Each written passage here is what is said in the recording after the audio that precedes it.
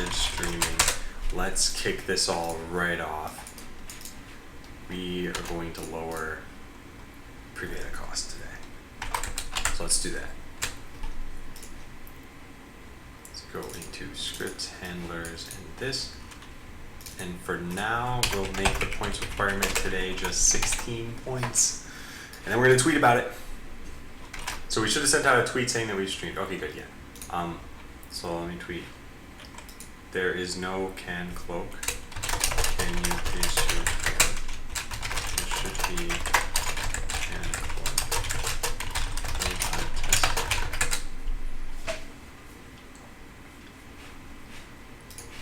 Yeah, okay, so.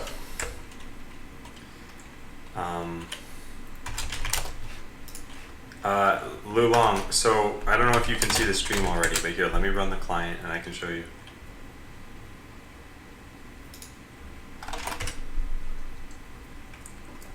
Oh, can zap. Oh, yeah, no, I know that that's not there.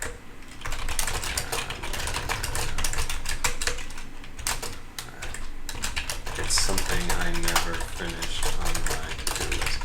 Yeah, so let's write a tweet. Today is the first full day of pre-beta. Come play for only 16 loyalty points. That's... Wait, 16.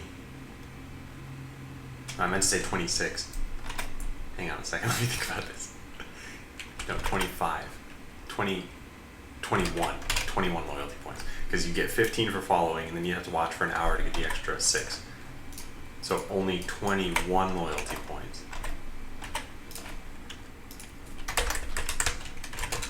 And then I'll put a link to bot.land/pre-beta. Today is the first full day of pre-beta. And then http twitch.tv/adam1351. Yeah. Okay, then we tweet about this. Hopefully we got the link right. Alright, nice. So, good.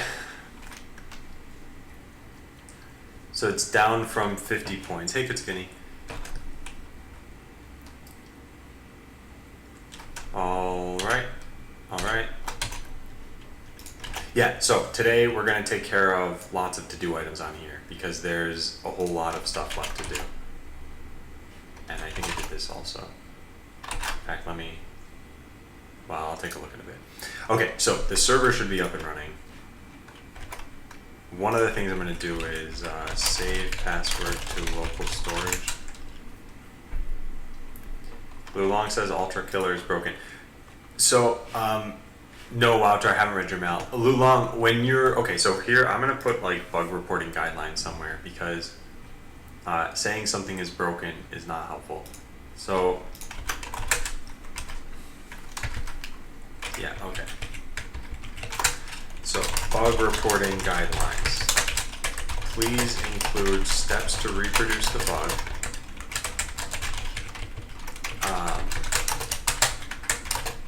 What you expected to happen, what actually happened, and then sometimes which OS and browser you're using.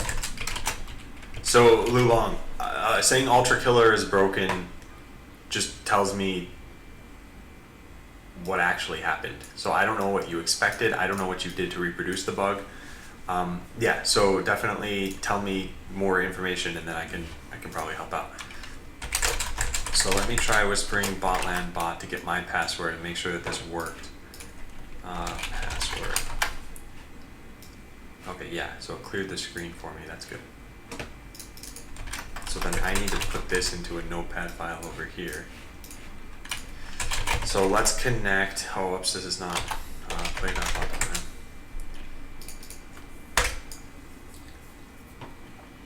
Okay, Adam13531.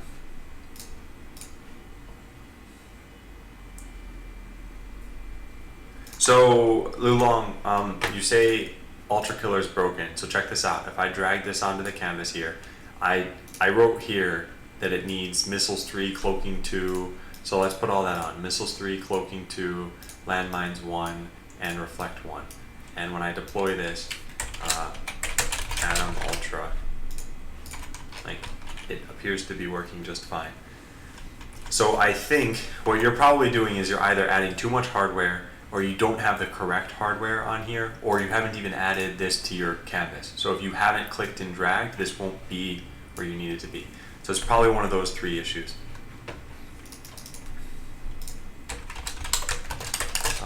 Not sure if you could hear me, but please try.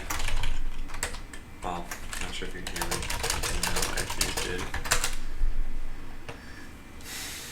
Okay, so yeah, lots of changes need to come up. I should put this on, put these guidelines on the pre-beta site in a bug reporting section.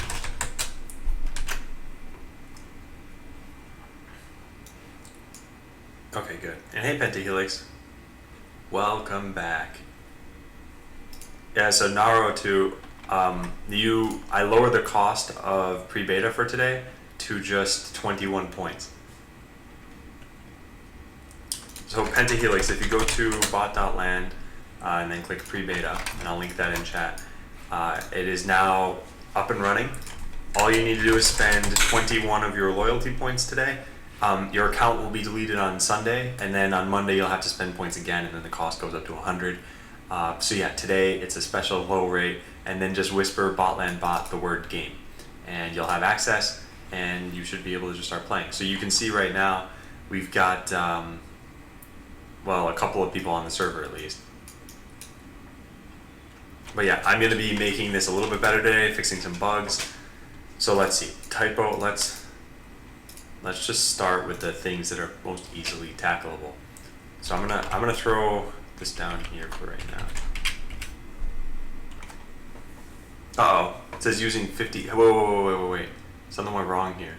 Why did it cost you 50? Oh no, alright, I screwed that up. Alright, hang on. There.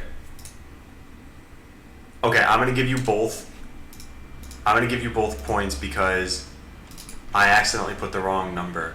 So I'll give you the difference. So points give, I didn't mean to do that.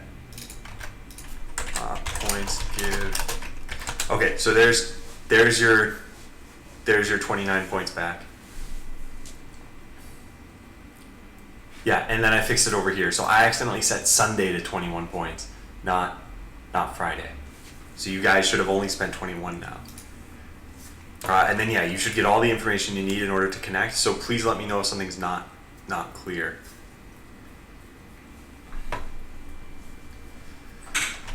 Okay, yeah, we're gonna just start fixing things left and right. Gotta do it. So what do we have here? I'm not even gonna, I don't want to check this in, but I do want that to be there. Get max mines allowed. Seriously, this is not a thing I'm going to even do anymore. We changed how mines work, so let's just revert that. And then, hey Tank. Yeah, pre-beta hype indeed. And hey, Noble Tom just connected. So yeah, the only way you can play right now, I know none of this is really straightforward, but if you just swipe down anywhere on the screen, you'll open up Blockly. If you have a keyboard, you can press B to open it, or J to open JavaScript. And that's kind of it for right now. So the pre-beta's got a lot of these instructions, and I hope at some point, obviously the game's going to explain itself at some point, but I hope at some point chat will kind of help pick up the slack because I only have so much I can do here. So yeah, wrong password message has a typo. Let's go take a look at that. I think it's in connection handler. No, this is not what I meant to type. What's going on here? Connection manager. Oh, that's what it's called. Okay, here we go. So, I don't know where the typo is exactly. MS Visser just said there's a typo in it. So let's find out.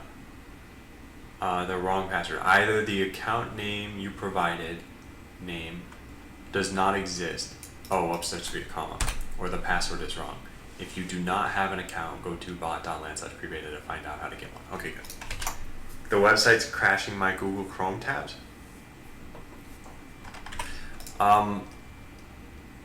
Yeah, Skynet, any more information about that would be really helpful. And Lulong, the problem of once you type in chat, you can't do anything. Try clicking this chat area down here and then pressing B or J. It doesn't when you've got chat here and you press B, you're typing into chat. And I know clicking the canvas should do it, and you're still typing into chat, so that's something else. I'll write that down to try to fix today. So make it so that clicking the canvas will allow keyboard input to work as expected. All right, so typo in the wrong password message is fixed. And yeah, Lulong, I'm still curious about why Ultra Killer wasn't working for you, so please let me know.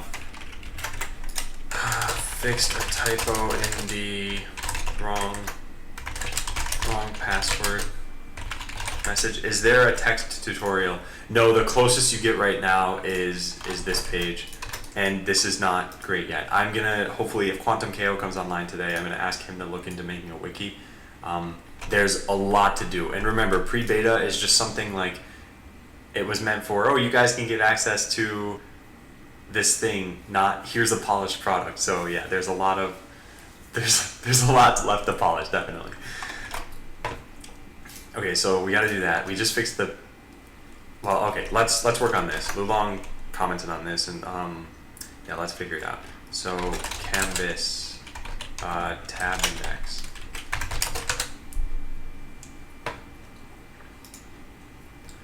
So there was this. How do I give it the focus?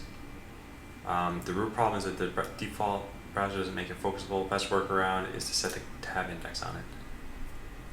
If, for whatever reason, you can't set tab index, you can also make it focusable by setting content editable to true. So I think we can do this. I think we can just go into Botland app. Is there a canvas in here?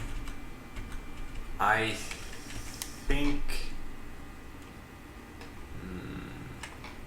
think there's a div that I put in for Pixie. Make a Trello board for the site. Oh, made a Trello board for the site. There's a card you're tagged in. It's more of a request. Should I read it out for you? You can link it to me if you want, or yeah, read it out. It doesn't matter.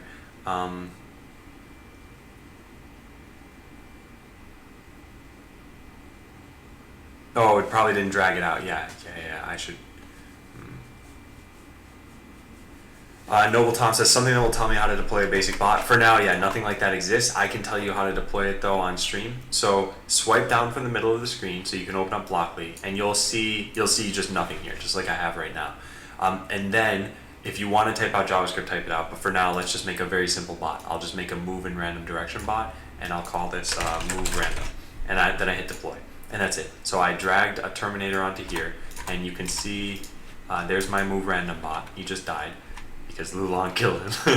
But I can make a more complex bot by, let's say, doing something like this. Fire lasers in any direction that will work, and then I drag lasers on here. And now this is going to be a stationary bot, and when it sees Lulong's bots, it's going to shoot it. So that's the very basics. XUnique says, why am I getting this cannot connect to the server? Perhaps it is offline. Are you in Firefox? If you're in Firefox, Firefox doesn't work. And I gotta fix that today too. So we're gonna fix a lot of these bugs. But yeah, for now, I imagine you're in Firefox because no one else has gotten that in Chrome. Hey, no problem, Noble Tom. Yeah, okay, so XUnique, if you could switch away from Firefox for now, it's one of the things I'm gonna fix. And Skynet says, can I link imager images? Yes, you may. Also, we're gonna change how landmines work today. We're gonna change a little bit of how cloaking works.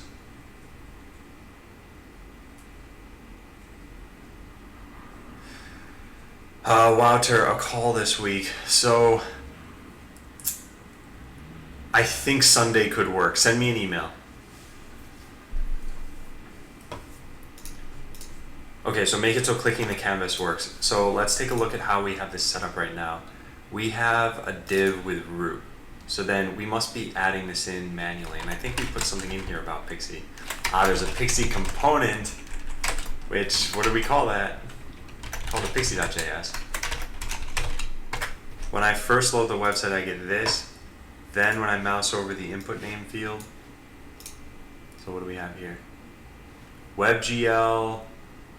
Well, I don't know how to read this exactly, but it looks like there's a problem with WebGL. You do need WebGL enabled.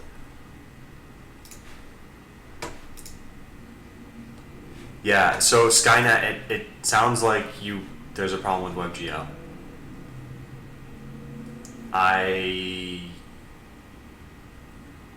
I don't know how to do anything about this right now, but if you Google around, see if you can find anything about like can you go to any WebGL site? WebGL site.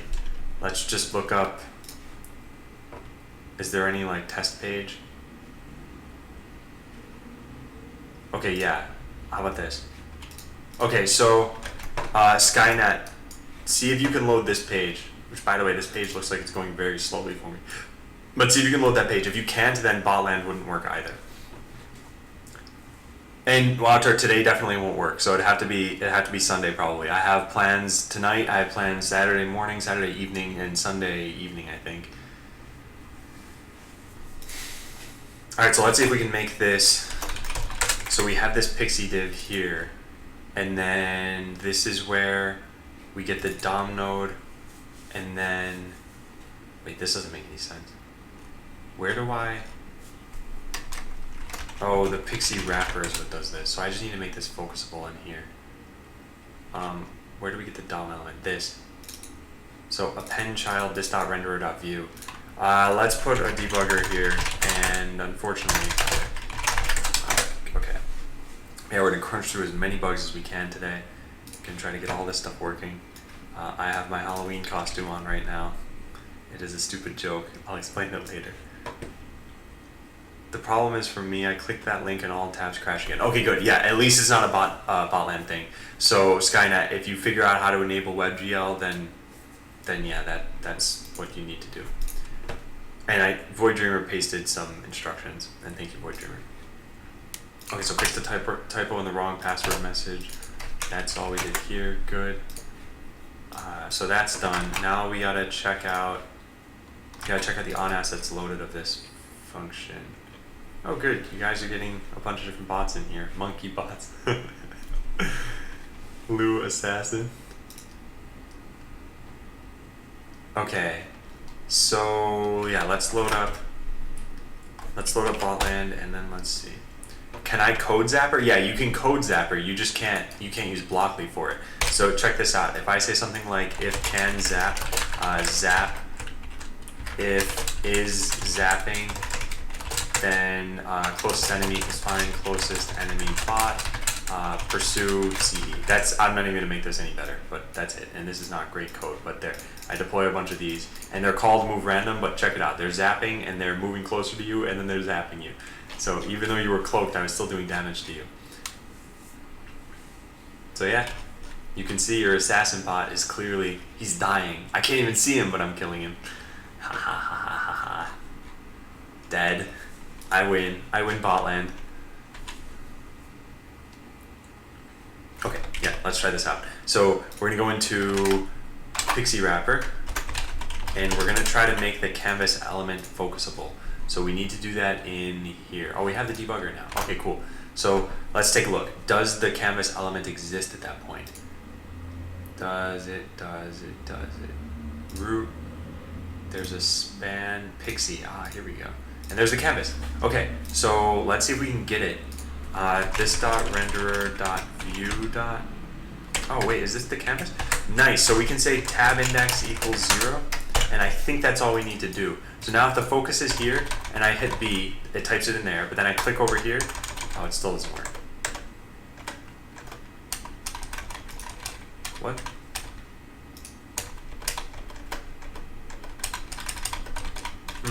So it's tabbable. Oh yeah, a little long. No, I'm aware of that. I've got to fix that. But thank you. So I'll write that down. When you open JS via J, make sure Blockly closes. How can I see my password again? So whisper Botland bot password. And I'm gonna make that better today too. I'm only pretty much today is all gonna be dedicated to making the user experience a little bit better on the pre-beta.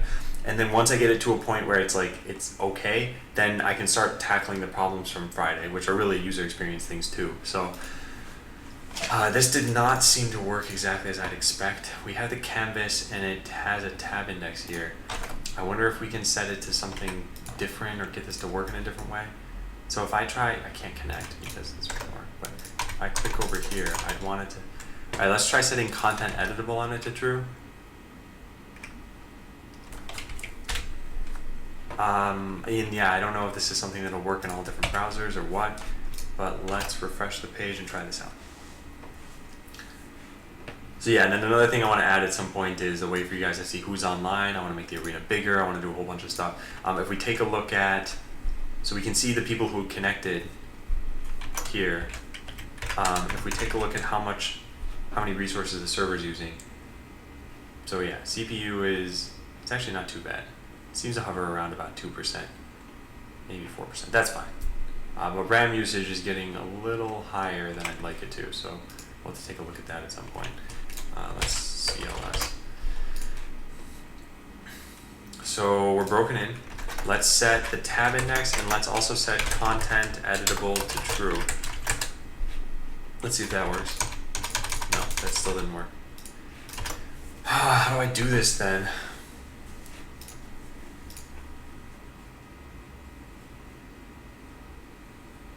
Another thing to consider is that browsers tend to outline content editable elements with a border. Canvas outline none.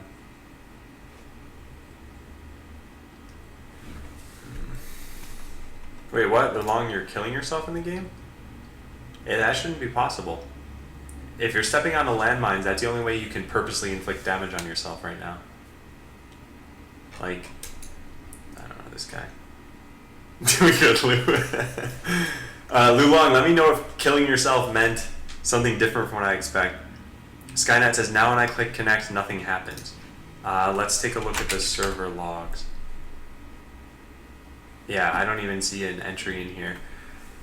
You click connect after typing in your username and password. Did you check the EULA checkbox? His zapper shot missiles at the other one? Like, they shot missiles at himself?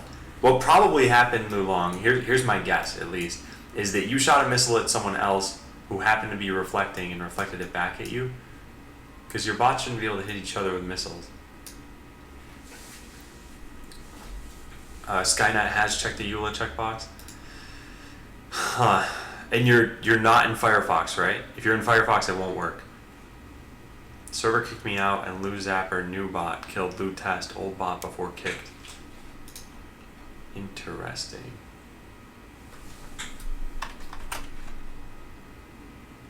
Oh, okay, yeah, it still doesn't work with WebGL. Yeah, unfortunately, Botland will need WebGL, and that is almost certainly the problem. So, Lu Long said, wait, why did the server kick you out, by the way? Did you get an error message or anything? Said the server kicked him out, and his new bot could kill his old bot. I find that very strange. Let's take a look. I'll load up. Yeah, no, I know cloaking is ridiculous right now. I'm going to tone it down later today. I'm going to launch the game server. Whoops, DL game server run. I'm going to launch the game server on my own machine and test this out briefly. So there's going to be this debugger that gets hit. But I'll make a bot that does nothing, and then I'll make a bot that shoots missiles. And it shouldn't allow me to kill my own bot. So I connect as AAA, and I deploy a bot that does nothing. So just move, deploy, deploy. Okay, then I reconnect. And then connect again as AAA.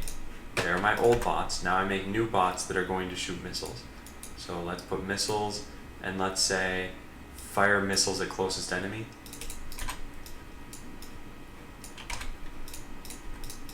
Oh wow. Yeah, you're right. That's really bad. Okay, I'm gonna give you points for that. That is definitely a big bug. Yeah. This refront. Whew. We got a lot to fix today. Why would that even happen? If I go into arena, our bots, foes, there's... Oh man, I should be checking the owner ID. And what else happened here? Oh, this is why. This is the problem right here. I connected as the same account, and... Yeah, okay. Alright, so then this is in the player depot that there's a problem. But how? That's a good question. Player depot. What's the code for moving to an enemy? Just type move to and then use the enemy, and the enemy you want is probably, for now, it's just find closest enemy bot. Well, you'd probably want this around it, if exists enemy. I'm gonna paste this in chat, but it doesn't have formatting on it, so that's the code you'd use for now. All right, so we need to take a look at where we get a player. So get or create player. We do get player by name, and then if that player exists, then we return them. So how could this possibly screw up? Player depot shared. Get player by name. Return players by name. Oh, well, there's one way this could fail. Players by name. This needs to be lowercase. Well, and it needs to be. Now this needs to be wrapped in a. Okay, so const underscore equals require load dash. Let's make sure that the name is a string. Get or create player name. So if not underscore dot is string name return. I don't think this isn't even possible, is it? I don't think it is possible. But I guess in this case we could just say socket.emit. Do we have a problem here? Yeah, we do. Okay. So socket.emit. Your name is improperly formatted. I don't know how that would work. And we should really put this here. Or not dot is string password. So your name or password is improperly formatted. How would I use math functions? It's not possible right now. And hey, InstaGib, can I terminate my existing bots? No, but I can terminate them by killing them. So let me deploy an ultra killer bot, and we'll give it missiles and cloaking and landmines. I'll just deploy that. This is Adam Ultra. There. Okay, this should eventually find your bots and kill them off. So that'll do something for you. Okay, so we have this. Next, we need to check. We need to do player name dot to lowercase. We need to do this everywhere. Dot to lowercase. This is not the entire problem though. So something's wrong, but I don't know what exactly. In order for me to check this out, I'd probably need to do this. And pentahelix, I'll write that down today too. What math functions do you want to use? Code math functions today. Well, expose math functions today. Probably absolute value maybe and min and max. Because I do plan on putting those in. I just haven't gotten to it. So maybe today I'll do that. Let's take a look on the server. So debug main.simulationserver.playerDepot.getPlayer by name. We should have something like you in here. We don't. What is going on here? Players by ID 0 is a bot named you. Players by name nothing. Wow. Okay. Yeah. All right. That's the problem, man. This is why you could kill yourself, because this dot players by name isn't even working. How is this not working though? Oh, the server has a player depot that doesn't call into the parent. Good God, that's stupid. Yeah, this is the issue right here. Oh man, that's unfortunate. So this should have been this way. Get player by name. So dumb. Okay, Walter. Yeah, I don't know if you did reply, but yeah, send me an email just to remind me. And I should be free, but I'm just not positive yet. So I'll have to reply to you, and I don't even know when I can reply to you. Things are gonna be really busy. In fact, last night, I said to myself, I'm gonna spend an hour just working on Botland, and then the entire hour I was working on it, turned out I didn't touch code at all pretty much. I had to do all this other work and emails and meetings, and it was actually longer than an hour that I was spending doing that stuff. Okay, so now I think I fixed this. Okay, yeah. This is why I gave Lulong 6 points. So it's not going to be on the server yet, but yeah, you can kill your own bots right now. Lulong, I'm still curious, how did you get kicked from the server? Do you know how you got kicked? from the server. Did you get an error message? Well, just send me an email and I'll figure it out. Because right now I'm not going to look at my schedule or anything. So these things are fine. This is good, and now this is good. So yeah, and I don't need Lodash here. I can just do this. And the names are stored by lowercase, so I gotta write that down in here too. Player depot. So this player account name stored in lowercase. And I can't swipe down or press B after I select the text box, so I have to refresh. Yeah.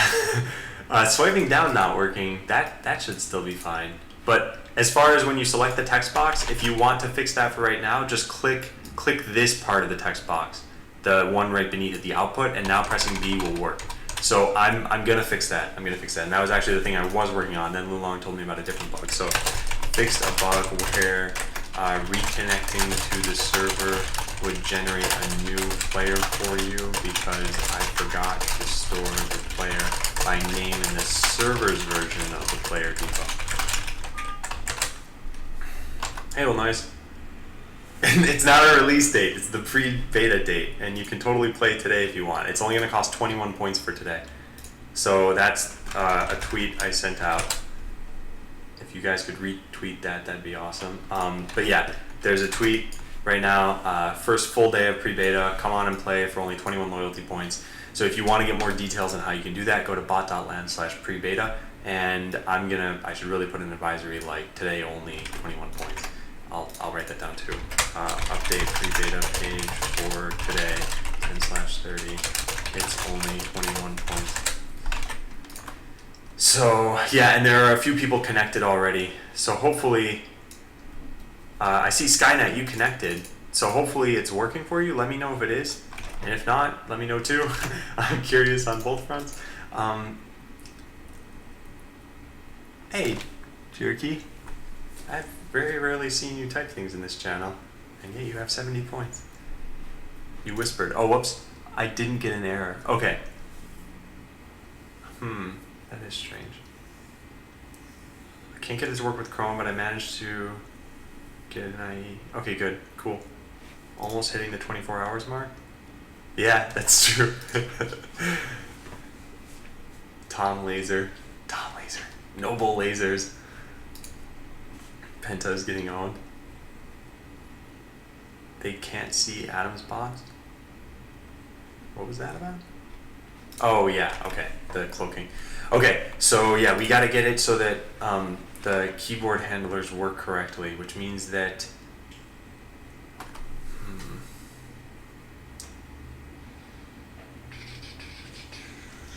it should have been this. Tested this, here's a working example. Let's try this out. Click the picture below and start typing. Yeah. And this is what? Just content editable and tab index. Yep, so I should be able to do the same thing. In fact, if I go into PixieWrapper and instead of this debugger, I said this.renderer.view.tabindex equals, I don't know, 9999, and then content editable equals true. That should be it. Chrome doesn't have an issue, no, it's Firefox that has an issue. And I'm gonna fix that today, hopefully. So let's try this out. Now I type here and then click here. Oh, this is still not working. Mail sent. All right, thank you. But why? Why? So it has content editable equals true. Also got all lowercase for some reason. It's kind of strange. Huh. Content editable. Alright, let's take a look at this. How did this page solve this? I think they did the same thing I did, but it's a little weird. The mine isn't working. So they get a canvas. They set the tab index to 0. Oh, this dot focus on mouse click. Interesting. Well, that's something I didn't do. Yeah, okay, let's do that then. So when you click the canvas, yeah, let's do that. Dot add event listener click. Is this even how you do this? I always forget this. there's add HTML, add event listener. Can I say that my bots should stay together? That would be very hard to do right now unless you pick a corner, but eventually it'll be possible. Add event listener for click. Yeah, okay, let's do this. So function, and we're just gonna say this focus, and we'll write this code better once we determine whether this works or not. Then I don't even know if we need these things, but let's try this for now. Oh, unexpected token, isn't that nice? I forgot parenthesis. Okay, so there we go. This should rebuild. Good. Next, we try this out, and I think this should work. I can't imagine that I have to do anything else at this point. Haha, and that's where I'd be wrong. Yeah, I still can't focus this. Oh no, this is wrong. That's because I meant to put this here. This should have been this whole time. And that means that this needs to be that. So let's set that for right now. Var that equals this, and then change this to that, and then also go modify reverser so that I've got this in there. Yeah, let's just do this. This and that. So now that should change. No reverse found for that. Oh, I forgot to hit up. Okay, good. Yeah, that worked. Going in botland. Alright, good. Spending the points. Oh, good, it finally works. Okay, so that fixed it. Next, we just need to figure out if both of these things were necessary. Why does it hurt so much? It's the smallest amount of points you could possibly spend on anything up to this point. So it shouldn't hurt. Tab index. So even just putting focus is all this took, I think. Let's try this out now. And if that's the case, then I think we're good. No. We did need a tab index on this. And I'm gonna put this here too. So, and I'll link directly to the Stack Overflow. So let's do this. Make canvas focusable. And we're going to put all of this in there. This dot make canvas focusable. This requires the canvas to have been appended.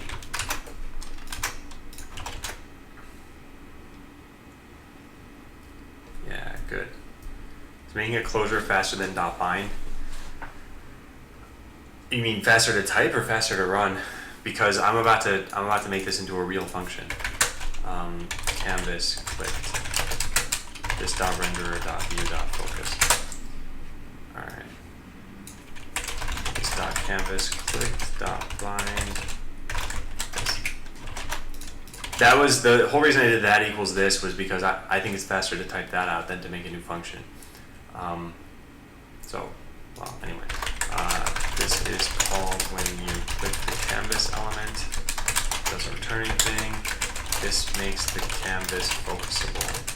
See, and then I should put a link to this. Does CanZap return true if you're currently zapping? No, it does not.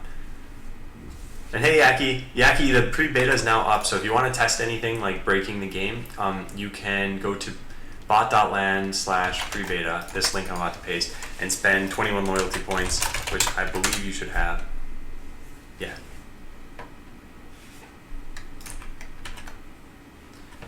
Press B. Let me create my masterpiece. Whose bots are why?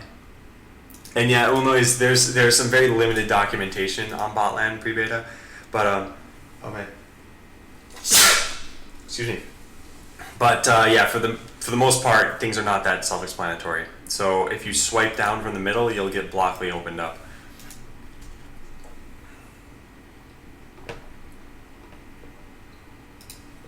Okay, I think we fixed this. So yeah, I think this is good. Let's check it in. Looks good and looks good. Okay, great. So clicking the canvas now gives it focus. This makes it so that you don't have to do weird input management in order to press J or B. How many points do I get for writing a tutorial?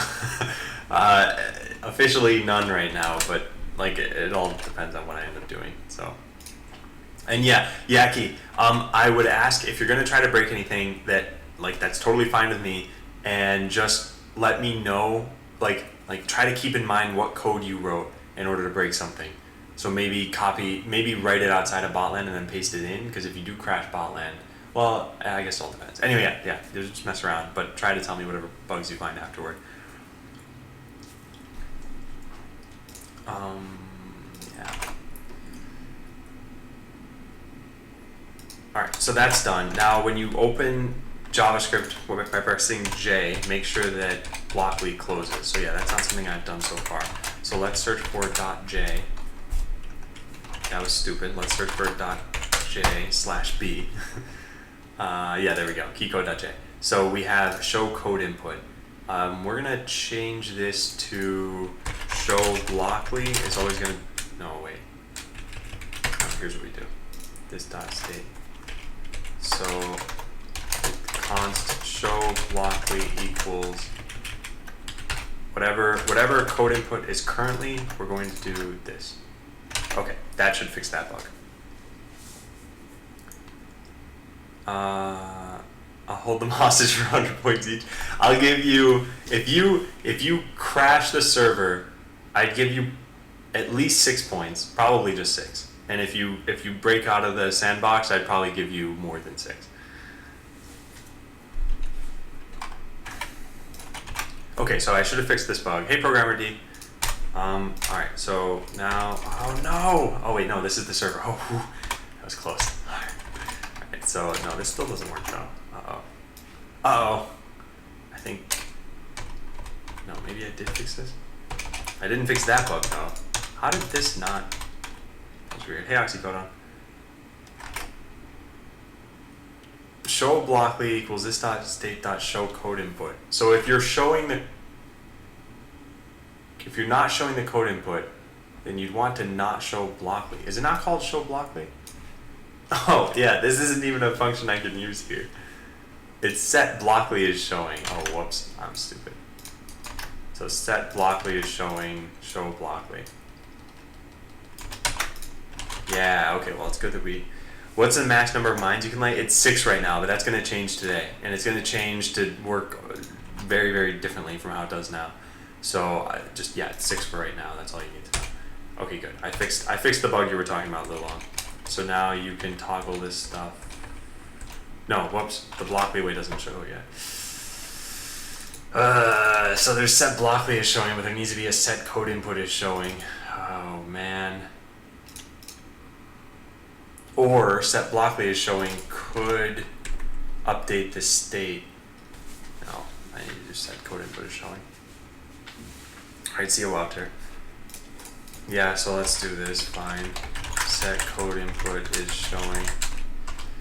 And then we need an action set Blockly is showing. This. So we need to do a set code input is showing. Set code input is showing. Blockly is showing. Where is that? Here. So then where is this used from? Alright, cool, Walter. Is there a way to check if you're fired at? No, not right now. Eventually there will be sort of an API like that, but it might not be what you'd expect. Like, there's no way to dodge lasers or missiles. So checking to see if you're fired at in the future will be like, who did shoot at me last? Can I have a wipeout again, please? Let me take a look at the state of the server. I don't want to, like, destroy everybody. Oh, I'm not even connected anymore. Okay, I gotta reconnect. Adam13531.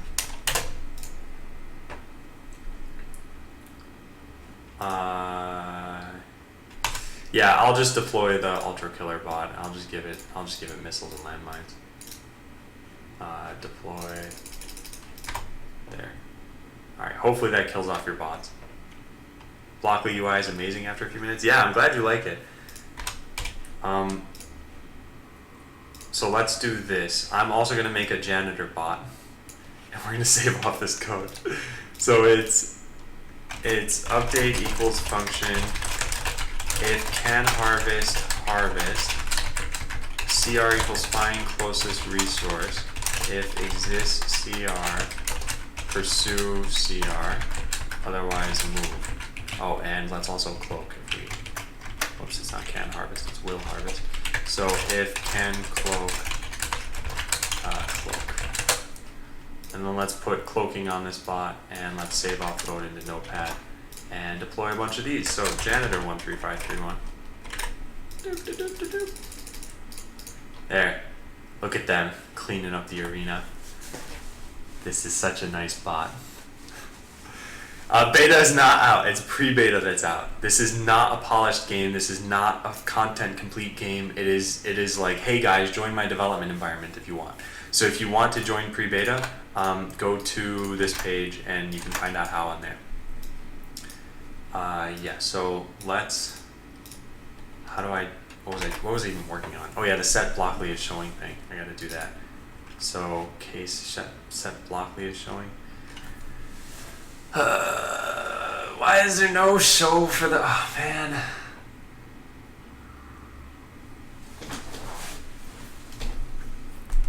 So this isn't even. Okay, so what keeps track of this? We have show code input is set to false, and we base this on.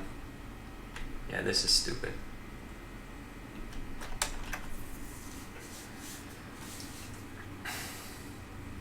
Okay, oxycodone, type this and you'll get a password, and then you can just start playing immediately. And there are already some people on the server, so you'll be playing with them. It looks like Lulong is there and Noble Tom was there. I don't know if he's still there. And then yeah, I've got my awesome janitor bots. Nice. Yeah, except for then my bots uncloak and then Lulong destroys them. So you know what? We're gonna make a better bot. We're gonna do this. If not is cloaked and can reflect, then reflect. There. Take that, suckers. This is the ultimate janitor bot. Now they're gonna cloak, and then when they uncloak, they're gonna start reflecting. Yeah, oh, see what happened, Lulong? See what happened? Not so good anymore, huh? Well, you killed one of them.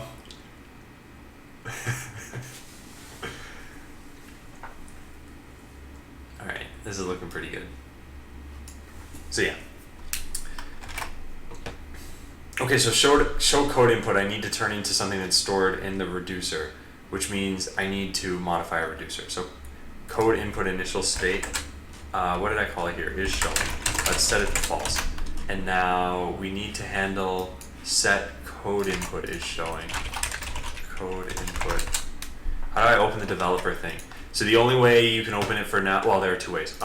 Press B to open Blockly, or press J to open JavaScript, or swipe down from the middle and you'll open up Blockly. And then from there you can click edit as JavaScript and you can modify that if you want. So yeah. This will eventually be made much clearer, but right now we're in the very early stages of pre-beta, which is like a year away from beta. So don't even expect the beta to be out until probably at least like June or July 2016. Can you check your server for console logs? Yes, I can, but there's probably not anything too useful in them. Yeah, it just says undefined is not a function. I don't even know if this is the server. What's the range of a missile? It depends on what level missiles you have. So I'll just paste this into no, it's range. So level 1 missiles 3, level 2 3, level 3 is 4. So yeah, it's range of missiles is 3 except for the highest level, which is range 4. And remember, that's Manhattan distance. So 4 away from this red tile is like this: 1, 2, 3, 4. So it's really a Euclidean distance of, well, like 2 tiles, I'll say.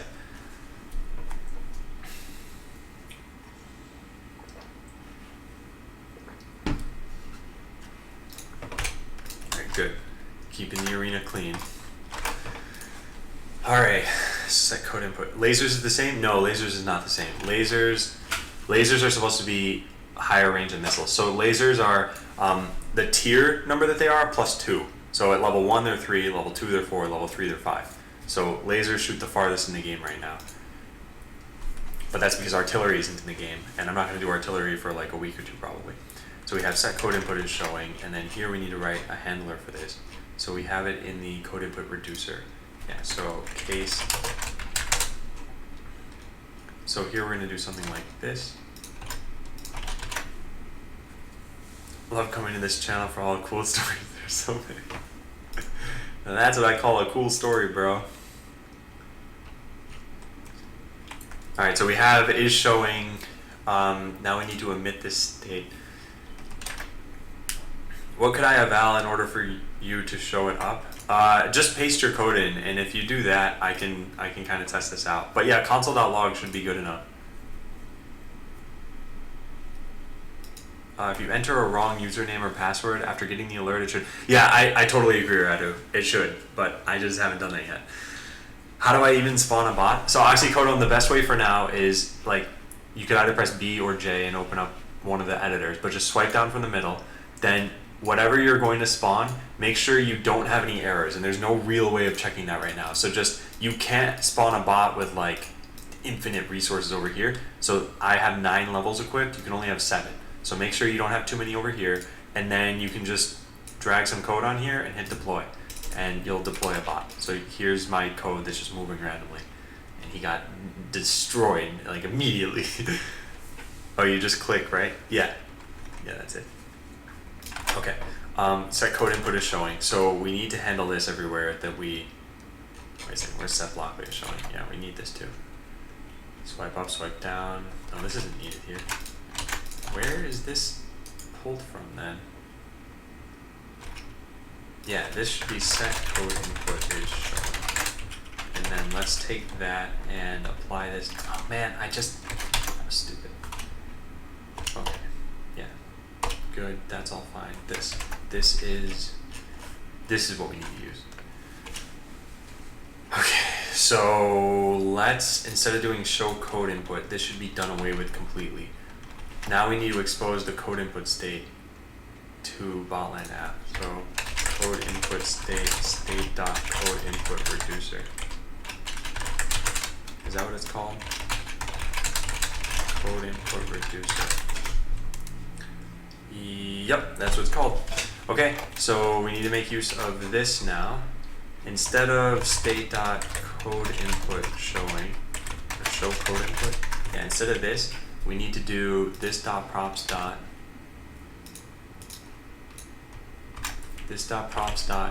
input state. Yeah, so that's what needs to be done here. And then instead of set state, we need to emit an action. Okay, and then this.bound actions.set code input is showing not this. Okay, so toggle that. Good. So show code input.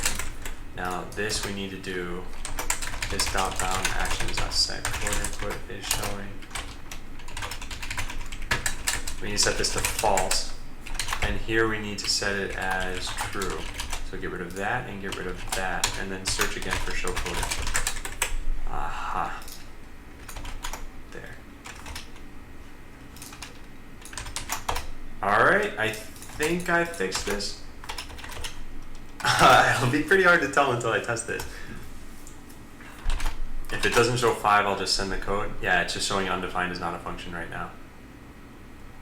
There's one other way I could look into this, which is in here, tail log.txt. Yeah, it just says the same thing. Yeah, so Yaki, if you send over the code, need bot teamwork related functions is in squad or something. Yeah, eventually there will be something sort of like that. Yeah, and that won't be for quite a long time. We don't have teams in the game yet.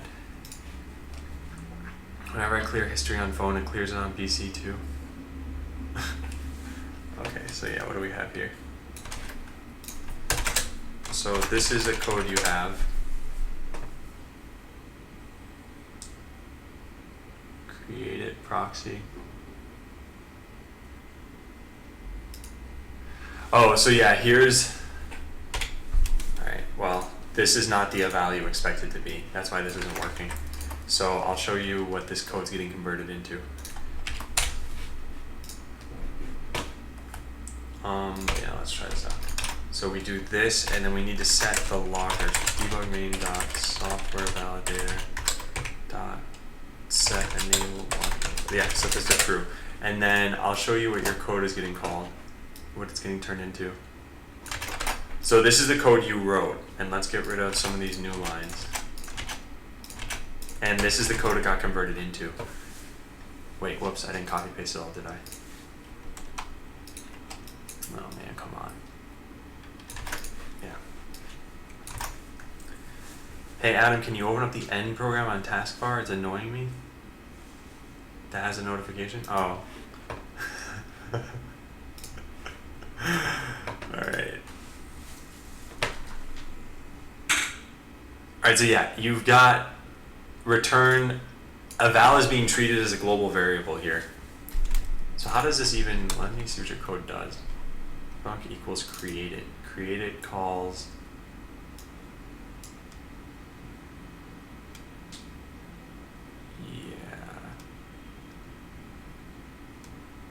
so I shouldn't let you call parameters either, I suppose. Yeah, that's prevent the user from calling parameters as functions. I mean, I guess it could be a function. If you have access to the function outside of this, you'd be able to call it anyway.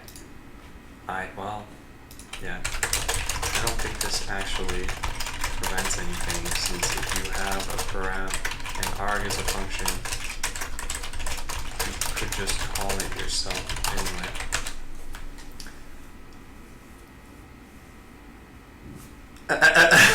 What is this? A programmer uses I hate to say it, but you got racked. Wait, who got racked? Oh, by my bot. Man, let me live for more than 5 seconds. I can't even tell if my bot is shooting anything.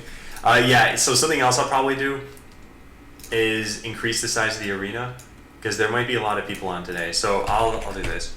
Increase size of arena. This should really be something that's configurable, but I'm working on this right now, and then I need to paste in the code that Yaki just gave me.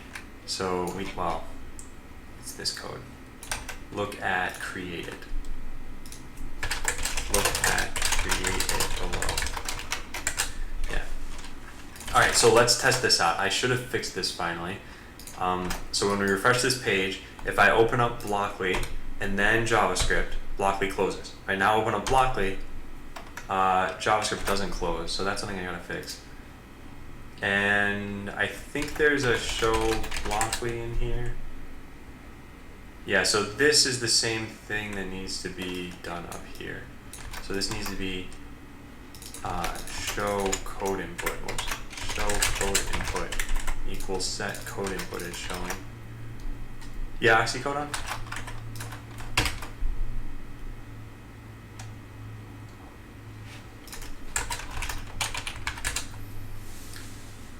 Need to change the title to Insta Death Robot. Alright, let's try this out. Okay, good and good. Okay, so toggling these things works now. If I were to then swipe down, that doesn't work. So that's something I should do also. I really should make an action that handles both of these things. I don't know how I feel about this right now. The swipe up and swipe down are just debug handlers, but still this should not be the case. I think I gotta write a refactor thing in here. Refactor, show code input and show Blockly should not be separate booleans. There should instead be set like a, maybe there should instead be a function that will let me show a particular one and not have to hide the other. And maybe for now that's as simple as just, no, I can't do it that way, can I? Maybe, yeah. They should really just be in the same reducer. The reducer should handle this. So maybe I just refactored it. Oh, this is way too hot. I'm gonna put this over here, backwards. So much for a Halloween costume.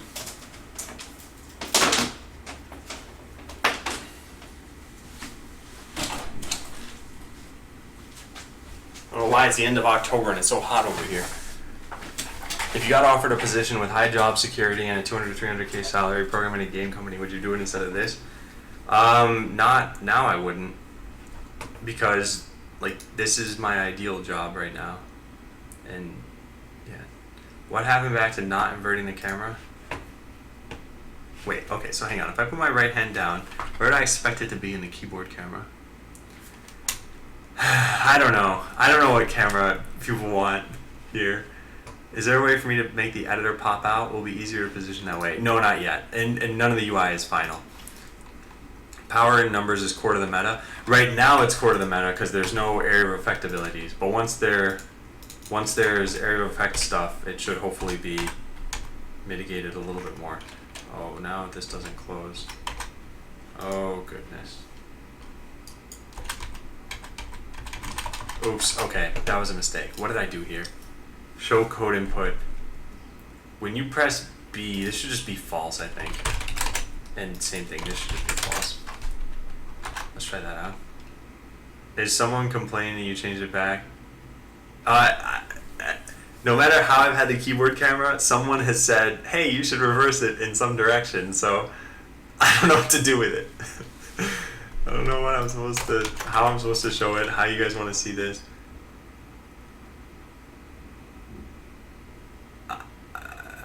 Let me reverse it horizontally and just see what it looks like. I don't know what I want to do with this. Flip horizontally. So now my left hand is here. No, I think I do want it the other way. Whatever, I'll just leave it like that.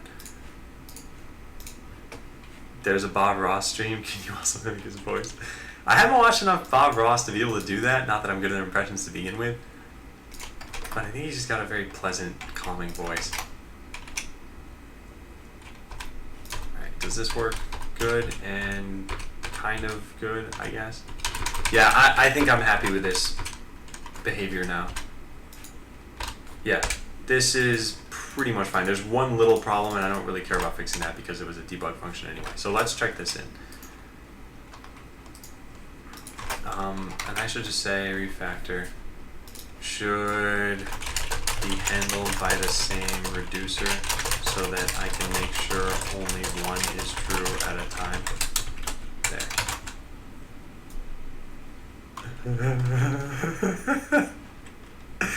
Oxycono says the chief was watching Bob Ross on YouTube at 0.5 speed and painting along. I couldn't breathe within 5 minutes. Lulong says, why can't I move to 15,9? So part of the reason is because 15,9 doesn't exist. The arena width is set to 15. Well, that's the only reason actually. Yeah, it's set to 15. So trying to move to 15 won't work because 15 is technically the first out of bounds column. Although I think I should have capped that. Let me look at the code execution system. Move to, I take in a tile X or tile Y. So if it's a number, I do that. No, I clamp it. But if you can't sense the tile, it returns false. Okay, yeah, that's a problem. You need to be able to see where you can move to. So here's what you should have done, Lulong. Well, you should do something like this. It can move to 15.9, then move to 15.9. And the only time this will return true is if you can see that tile. And that tile is this red one, and you need to be 5 tiles away. Let me move this over here. You need to be 5 tiles away in order to see it, so that means 1, 2, 3, 4, 5. So I can actually just draw this out. If you are, 1, 2, 3, 4, 5. If you're anywhere within this area, then you'll be able to path to it. It's 0 to 14 in width, yes. But actually what you specified will get turned into, like, let's say you'd specified this, move to 99, 99. This will get converted into, converts into move to 14.8 or 14.9. That, so don't worry about that. This part's fine. It's that you need to write a can move to right before it. What's the green circle around people? Looks like electricity. Yeah, that's Zapper. That's the close range electricity, like AOE. And currently there's no blockly blocks for it. Well, there's one right here, Zapper, but there's no way to control it over here. So there's no zap function. I'm gonna do that today. We're gonna get to that. We're slowly chugging through these bugs. So set code input is showing good. Yeah, all that's fine. And this is also good. Okay, so when you show code mirror now, Blockly will be closed, and vice versa when you show Blockly. Alright, so that bug's fixed. These things aren't going to be pushed to the server until I fix enough of these bugs where I feel like it's worthwhile to restart the server. Although, taking a look at the server memory usage, if we go over to here, it's at 336 megabytes. So yeah, the server's taking up a decent amount. But it's been running for 38 hours, so that's pretty good. I mean, the uptime's not too bad. And actually, that means that the client should be running for... How do you move down? Okay, yeah. That means that the client should be running for a while too, right? Where's the client? It's this? 48 minutes? That doesn't make any sense. 10088. 10088. Yeah, that's the client. When did I restart that? Did I do that today? Why is that only... No, I didn't. I don't know. Whatever. Yeah, I don't... Heck if I know. Noble Tom says this is addicting. Oh, I'm glad you like it. And this is not even the full game yet. So if you're having fun playing this, hopefully you have fun once there's a reason to play. And we'll be updating this throughout the day. So there, we fixed that. So that's done. Increase size of arena. I'm going to do this. Arena width. And Oxycodone, you can just use Blockly if you want. So I want to increase the arena size. What do you guys think I should set this to? Whoops, I didn't mean to do that. Oh, darn it. Now I got to retype in my password. Well, we're going to fix that bug too. Alright, so here we go. How big do you think the arena should be? Because right now it is pretty small. So how about we increase it, and can you say will zap or hit? No, you say can zap, and is zapping. To check to see if will zap or hit, I need to write that function. Yeah, I should add that. Will zap or hit. This should return true if there's an enemy within one tile of you and is adjacent. Musalive says, hey Adam, long time didn't check this channel, can't wait to see what you've implemented. Yeah, so Musalive, you can play right now if you want. Just whisper Botland bot the word game, and you'll spend 21 points. And you'll lose... Okay, so by the way, I've been advertising this to everyone else who's been in the channel, but just want to make this clear to everyone. On Sunday, everyone's account is going to be deleted. So you need to spend points again next week, and then the point totals are listed here. So you need to spend 100 on if it's a Monday, 90 if it's a Tuesday, 80 if it's a Wednesday. So yeah, feel free to start playing. Noble Tom says 1.2 times as large. Give us 20% more arena. Yeah, I think that's pretty good. So let's see. That would put us at 18 here and 12 here. So yeah, we'll make it 18 by 12. Yeah, and we'll do that here too. And let's see what that looks like.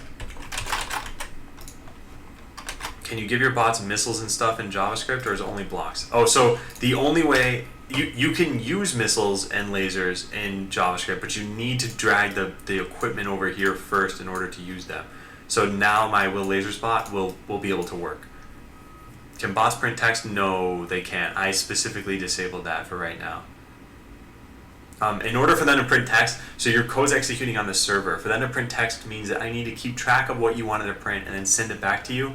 And you could try printing a really long string, and then it'd be killing my network performance. So for right now, they can't. I might put that back in. Is that a pre-beta thing? All the UI you see is a pre-beta thing. So eventually, this will be changed. How you interact with bots will be changed. So yeah. All this is going to be different. So okay, the arena is now not much bigger, 20% bigger. I think this should be good. I'll probably push this change, and we can restart the server and see how everything looks. Well, no, let's wait a little bit on that actually. I'm gonna commit this for right now.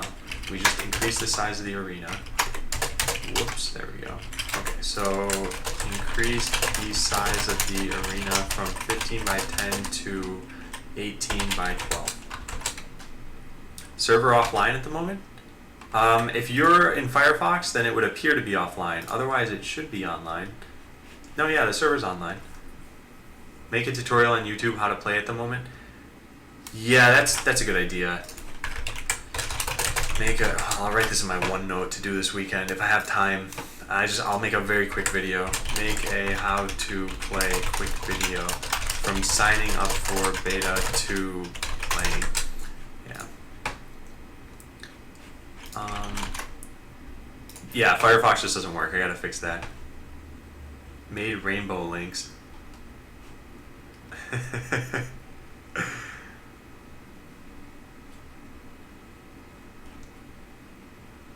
All right, I should make use of this too. I mean, for as long as I have rainbow links, look into using rainbow links.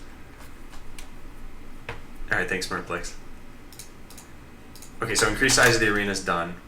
Next, figure out. No, that I don't care about that right now. For my users, don't care about that right now. Upgrade a new Babel, nope. Don't care about this. In fact, I don't want to even do this right now. Update pre-beta page so that for today it shows that it's only 21 points. Yeah, let's do that really quickly. So we'll go to Botland, Docs, pre-beta. Oh, and there's one other update I wanted to do, right?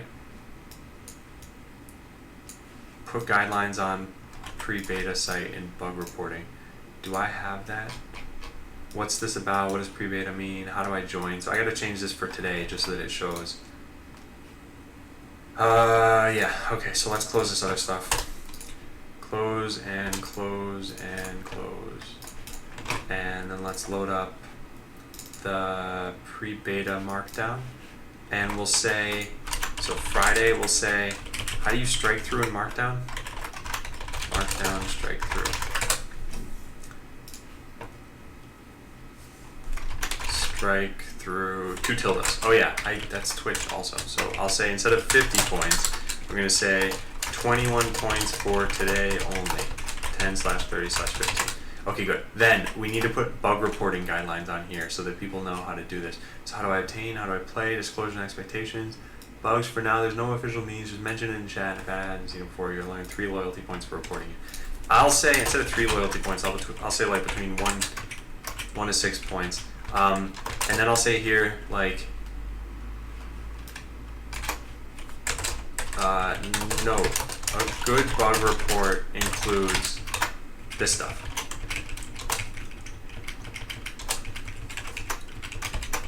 Yep. Well, isn't that convenient, Squid? Exactly 21 points. Look at that. Alright, now let's take a look at the HTML that we generated. So this should be good. I want to make sure that these bullet points good. Those are there. Then 21 points for today only. Yeah, so this looks good. We're gonna put this online. So let's copy this into index.html and then upload it over here. So yeah, I'm gonna do this off screen. I just gotta find the folder I want to put this in, and then hopefully it should just be live immediately. Okay, good. So now let's try it out. So now if we go to bot.land, we click pre-beta, and now we should see the extra bullet points when we refresh. Good, there they are, and then the correct number of points. Yeah, and I should probably put that in bold, but I'm not gonna make another upload, so it's fine. Yeah, now let's check this in. So let's get rid of index and check in these 2 files. Git commit. Updated pre-beta page to include lower point cost for today, 10/30/15, and bug reporting guidelines. Okay, good. Let's push this. I gotta turn off my keycam for this so that you guys can't see my password. There we go.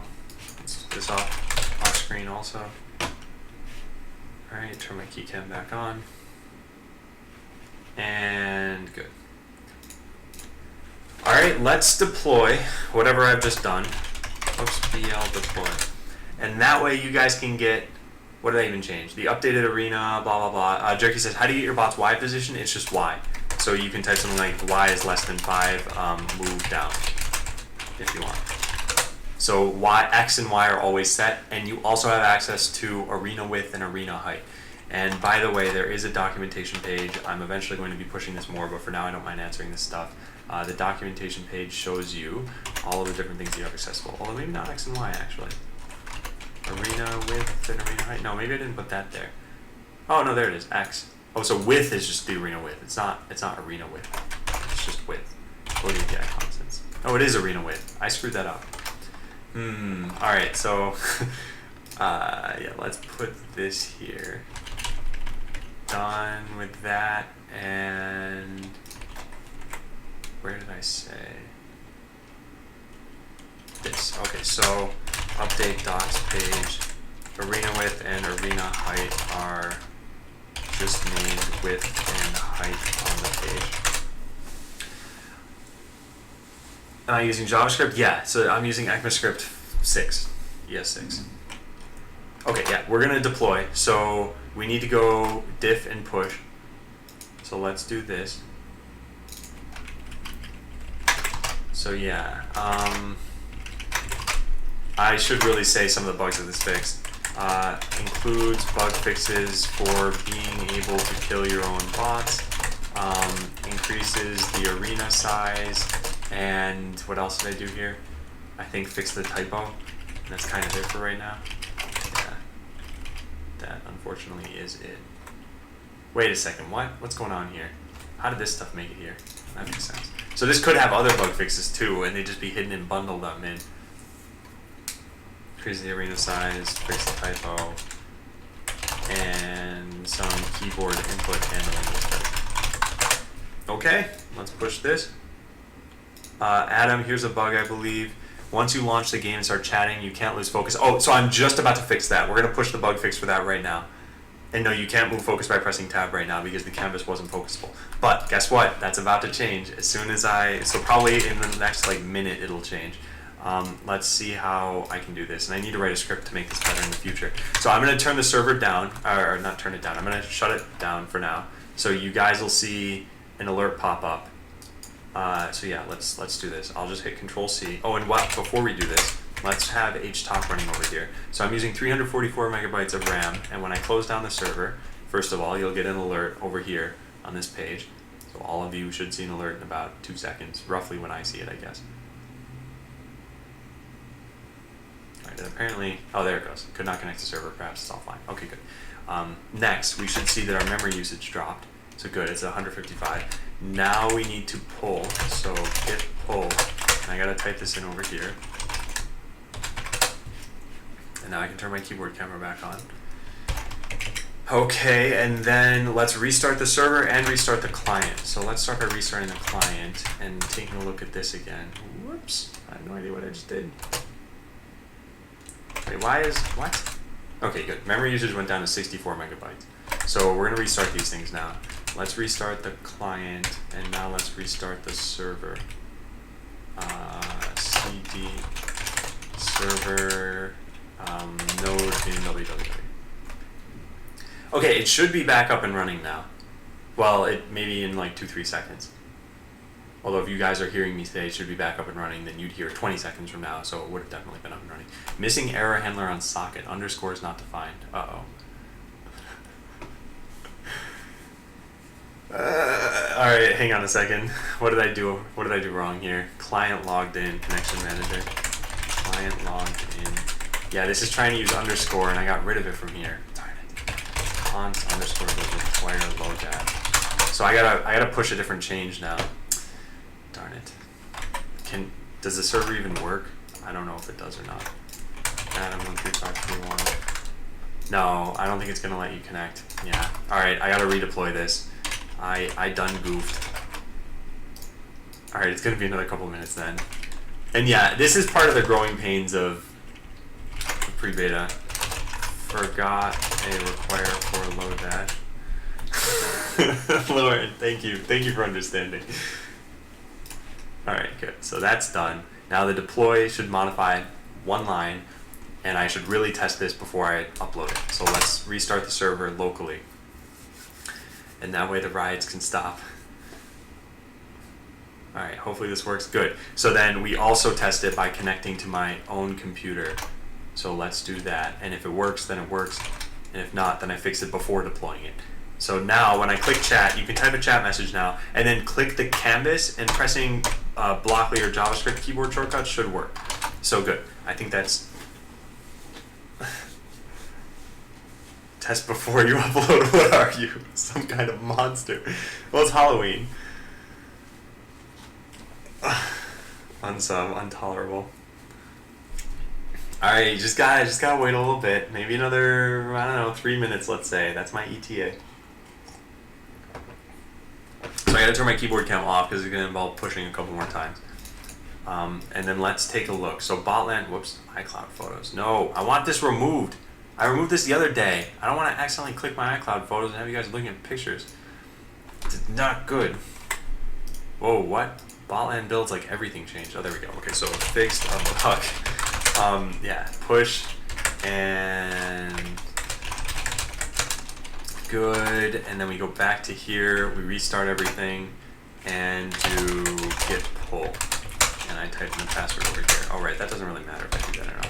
Okay, so there, we've done that. Now we go back to the server, node bin www, and all we had to do was restart the server because the client was already working. So good, now we should be able to connect. Let's try that out. I'll copy my password. Someone tried connecting who does not have pre-beta access. Moose alive, / pound hyphen, right bracket, curly brace, semicolon. Moose alive, I think you typed your name wrong. Okay, yeah, you guys can all connect. Server is back up. And yeah, the bug fixes should be there, and the arena is slightly bigger now too. Okay, I'm gonna make my janitor bot, and it needs cloaking and reflect, and we call it janitor 13531. There we go. All right, good. We got janitor bots down. No one else is even playing. It's such a sad bot land. Oh good, Illinois is connecting. So there, we got some people. Skynet's online. Yeah, so we can see some people connecting now. Slay Devil. Alright, nice. Slay Devil is a good Christmas name.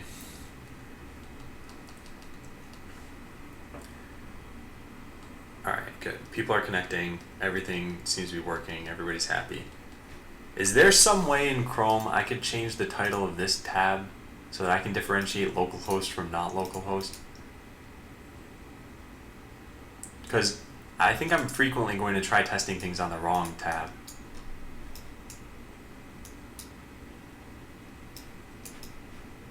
Anyway, whatever. Alright, so we fixed some bugs. Those bug fixes are, like I said, bigger arena. The keyboard handlers are fixed, so now if you have Blockly open and you open up JavaScript, it just shows one or the other. And then the other thing that was fixed is you type something here, hey everyone, and then you click the canvas again, and now keyboard input works still. vhost document title. Oh yeah, document title. I could do that for right now. Yeah. And then if it's localhost, I could say, where do I do this? I already checked somewhere to see if I'm connected to localhost. Do I? No, maybe it's 127.0.0.1. No, what? I could have sworn I did a check somewhere to see if I'm localhost. Oh, is EULA required? Okay, yeah. So here, let's change the title of the page.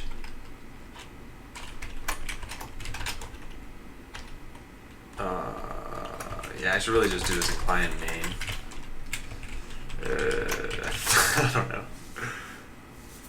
Yeah, okay, let's go into client main. I'll just say something like, I think there's a set of debug properties. Yeah, here's what we'll do. If you're on localhost, then document.title equals botland local. Alright. And yeah. Let's try that out. So now when I refresh this page, it should say botland local. It does not. Oh, because there's no HTTP? No, wait, that doesn't make any sense. Let's just put a breakpoint here, because I don't know what's going on. Main.js, yeah, this, localhost. What is window.location.href? http://localhost. Also, this isn't even correct, not equal to 0. What? Oh, wait, yes, no, it is correct. It's index of. I think yeah. So, yeah, what's going on here? What is this? Oh, I want to know if it equals 0. Whoops, I just used the wrong thing. Fine. Programming 101. Don't code the opposite of what you want to do. I hope this has been an informative teaching series. Okay, so now we should see fault and local. Good, we do. That way I can differentiate between these two things. Okay, good. Let's check that in. When connected locally, the title of the tab now says botland local, so that I can differentiate between the pre-beta server and my own server. Okay, let's keep chugging through these bugs. So update the docs page. I'm going to save this for later, and in fact I should put all of these in one section. Yep, so I fixed that. Expose math functions. So I don't know which math functions you guys want to use, but I'm going to just go take a look at what I did over here, because I think I put things like abs, floors, seal, math round. Yeah, I'm going to put all these back in. So let's go to code API constants, and in the built-in functions that you're allowed to use, we're just going to paste these in here. So these are all the math functions. Abs, floor, seal, min, max, round. And then we go into serve machine over here, and we look at math.min, and we eventually will find out where we did this. Yes, here. So this is going to be a super easy fix for us to do. We go into, whoop, forgot a comma there. Go into code execution system and alias. You need square root. Do you actually need square root? You shouldn't, because square root would be forgetting Euclidean distance. I can't think of why else you'd want that. Do a custom clamp. Yeah, that's actually a pretty good one. I'll put clamp number in here. Is that what I called it in util? Clamp number? I want to keep the same name. Yeah, clamp number. Okay. Okay, good. You don't need it. So yeah, instead of aliases, here's what we'll do. We'll say all the things we said over here. Math functions, we put these here. So now we do this dot abs, floor, seal, min, max, round. Good, and then this dot clamp number equals util dot clamp number.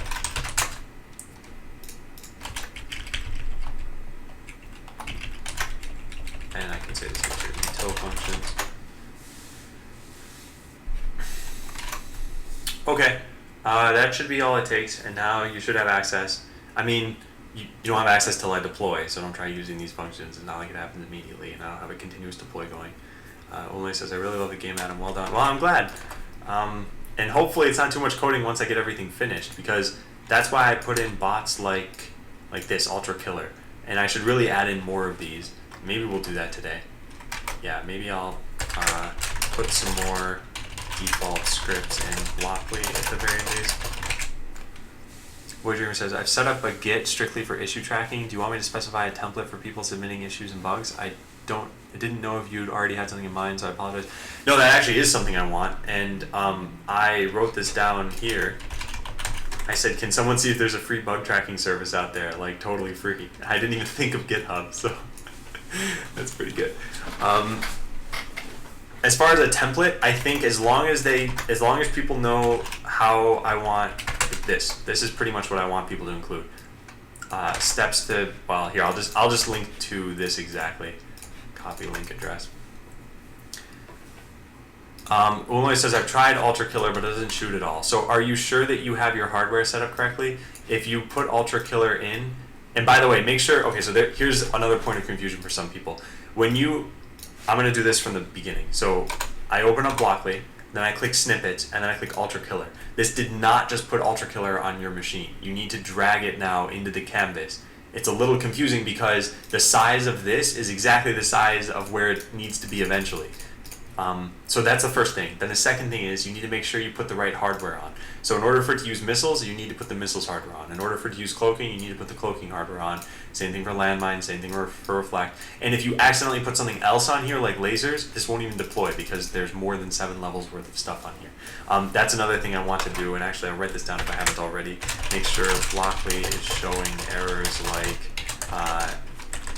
do not have required hardware. That's actually something kind of tough to do. So like too many slots used. Make a cookie so the EULA checkbox is checked. Yeah, that's another thing. make a cookie so that the EULA checkbox is checked. What happened to simple priority Blockly code? It just hasn't been coded yet.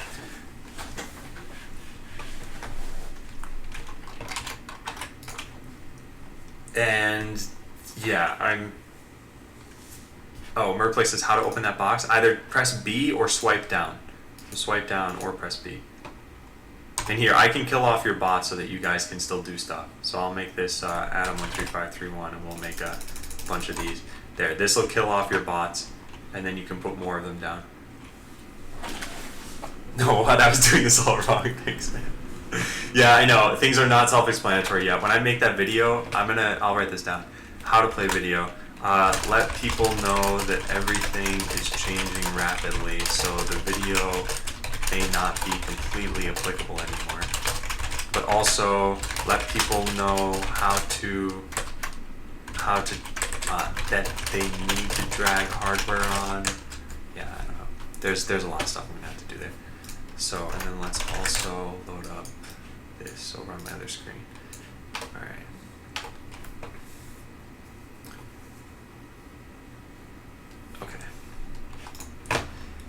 Okay. So expose math functions. Let's try that out. Let's make sure that I did this correctly. And we got a lot of landmines over there. So yeah, I connect, and then I should be able to do things like min 5,6. What happened there? That was weird. A equal. But yeah, what is happening here? Uh-oh. Uh-oh.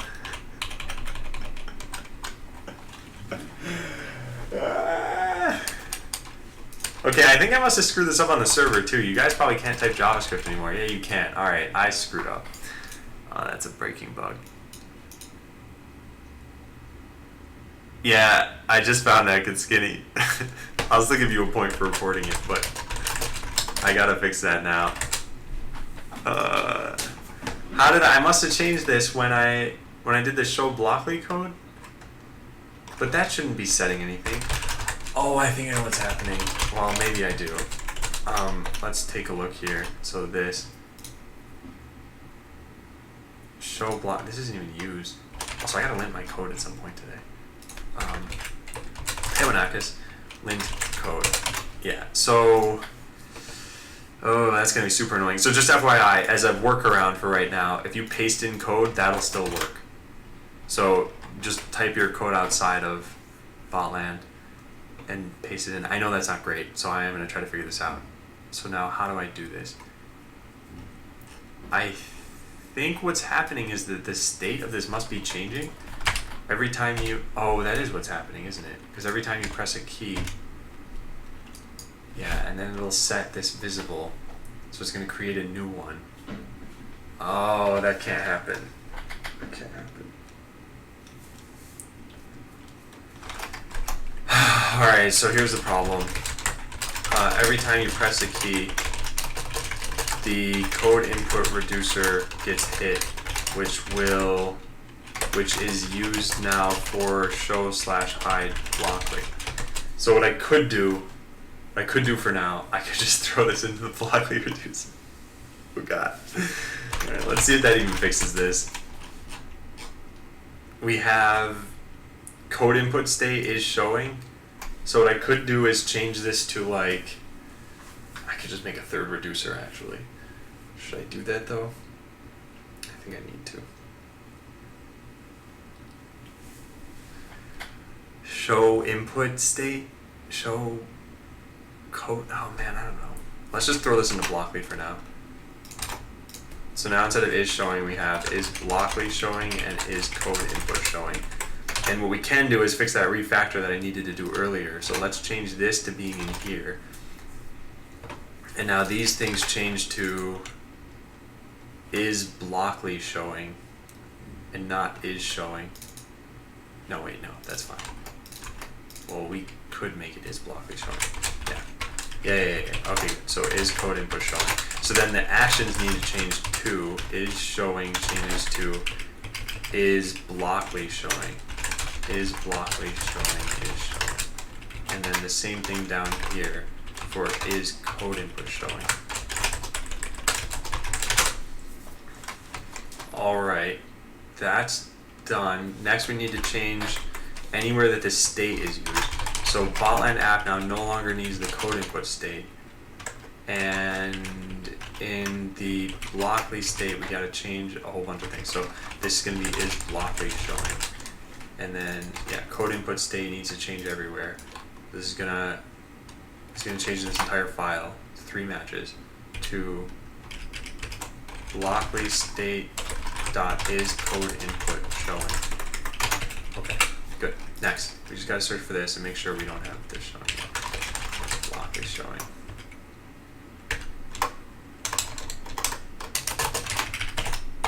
Where else did I do this? Is Blockly showing?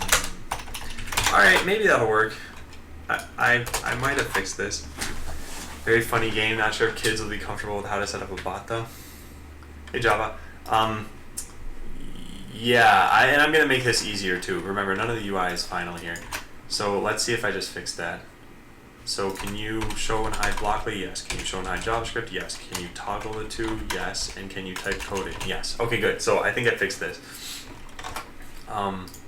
Let's check this in. And for anyone new joining here, bot.land/pre-beta, you can join the pre-beta and you can start playing Botland today. Also, you can transfer ownership of the issue track and get to you if you'd like. Voyager, I don't mind if you're running it. I don't mind if you add me as a contributor or something like that.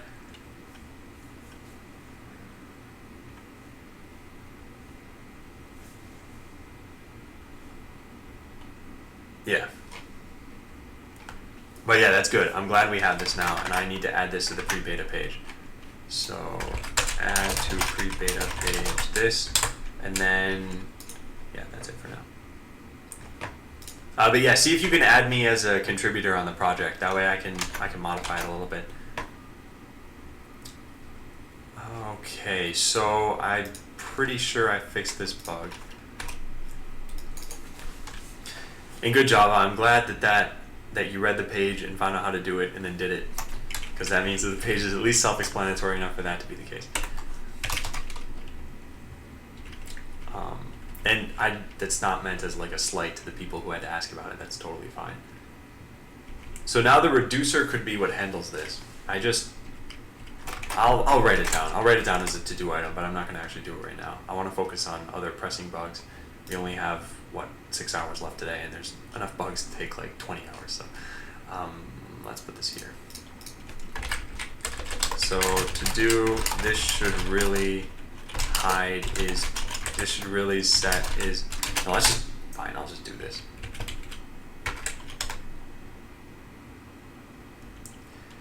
How do I do this?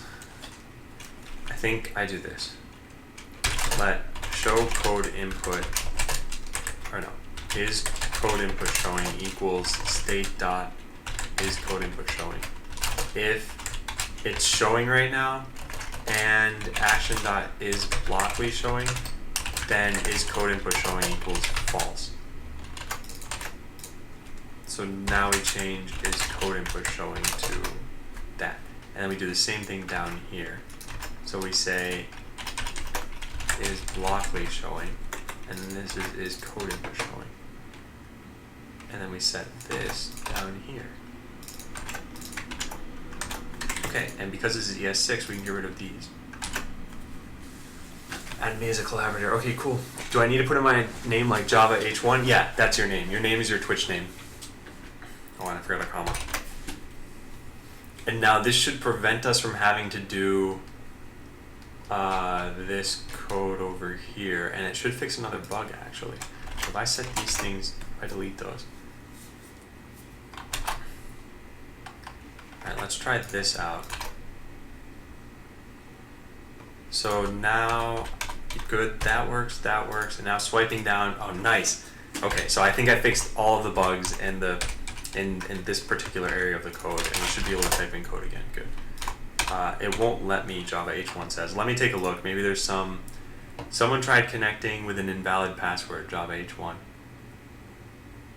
Yeah, Java H1, your password is not recognized. And Dorzai, you can play by going here. Muselive, this is something that's kind of weird about Blockly. The way that you use if-else first drag an if do on, and then click this little gear, and now drag else's into the if as you wish, or well, else ifs, I guess. You can only have one else. So drag these in as you wish, and now you've got your huge block of if, else, if, else, if, else, if, else, if, else. So yeah, Java, it looks like your password, oh, there you go, you got it. Okay. How do I drag and drop an else if? Wait, so, yeah, so the only weird part is you're dragging it onto this little like preview image. It looks like you have to drag it onto the thing up here. I can't even do this. Yeah, but you don't.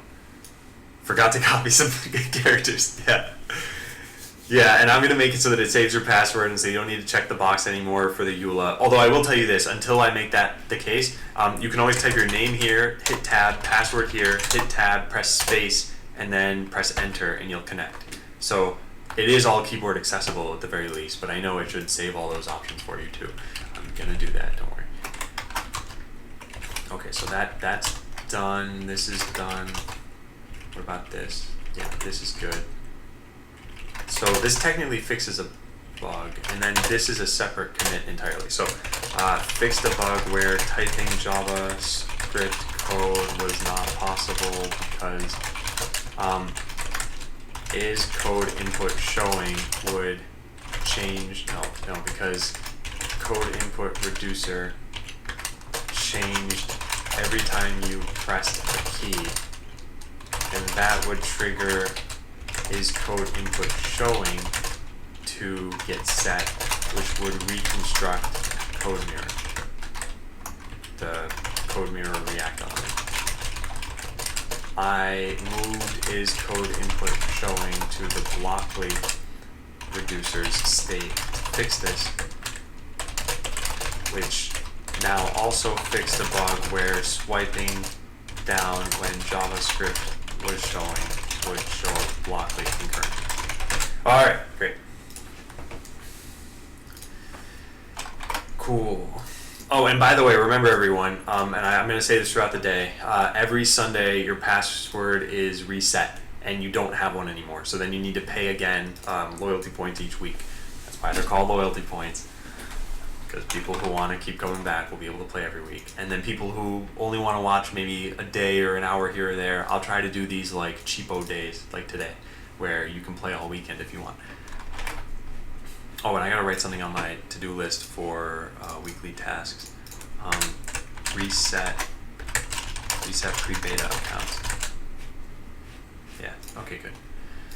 Alright, so that bug is fixed. Next, the bug that I was trying to fix that I couldn't fix until I allowed code input to be typed. So a equals min 5, 6. Well, let's say 5, 100. Move to a. Let's see if that works. We'll deploy one of these bots. So this should move to 5, 5. Okay, good. Yeah, that's working. So presumably then all the math functions are working. I don't really think it's worth testing every single one, but let's try some of them. Well, it's not worth testing them all manually. I should definitely write tests for them in an automated way. Yeah, so let's do this. Add tests for math functions and clamp number. This is like dead simple stuff. I'm just gonna paste in what the math functions are. They're not gonna be difficult tests. I just gotta write them. Okay, that's good. All right. So I think we can check this in. You guys look at math functions now. And let's see what we got. Yep, good and good. All right. Added in math functions and clamp number. And let me just try using clamp number. A equals clamp number 5, 6, 7. Yeah, and at some point I'm gonna need to add docs for these two.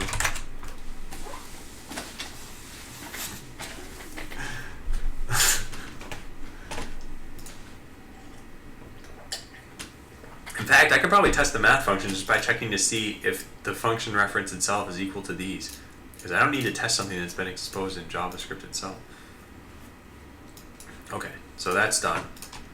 Next, what do we have? So that problem is fixed. Let's link the code now. BL pre-commit. And let's take a look at what's going on the server. we got not much. Dorzai says, I don't know what I'm doing. So the way you can interact with the game right now, Dorzai, you can press B to open up Blockly, and you can start dragging code blocks around, or you can press J to open up JavaScript. Now, either way, you need to make sure that whatever code you end up using, like let's say I say lay mine. This is it. This is my code. When I lay this, watch this. Will not work. I deployed a will not work bot, and it has not laid a landmine. Now, why is that? Because I didn't give it landmines. So as soon as I drag this over, now this will work, and there it is. So will work did lay a landmine. So make sure you've got, like if I want to drag this ultra killer thing over here, drag it somewhere onto the canvas, and then make sure you've got what it suggests you to have over here. So like missiles 3 and cloaking 2 and landmines 1. I'll just put on a more powerful reflect. So let's do this. Add on ultra. And we see that bot get deployed here, and it's just kind of milling around right now because it can't see anyone. But as soon as it sees Moose Alive there, I'm gonna destroy him. Oh, cool. These guys killed each other. Oh, here it goes. Go hunt him down. Hunt him down. Oh no. Alright, fine. Oh, there, maybe, nope. Missile range is only, oh, this sucks. Oh, I killed him. Good. Ha ha ha ha. Why don't you add a few menu buttons on the page so people don't get confused? Yeah, it's something I definitely have to do, and I should really write that down. Add menu buttons for Blockly and JavaScript. Okay, so linting the code. Unable to load JSCS config. That's unusual. What? Yeah, what happened here? JSCSRC. Did what? Dir/s. Does this exist? It's in the shared code. Pre-commit. Did I not run this correctly?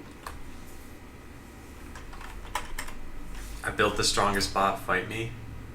Is it this one that's sitting right here doing nothing? Okay, I'll fight you. Alright, you ready? I'm gonna write code that does this. What tile coordinate is that? 1, 3, 5, 7, 8. Then we're at 2, 4, 6, 8, 10. So 8, 10. Here's what I'm gonna do. Oh, whoops, there's the bug. I forgot. Alright, we'll do this. Update equals function. If will missiles hit fire missiles, then we're gonna say move to 8, 10. Oh, and let's also cloak. If can cloak. Okay, there. So here's gonna be my destroy Moose Alive code. Are you ready for this? Oh wait, someone already killed him. Oh, that's not fun.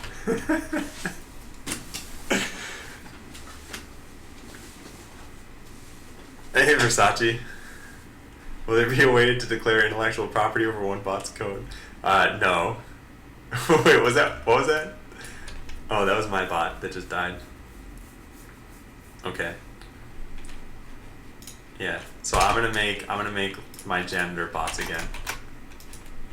Janitor 13531. Let's put reflect on it. There. Okay, what was the next thing we gotta fix? So linting problems. Here we go. We got a lot of them. Illegal trailing white space. Delete. This, I still don't want to do anything about that right now. Entity is defined but never used. That is true. It was. Okay, so we fixed some linting issues. Let's close these things. So there's that.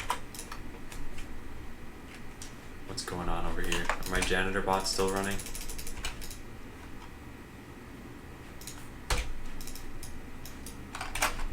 Okay. So if this linting thing is fixed, I think, yeah, good. I don't care about those issues for right now.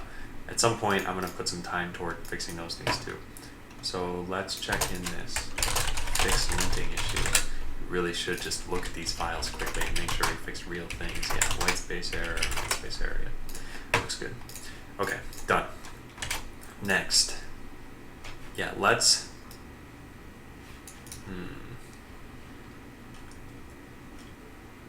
What else do I want to do here? Expose map functions, done. Put some more default scripts in Blockly. How about this? Let's do this. Make a cookie so the EULA button is checked. And also make a cookie so that the password is saved. And instead of cookies, I'm just going to use local storage, but I think I wrote this here, yeah. Oh yeah, so add to pre-beta site. I should be keeping track of this all in one spot. Where did the Void Dreamer thing go?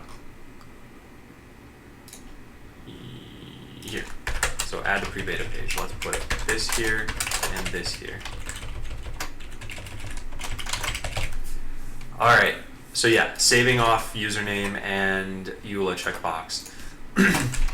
When you connected correctly, that's when we'll save these. Because if you didn't connect, then, well, no, we can save it. We can save it kind of no matter what. Let's take a look. So on connect, if should connect, then we hide the connect component. So here's where we could save this to local storage. Let's try it out. Local storage dot password equals password. Well, I could just say like last used password. And then if this exists, where does the password get populated? Is it here? Password? No. It's in connect to server. Password. Yeah, here we go. So when we start this off, what is the password value set to? It's set to nothing. So we can set it to, so we can do this. Password is this. Perhaps we can do this. I'm not actually sure. We'll find out. Value equals this dot state dot password. Yeah. Let's try that. So is that going to work? Well, we connect to botland local again, and then I type in a password AAA. Oh, I can't even type the password. Stupid this dot state. It's because in handle input submit, I need to modify the password. Fine. This dot state equals object dot assign. This dot, I don't know what I'm doing. Let's look up where I use object dot assign.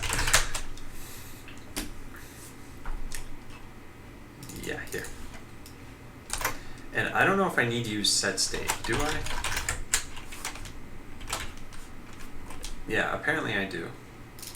So let's take this. Oh, and it's right where I need it to be, pretty much. So let's put that here. I accidentally hit Control X instead of the correct key. Alright, so we take this dot state and we put password equals whatever we got from the password box. And we do this in the name box already, I think. Name input DOM. So yeah, we want to do this. This dot value. Password input DOM dot value. Is that correct? Yes. Let's try that out. Maybe that'll work. So now we type our username, we type our password. No, password input's still not working. I could have sworn I've done this somewhere. It was in the bot name, bot config. Yeah, here we go. So here's where I did something like this. Oh, that's in bot right now. Name input. Where did I put this? Name input. Here we go. Props bot config state name. I made it a prop. Let name equal this. So when on change handler, oh, we set it in here.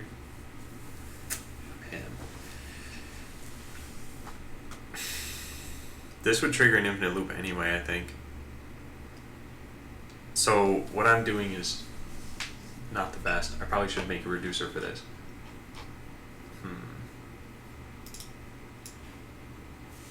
Because yeah, when you try, wait a second, what? Set state. When you try changing this,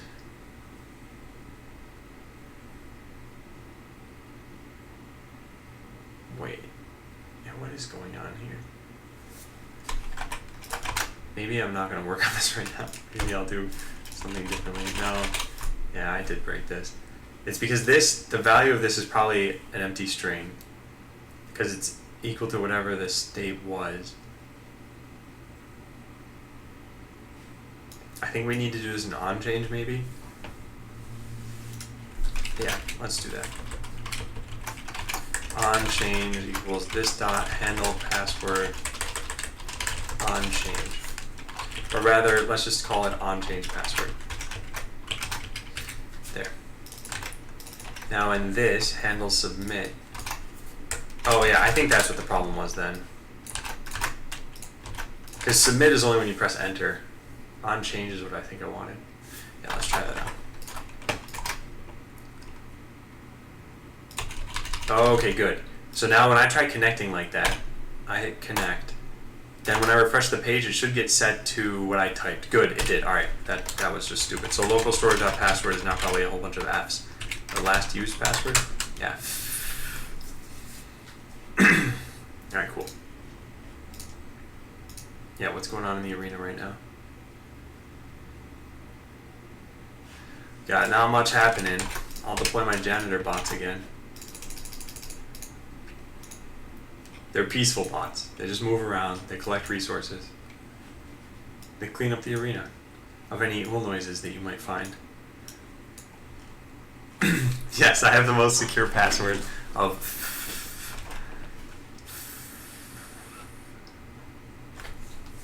Okay.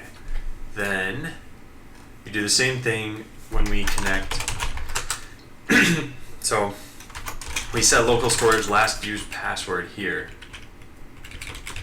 What we can also do is checked EULA button equals true.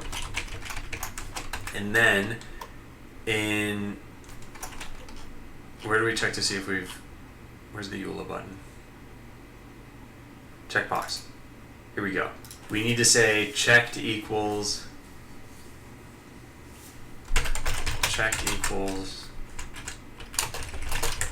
this. That might work. And then this would be much more usable when I restart the server. So we check this box, oh, whoops, this is wrong. This is the server. This is the whole reason why I renamed the tab title. So fine, I'll connect to the server again. Excuse me. But over here is where I wanted to refresh the page. And over here we got our password there. We've got the EULA box, can't even be checked. Oh, because of this. Okay, fine. This .state.check EULA box. And we say checked EULA box is that or false. And then when you check the EULA box, we say, so we don't want to store it here necessarily because you haven't connected yet. What we do want to store is, well, connect allowed is the same as check EULA box. In fact, well, fine. So let's try this out. New people who are watching the stream, you can play the game so far by spending 21 loyalty points, which if you haven't watched it all before, follow me for 15, and then over the next hour, you'll generate the rest of them. And then your account will be deleted on Sunday, which happens every Sunday for everybody. So we connect. Now when I refresh the page, we should have exactly the same things there. No, we don't. So did this save local storage dot checked EULA button? That's true. So did I just name this incorrectly? Checked EULA button equals true or false. I think I just wanted to do this. And oh, wait a second, I know what's happening. This is a stupid local storage quirk. This can never be equal to true. The only things saved in local storage are strings. So this has to be equal to the string true. Excuse me. Alright, so now the box should be checked by default. I think we might as well save the last input name you used as well. So name input, we gotta do the same thing here. Value equals this dot state dot name. Well, account name maybe? Account name. And in here we'll do the same things. This is last used account or nothing. And then when you change that, on change equals this dot on name change dot bind this. Excuse me. Well, it should be on change name. On name change. Let's change that. I have the hiccups. And we just do the same thing we did here. So instead of password input DOM, it's going to be name input DOM. And I don't know what we called that ref. So let's put a bookmark there and go into the name input. Oh, we did call it name input. Isn't that nice? So we can put that there and then change account name to that. And then we just need to save this off too. Local storage dot last use account equals name. Excuse me. All right, now we refresh. And now when I try connecting, so Adam, password, Hunter2, check the EULA box, hit connect. Then I refresh the page, and I have all my credentials saved there from before. Maybe I should just stop talking. Maybe then the hiccups will go away. So I'm connected as Adam. Now I should be able to change this information. So when I change this to Adam2 and I type in a shorter password and hit connect, then I should be Adam2. Yep. And now when I reconnect, my password should be the shorter one. Good. I think that's working. So let's commit that. Yeah. Yeah, I'm happy with all of that. End this. When you connect to the server, your username, password, and the state of the EULA checkbox is now saved. Excuse me. Storage. The day the hiccups wouldn't stop. Okay, so these things are done. I'm gonna go use the bathroom really fast, and I'll also deploy. So that way, you guys can get these changes I just did. So BRB bathroom. Yeah. All right, I'll be right back.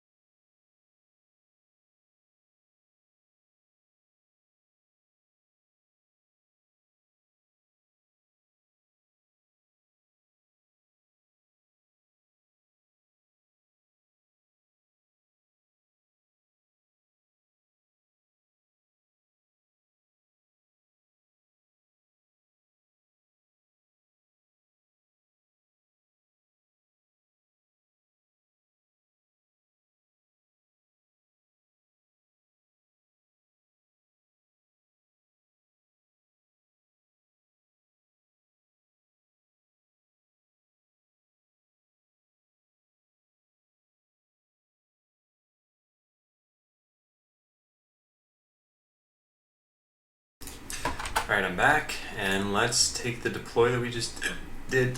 I still have hiccups. All right, well, yeah, let's take the deploy that I just did. we'll commit this. We should see the changes that we have here. So yeah, fix more bugs, exposed math functions. All right, push.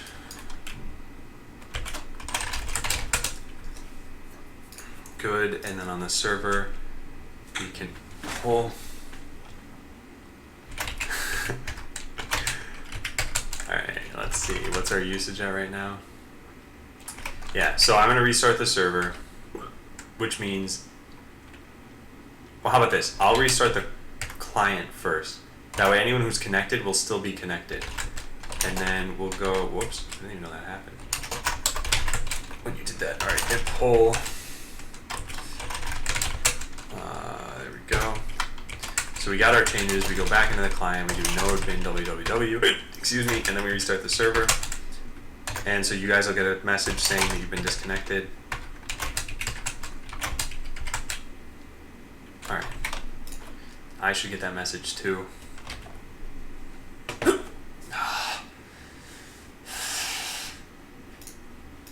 I didn't get a message. How long does this take? Oh, I think it's set to 20 seconds. Excuse me. Alright, I apologize repeatedly for the hiccups. I don't know what to do about those. Why is this not saying that I disconnected?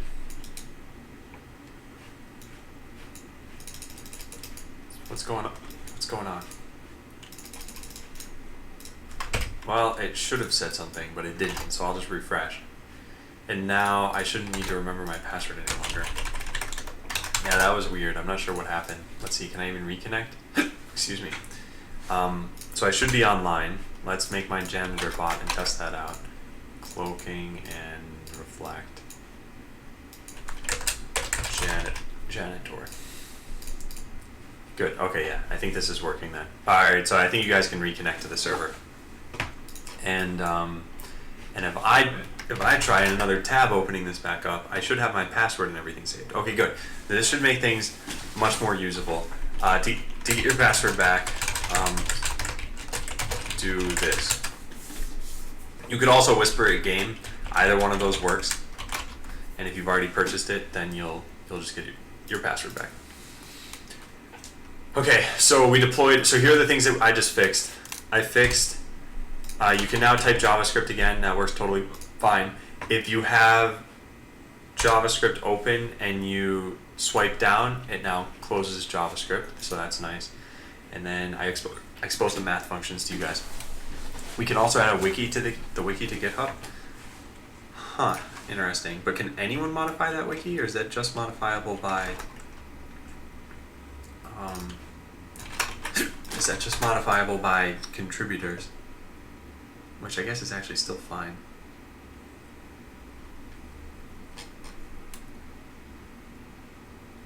I don't even know where to find this. Excuse me.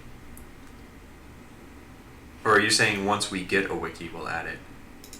Am I the contributor here? Excuse me. I want this to stop. Alright, what else can we do?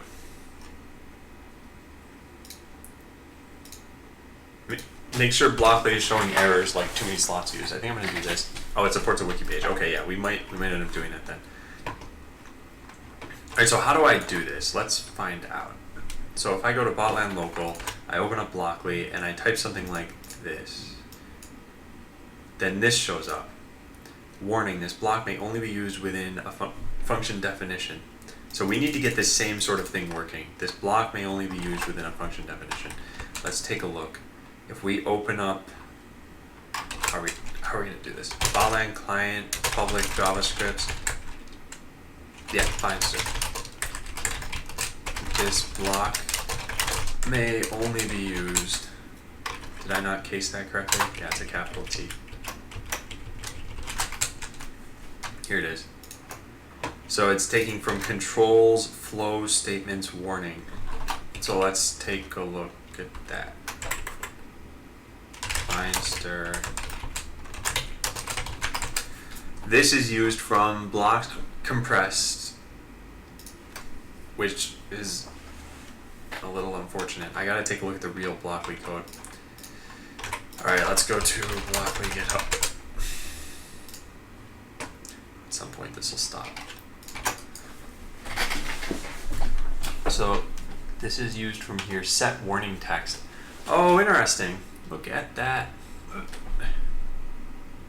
So set, is this in the JavaScript? On change. If legal and legal is set to git surround parent. Okay, this is going to be, I think, a bit tough to do. Okay, the wiki is restricted to collaborators. That's actually fine. Maybe we want to enable that. I don't know. I was going to ask Quantum KO about looking into this later, but maybe the GitHub wiki is the best for right now. I'm not sure. All right, so we have this set warning text. Let's try this out, because I don't know exactly how this works. I don't know if we're going to want an onChange function. We do, I think. We do want an onChange.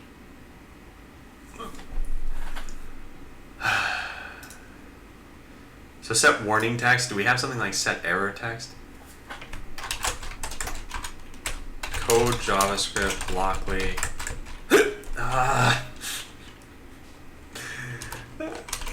Uncompressed. Let's load this up. Add him as a collaborator. Okay. Yeah, I think we can do that for now. And then if we decide we want a different website, we can just use a different one. I'm not gonna probably put any work into the wiki page yet. So add warning text. Wait, was it add or is it called set warning text? Set warning text. How does this not exist in here? Shouldn't this be all of Blockly right here? Set warning text doesn't exist. Set error text. Okay, fine. Let's not load things up that way then. Let's do it this way. Find /snc set warning text. Interesting. What do we have here? So these are where we're calling it. Where do we define this? Excuse me, probably, yeah, here. Okay, set warning text. This is a no-op. So then block SVG is what uses this. Block SVG. No, that doesn't even exist. What? Yeah, here it is. Block SVG. How did I not find this when I went to open? It's right there. I typed block. Oh, now it shows. That's weird. Alright, well anyway, here it is. So there's set warning text. So we also have something like set error text. We don't. It's just set warning. So this is easy enough to use, but knowing how to call into this is what I've got to do. So let's do hardware lasers. And we have create hardware block.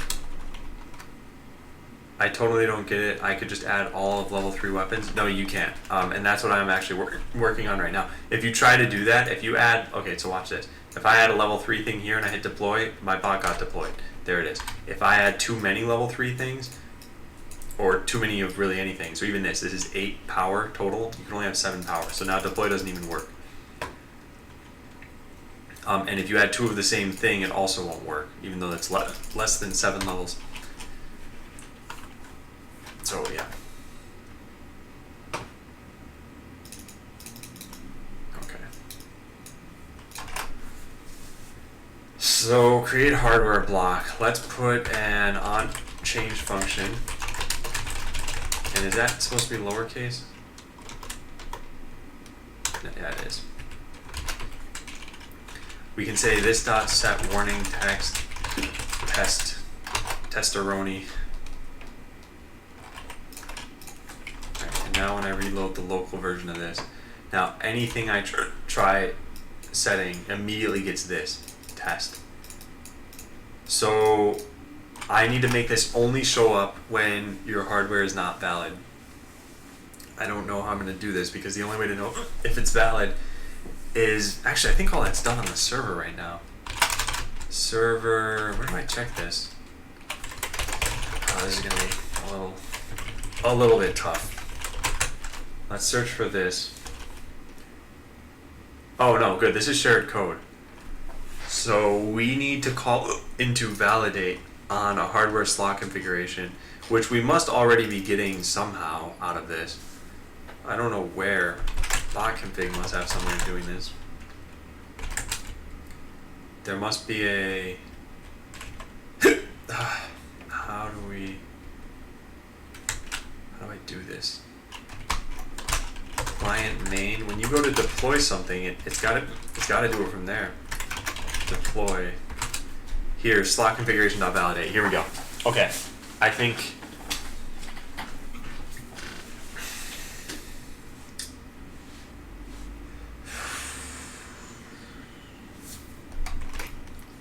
so set up Blockly. In order for this to work, these blocks can't just be created immediately. They need to. This needs to call into some external function. Udemy must be hurting for cash or something. This is the third sale I've seen them run, and it's cheaper than the first 2 sales. Huh.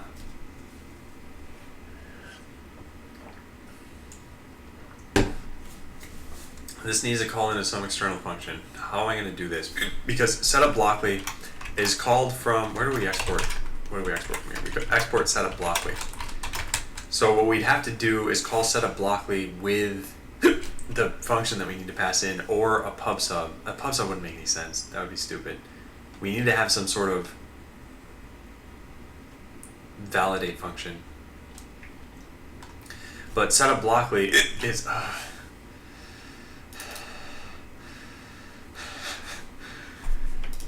Unfortunately done from here in main at the very beginning. Alright, does anyone know how to get rid of hiccups? Is there some way? God, this once happened to me when I was in a meeting back when I worked at Microsoft, and it was very embarrassing. So we call setup Blockly immediately. I think the way that we got to do this, setup Blockly, hold my breath, get punched. Setup Blockly needs to take in a validation function or even a validator class, which means what's doing the validation right now? Well, main kind of knows how. Deploy button pressed takes in a slot configuration. So how does this get called?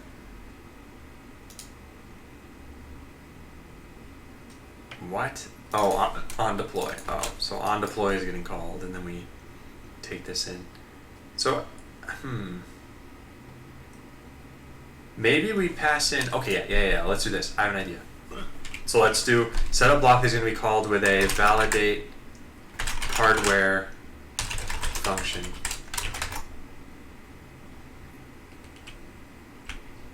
And then this is going to be passed into here. Validate hardware. So then somewhere we call add hardware. No. Create hardware block. This. Where is this called from? Initialize block config blocks. This is where this needs to be called. So we put this here. This takes in this function. Create hardware block needs to have this function, I guess. Which really means I should be making this a class. And not what it is right now, which is just a set of functions.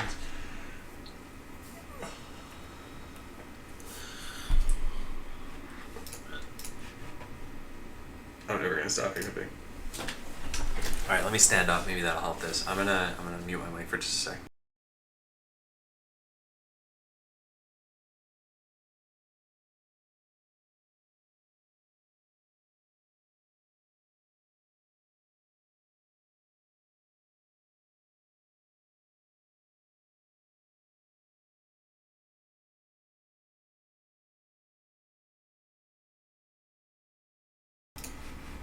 I think that's the first time I accidentally showed the kitchen area.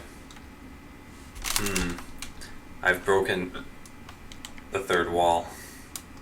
The fourth wall has been broken since the beginning, but the third wall was not broken.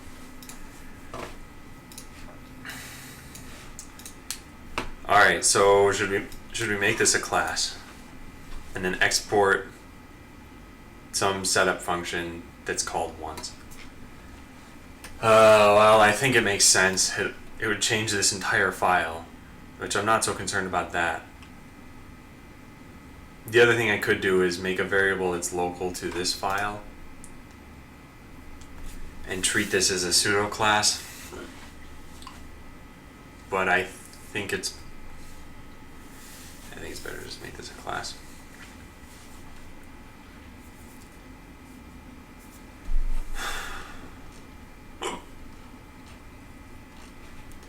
I'm just going to take a look before I make this change.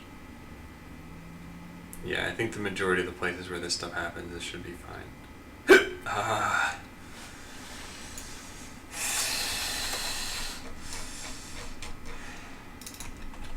What did I eat this morning? My normal breakfast.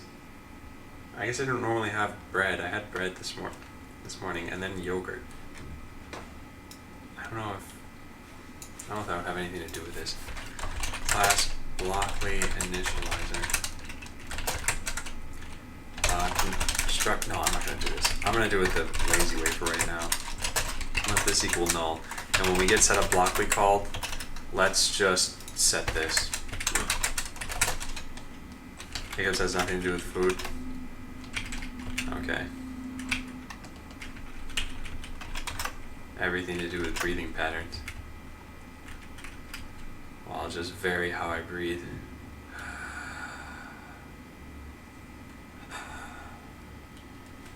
Okay. There, hiccup's gone. No, darn it. Alright.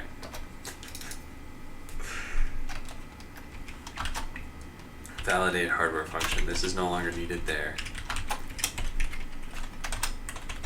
And we can set this here, and there we have a... How come I sometimes immediately get hiccups after I take one bite out of something? I sometimes get hiccups when I have spicy food. But maybe it's just because it modifies your breathing pattern. Je ne sais pas. Create hardware block. So here, this is all we need to do. If validate hardware function. Wait a second, how does this work? We need to call into some function, then I guess we'll have enough information. Yeah, so if this, then this. No, I'm not happy with this. Because here's what I'd want to happen. If you add lasers 2 and then you add lasers 1, there should only be a warning on lasers 2 saying on lasers blocks saying you duplicated lasers. In order for us to know that, we'd need to pass in, but then we'd be calling the validate function like 7 times. Okay, so maybe we could pass in this block. This dot set warning text. This dot, I don't know, validate hardware function. This.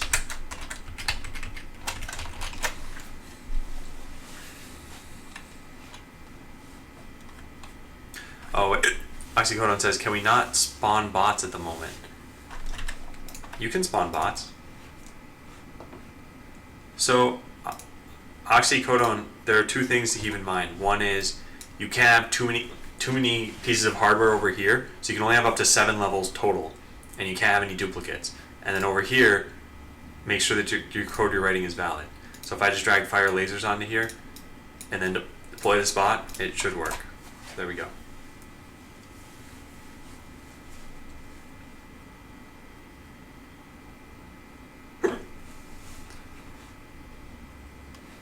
What does that say?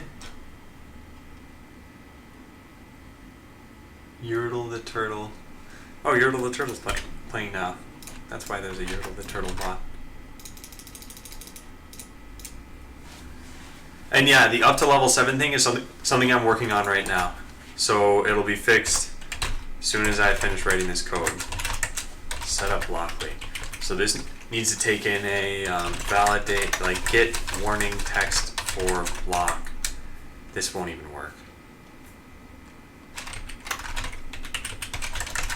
I'm gonna write this and we're gonna just have it be terrible code. Block. Will you do an autocomplete for the edit in JavaScript like Eclipse? Yeah, at some point. And hey, Kadoku. Yeah, and maybe that's something I'll look into sooner rather than later. Look into autocomplete in CodeMirror for APIs. Get warning text for block. So how do we do this? We need to verify the entirety of the block. We get this from hardware slot configuration, which is taken from the onDeploy function.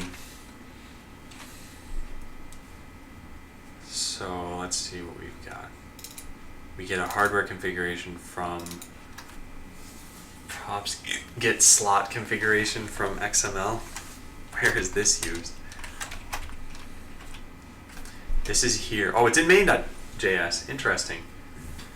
So we just need the XML of the workspace, which we probably don't have, or maybe we do. Who knows?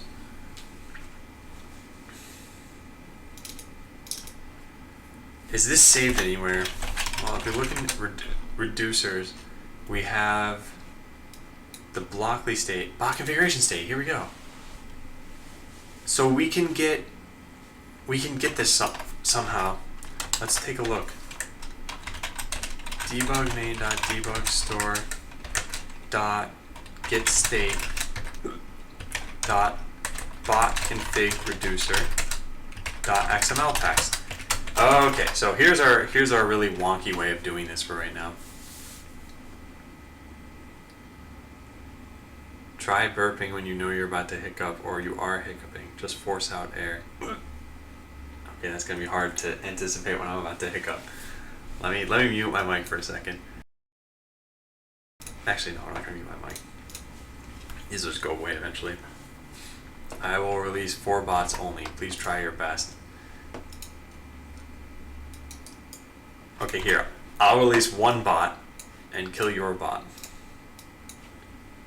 Cloaking, reflect. Let's put missiles level 3. And we'll put reflect level 2 on here. Oh no, we can't fit that many. We'll put reflect level 1. There. Wait, that's not 4 bots. You have 5 bots down there. You're a cheater. And either way, yeah, you did kill me. I didn't even damage you, I think. Hey, Jack HGTV. Fine. Okay, so we copy pasted this. Let's take our validate function. Get warning text. So here's what we have. We're gonna take this in, and we're going to call our validate. Wait, where's the XML text used? This. Get slot configuration from XML. And if it doesn't validate, then we'll get null from this. So for now, I can just make this a simple Boolean. We can do something like this. Const XML text equals this. Store dot get state. And then we can do slot configuration equals this. And if not util.exist slot configuration, then return slot config invalid. Otherwise return null. Okay. Now when I refresh, we should have unexpected end of input. What did I screw up? Let's just diff all. That looks fine. That looks fine.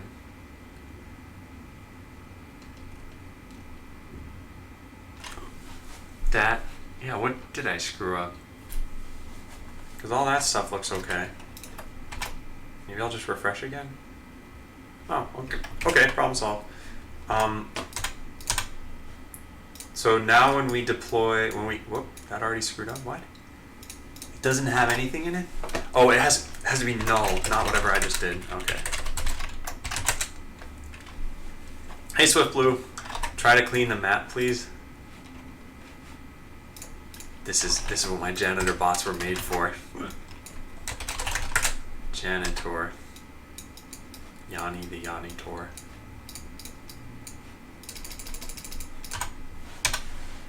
Do I need to remember the password every time I refresh the page? No, Java. I just coded it so that it remembers it now. So you might need to refresh one more time, but then it'll be there. SwiftFlu, you can play pre-beta when you're not on your PC. It just doesn't work very well on phones yet. And can you remove a bot? Merplix, no, not yet. If you want, I can kill your bots. I can write code really fast to do move to, well, if excuse me, if will missiles hit fire missiles, and then move to, let's put myself at 1,2. So there, this should kill your bots off. Well, it'll kill them as soon as I get destroyed by Orin over here. Alright, there we go. So yeah, this bot's going to clean up all of your bots. Are you ready? It's going to move exactly where it needs to be and kill yours. That will be a feature you have eventually, by the way, to kill your own bots, with some drawbacks to that a little bit. But yeah, you can see that my janitor bots are going after the resources. They're frenzied for resources. All right. So over here, if we refresh this, we should now see errors when the whole config is invalid. So if I try putting Zapper on here twice, good. Slot config invalid. And I'll make this a little more descriptive, but I won't make this like crazy good. So this is all fine. Now when you try putting something like this on, oh wow, look at that. As soon as you drag over here, it says that it's already invalid. And then you put it in the trash can and they're marked valid again. That's pretty good. All right, cool. So I'll say this: slot config invalid. Either you have duplicated hardware or you have more than 7 levels equipped. I'll say installed. That's the more than 7 levels total.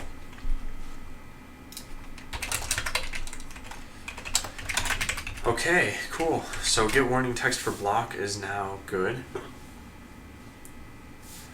So given a blockly block, this will return warning text. Given a hardware blockly block, e.g. lasers or missiles, this will return warning text if the block causes the configuration to be invalid. So this is a block. I don't know what that kind of object is, so let's take a look. If we go into main.js and we go into get warning text for blockly block, what is this doing? Yeah, what is blockly block? It's a block SVG. So it's a blockly.block.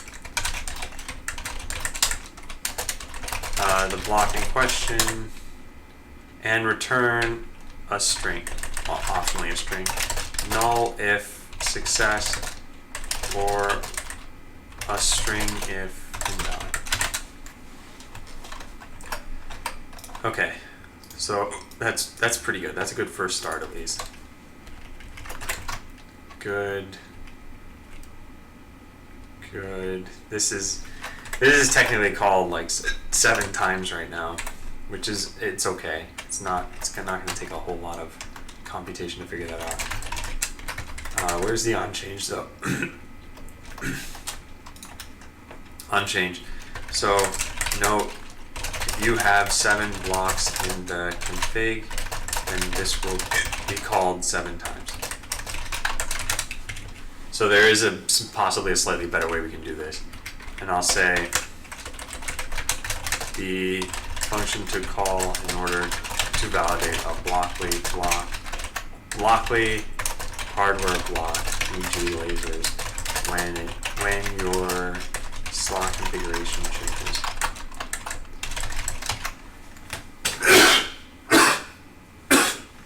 Excuse me. Okay, and this is now being called. So I think we should be good to check in. Yeah. When you have an incorrect slot configuration, the blockly blocks themselves will now show a warning. let's just try this out one more time. Just to make sure I didn't screw up any code in that. So this should be a JavaScript breakpoint. Yeah, it is. Alright, so I load up Blockly, and I try configuring a machine.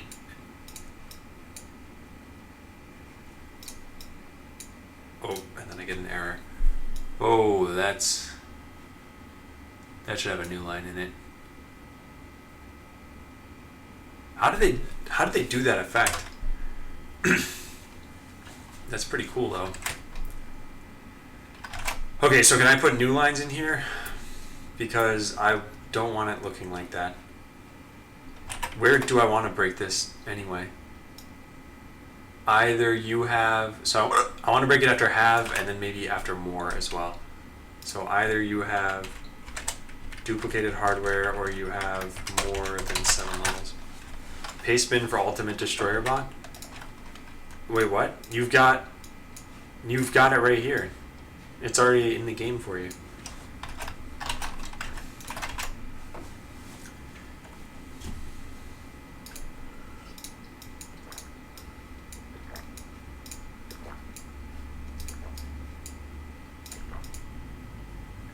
Either you have duplicated hardware or you have more than 7 levels total. Yeah, I think it looks good. I would actually probably split this at the have instead of at the more.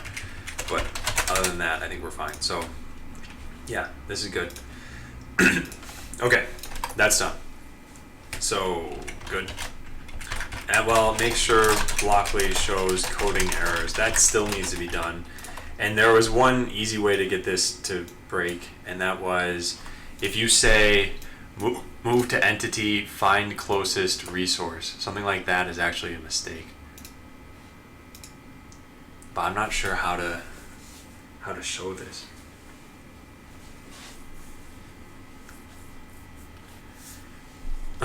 Omar says no one wants to play with me.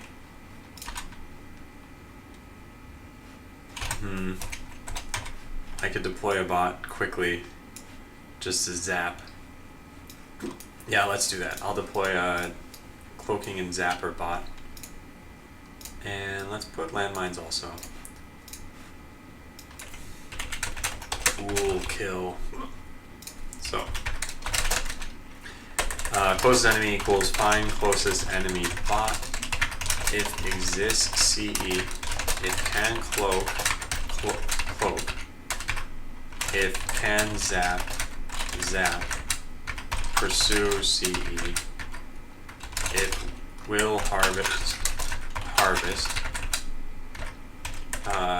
CR equals find closest resource.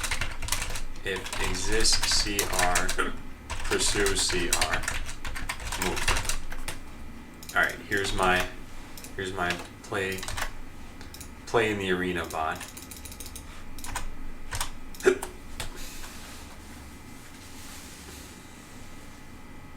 Unfortunately, I don't have any sort of... Oh, I never made it lay landmines. Whoops. So if can lay mine. So this is the real bot. Dirk says alpha time. You've been busy. Yeah, this is like pre-beta. It's a very basic, very basic form of the game. And how to play? You play by going to pre-beta. Just whisper botland bot the word game, and you'll spend 21 loyalty points. On Sunday, your account will be deleted, and then you'll need to spend loyalty points again. And on Monday, it goes up to 100 points. So yeah, here we go. Excuse me. Yeah, so if you want to connect, you can connect right to this server, and you'll be there playing with anyone else who's online. There are a few people who are online, but they kind of experienced the game, and then they thought, okay, yeah, I'll wait for more features to be there. That's my assumption. Oh wow, you just got wrecked by Zapper. You got taken down to like no life. Well, the missiles would have done the same thing, but yeah, you're probably gonna walk into landmines over here. Well, you thankfully didn't. Thankfully for you, at least. Oh, no, there you did. Ah, you blew up. Too bad. Actually, I'll make it a random chance to lay mines. If can lay mine and percent chance 20. So that way, all right, this is Adam v2. So now these won't compete for the mine resources. And I'll put this here. Landmines, cloaking, and zapper. How do I run the servers? I'm running it on DigitalOcean right now, so I'm paying $5 a month for a VPS. You can make your bots not go into landmines though, right? It seems like you could. Yeah, you can. You can call reveal mines. It's just kind of hard to use right now, but it works. Illinois says, amazing game, man. I love this. Well, I'm glad you're having fun. And that means that once there's an actual game to play, it should be a lot more fun. Because right now it's like, yeah, small arena, kill everybody. So showing coding errors, this is something that is going to be kind of tough. Actually, I can think of a way to do this. Take the block, throw it in an update function, perhaps, then show errors that way. Oh man, I don't know how to do this. I could make it so that you could call functions with, like, the problem I had is this. If you try putting this here, this should be valid code, but it's not, because you're using an argument of a call expression, which shouldn't be a problem. Because if the call expression itself is valid, then this should be okay. So I think I just allow this to work. And SwiftBlue, no, it shouldn't be a problem. You can load up Blockly and you can just do something like this. And I've got snippets for you in case you want like this Ultra Killer bot. If I drag this onto my script, this is a fully made script. So I didn't need to code anything. If I were to code this, this is what I would have had to code to do that. And even this is pretty understandable. So it's not too tough. Yeah, so I think I'm just going to allow call expressions. Then I need to write tests for that though. So in the software validator, legal args here. So if it's a call expression, we're about to allow it. Let's put that here. If arg type equals call expression, ensure legal node arg.argument depth fn params. Yeah, arg is not a legal call expression. Okay, well that should be it. Now this should be working. We need to write tests for it, of course, and I probably just broke tests by doing that. But let's try it out. Oops, I refreshed the wrong page. All right. Well, that's why I saved off passwords. Although now the connect button isn't. Okay, yeah, I need to fix that bug too. Bug when the EULA checkbox is checked, you still need to toggle its state in order to get the check the connect button enabled. Okay, so let's refresh this one and then try out that Blockly config I just did. So we go into move to entity, find closest resource. This should now be valid. Is it? It is. Good. So let's test it out now by connecting to my own server. Then deploying some bots. Wait, what's going on? What is going on? Am I on the server? What's happening here? Excuse me. What is happening here? I connected and I can't deploy this bot? Oh, I never restarted the server. So as far as the server was concerned, that was an invalid configuration. Okay, let's try this again. So we connect here. I'll make some killer bots. We'll give them missiles, done. So they're the killer bots. Now I connect again as just Adam. And I make some bots that will be killed. Then let's make the pursue resource. So move to entity, find closest resource. This will actually not move unless I can see the resource. So let's change find closest resource to find closest enemy bot. Okay, so now, oh, that didn't work. Wait, why isn't this working? I restarted the server. Excuse me. The server must not think it's a legal call expression, but the client does.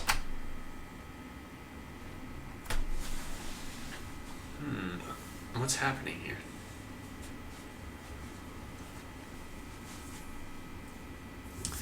Or who am I? Test. I am Adam. This is news to me. Yeah, so that was the problem. But then why did this happen? Why did restarting the server not fix this? Arg is not a legal call expression. If the client thinks it's valid, the server should too. Am I not connecting to the right machine? No, I must be. Does Blockly's if not have and or? No, it doesn't right now. I've got to add that in.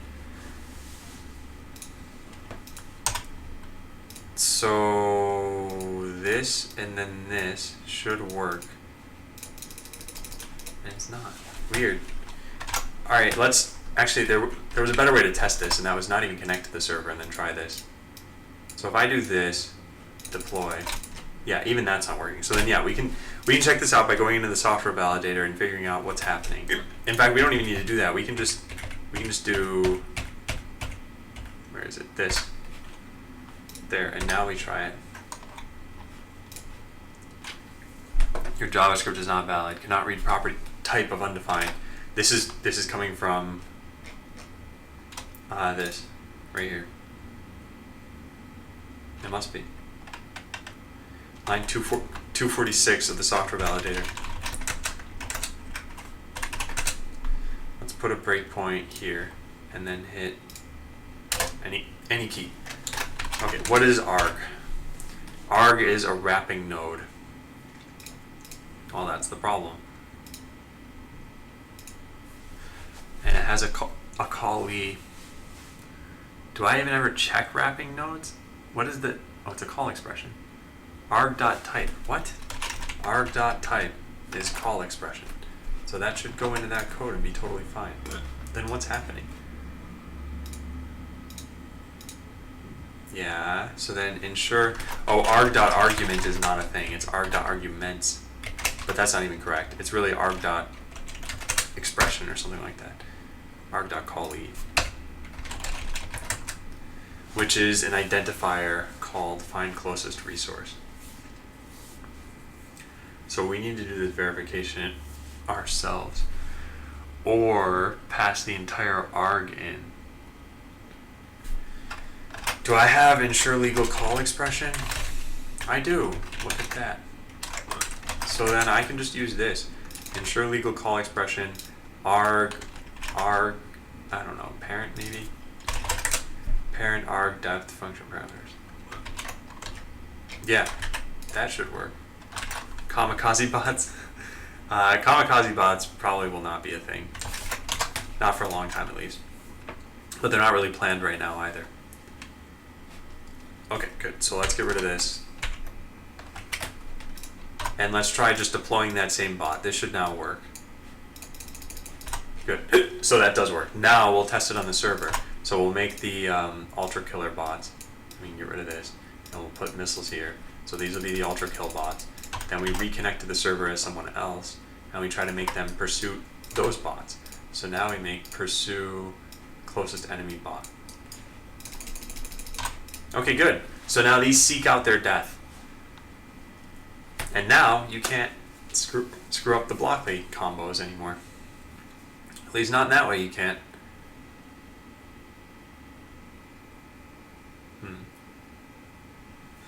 Okay, well, that's good for now. So now let's run the test. BLT run. Oops. Not get sync. Keep clicking get sync. Yeah, so call expressions are now allowed as arguments. So pursue find closest enemy bot is valid. Can I give you the link to the game? Yeah, do this. Botland bot game. Oh, wait a second. Oh, you just need the link. Oh, it's http play.bot.land 3000. All the tests passed. That means I did not have a test to see if that would work. Well, anyway. let's write a test for it. So software validator test, call expression.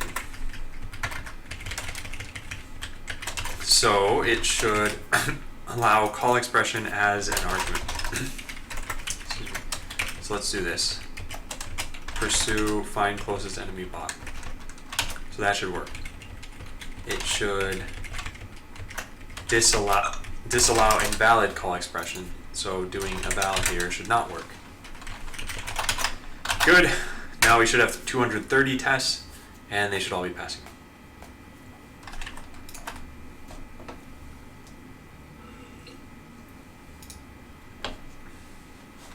Hey SwiftBlue, welcome to Botland. Now, will my 230 tests pass or no?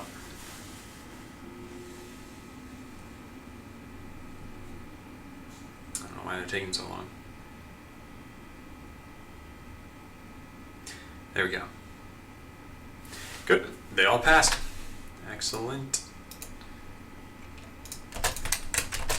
Wrote test for call expressions as arguments.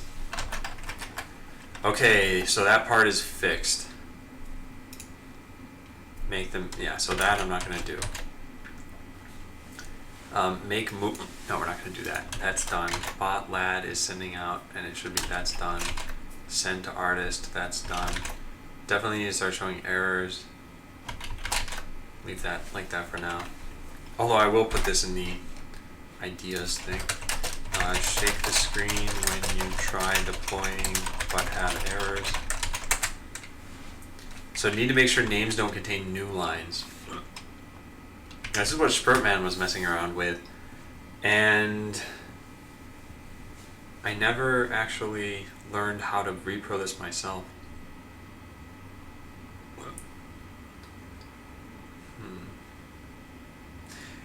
Okay, how about this?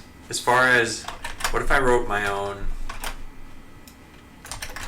string.length function, which, yeah, let's try this out. This won't be perfect, but it's good enough for now. So we have something like this, right? This is our string, and the length of this is apparently 12.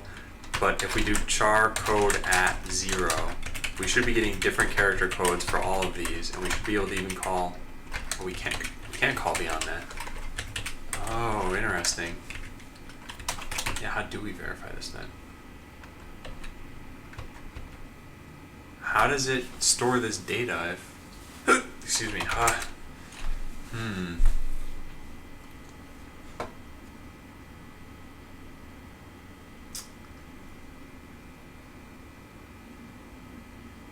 And what is all this other stuff? A.strike? What does this do? Oh, interesting. I wonder what added that. Okay, well, let's set it back to what it used to be. Is there any way to get the individual characters, even the ones that aren't like real characters? You can use dot replace, excuse me. Wait, what's normalized? A.length. No, I don't know what that is. No, it's not necessarily that I want to replace something in it. I just want to see how long is this to locale lowercase. What does this do? I don't know. So fine. JavaScript get length of Unicode string.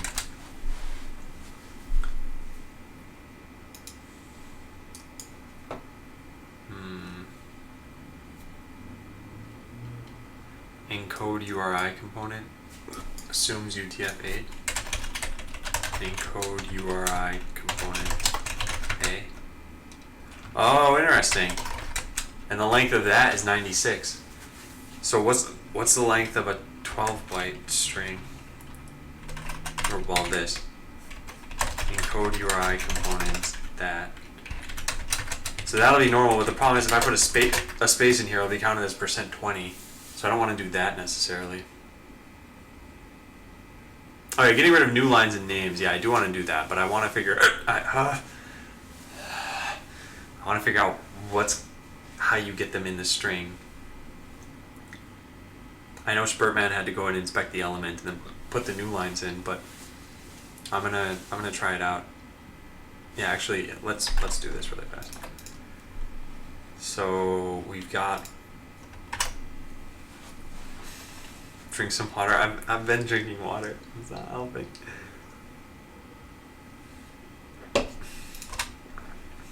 Alright, so let's deploy a bot. And then let's get debug main .arena.entities 0.get component name equals hello. Cannot read get component undefined. What? Does arena exists? Entities exist. Somehow it thinks that we're at entity 207. I find that quite unusual. How does it think this? Yeah, what? How does it think that? Is this not the right, no, let's just retry this. Yeah, Botland's in pre-beta, but pre-beta means it's not going to come out for like another year at least. So it's not like it's anywhere close to being finished. But if you want to play, whoops, that's not the link. Never mind. Hang on. That's the link. All right, here I'll practice breathing with my mic off.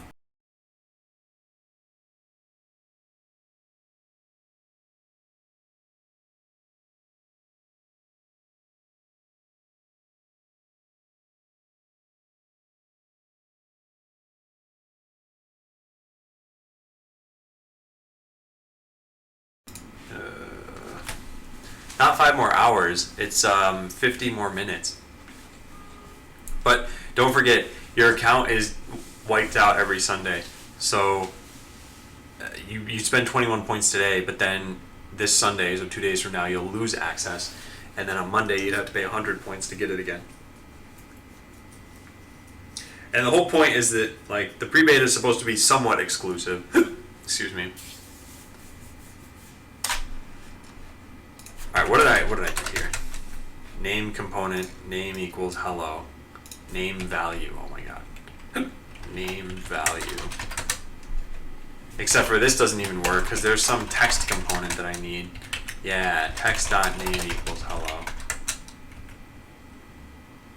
No, that doesn't even work. It's pixie text.text equals hello. Alright, there we have it. So if I put a new line in there, that's how we do this. Alright, so this is what Spurtman did. So I just need to sanitize this. So let's do that. In the arena, you have create bot. No, that's on the server arena.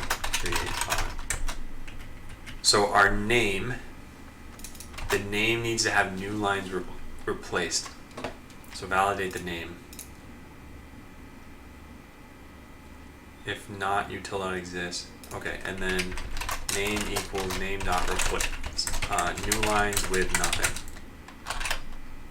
Or you know what, if they put new lines in their name, I could change their name to just something that, yeah, let's do that. So if they put new lines in their name, if, excuse me, name.index of new line is not equal to -1. So now if you put new lines in your name, it'll get overwritten. Although I need to still figure out how to put new lines directly into the name. Let's do a socket.emit call. This is going to be really tough. No, I don't know how I'm going to do this. Unless I put a breakpoint on deploy bot and then copied everything that's sent over. Yeah, what if I did that? So main.js, we have deploy bot, deploy button pressed. This calls into create player bot. Oh no, this doesn't do an emit. Yeah, I know what we can do. We can just set the name here. You don't have to, yeah, you're literal, thank you. Yeah, you don't have to remember your password. And after you type it in once anyway, it'll get saved. And, oh, Pompous asked how do we get access using our points, but yeah. Now it's hopefully obvious how you get that done. Alright, so when I try deploying something with the name, I'm going to overwrite the name so that the name has new lines. A, new line, B, B. Yeah, that's it. Now I hit deploy, and what happens? We get a random name. Good. So that bug is fixed. Excuse me. So disallow new lines. Disallow empty names. It needs to be a string, and it needs to disallow long names. So there's that. Next, we need to disallow these long Unicode names.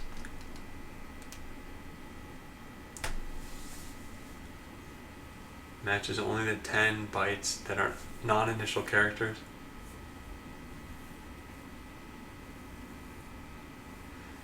Yeah, I think this is going to be tough. What does this even do? Let's try this out. So we have this function, length in UTF 8 bytes. We pass in a string like 1 through 5. It's 5. We pass in a string like that, 6. Yeah, so that all works. Then we pass in this long string. What happens here? 32. Oh, cool. This function does work. Wow. Why do you betray me, Arabic? In fact, we can probably make this even more ridiculous by doing something like a string just full of that. Oh, well, maybe we can't. I don't know. Okay. So we've got to use this function, because I don't know how else we're going to do this. Yeah. So in util.js, let's put this function in here. Export. Oops. Whoops.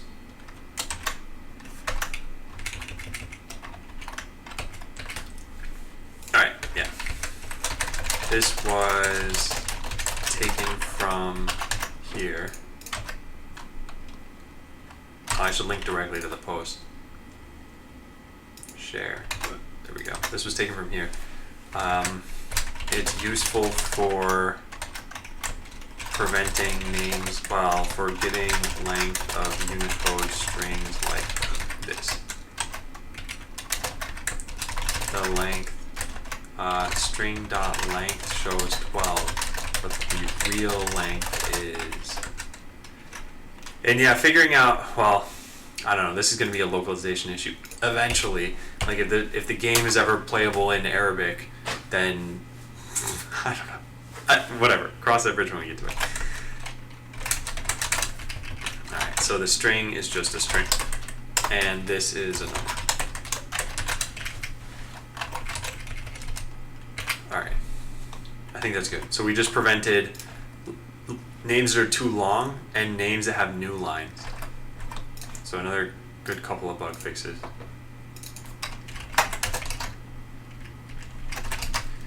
Good. Oh no, we haven't prevented the names that are too long yet. I didn't actually code that.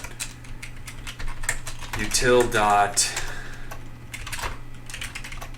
length in UTF bytes of the name, which I guess we have to trim. Let's do this. If not tilde dot exists name or not is string name, then name equals this. Else, now we know the name is definitely a string, so calling trim is safe. Const trim name equals name.trim, because now we want to base everything on the trimmed name. So we want to do this, but without these calls. And then instead of name.trim everywhere, we do trimmed name.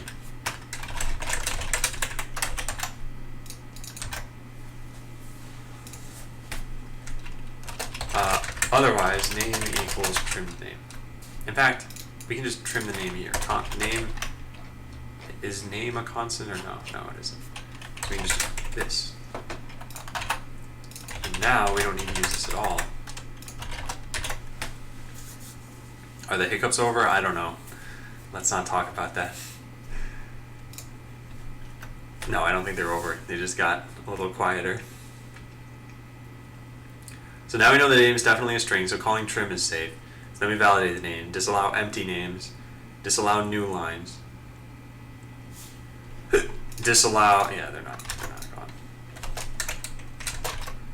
Disallow long names changes into this.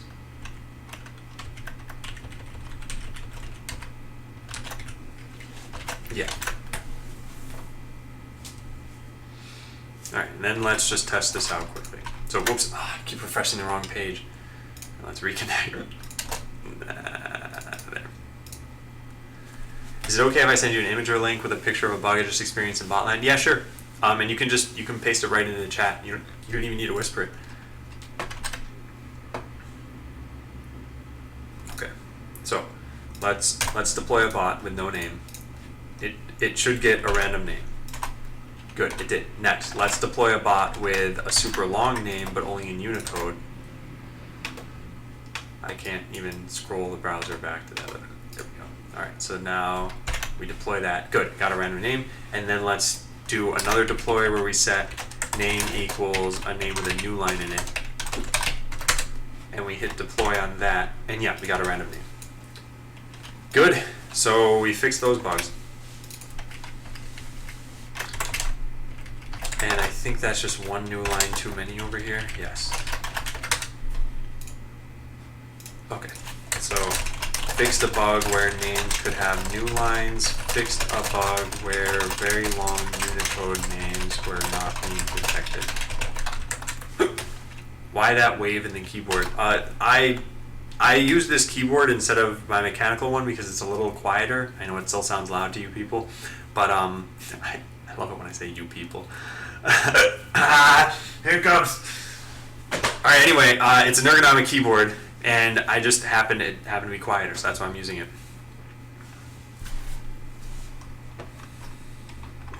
Okay, so we fixed two bugs. This, which we should really have saved this string somewhere. I'm just going to save it down here, in case I need it. So that's done, and then new lines in the string, yeah, that's done too.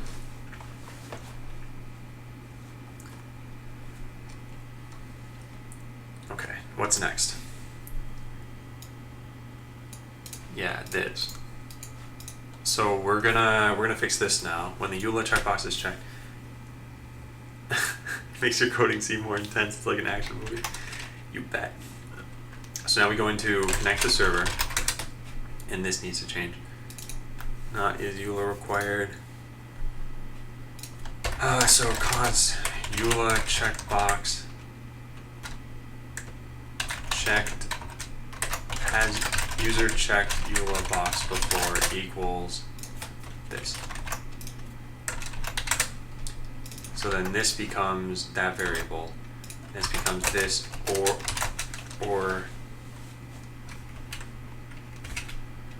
yeah, I think that's good. So now how do I make this not be the case? I know what I do. I've got to do is EULA required, return true. My missiles are RNG, they never fire. Pika Shocks, let me take a look. So you're actually firing, well, just paste your code to me, okay? So if you have Blockly code that you wrote, then just hit edit as JS and then copy paste it into chat somewhere. And then Pompous, link to this. Oh, this is, so the only time I've ever seen this happen is if you manually delete elements from the DOM. Did you happen to do that at all? Like, did you right click any elements and then hit delete on them? Or do you have some sort of extension that might be stopping elements? Oh, unfortunately, Pika Shocks, that's not all of the code. Good, because I don't see a closing brace.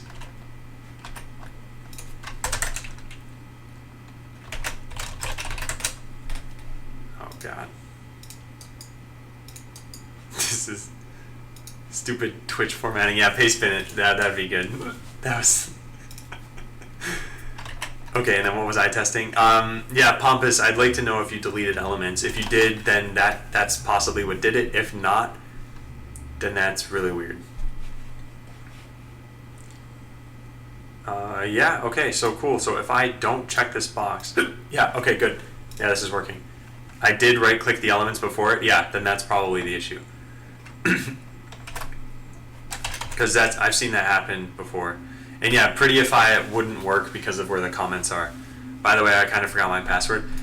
Refreshing the page, your password should still be there, but if it's not, yeah, there is a way to get it back. Botland bot password. Just type that into chat. Okay, it didn't work with missiles, so I attempt to edit it with lasers. Let's take a look at this. This is PikaShox's code. So we have closest enemy equals fine. If exists, pursue. Yeah, this is your problem.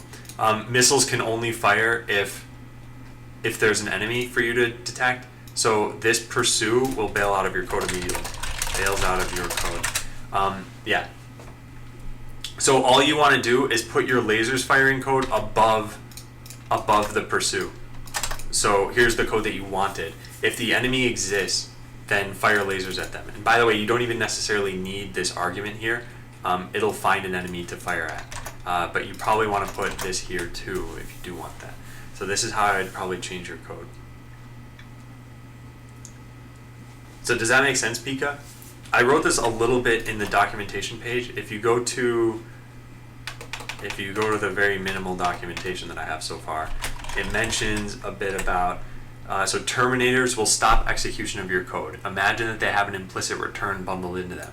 For example, move right, move left, you'll only ever move right.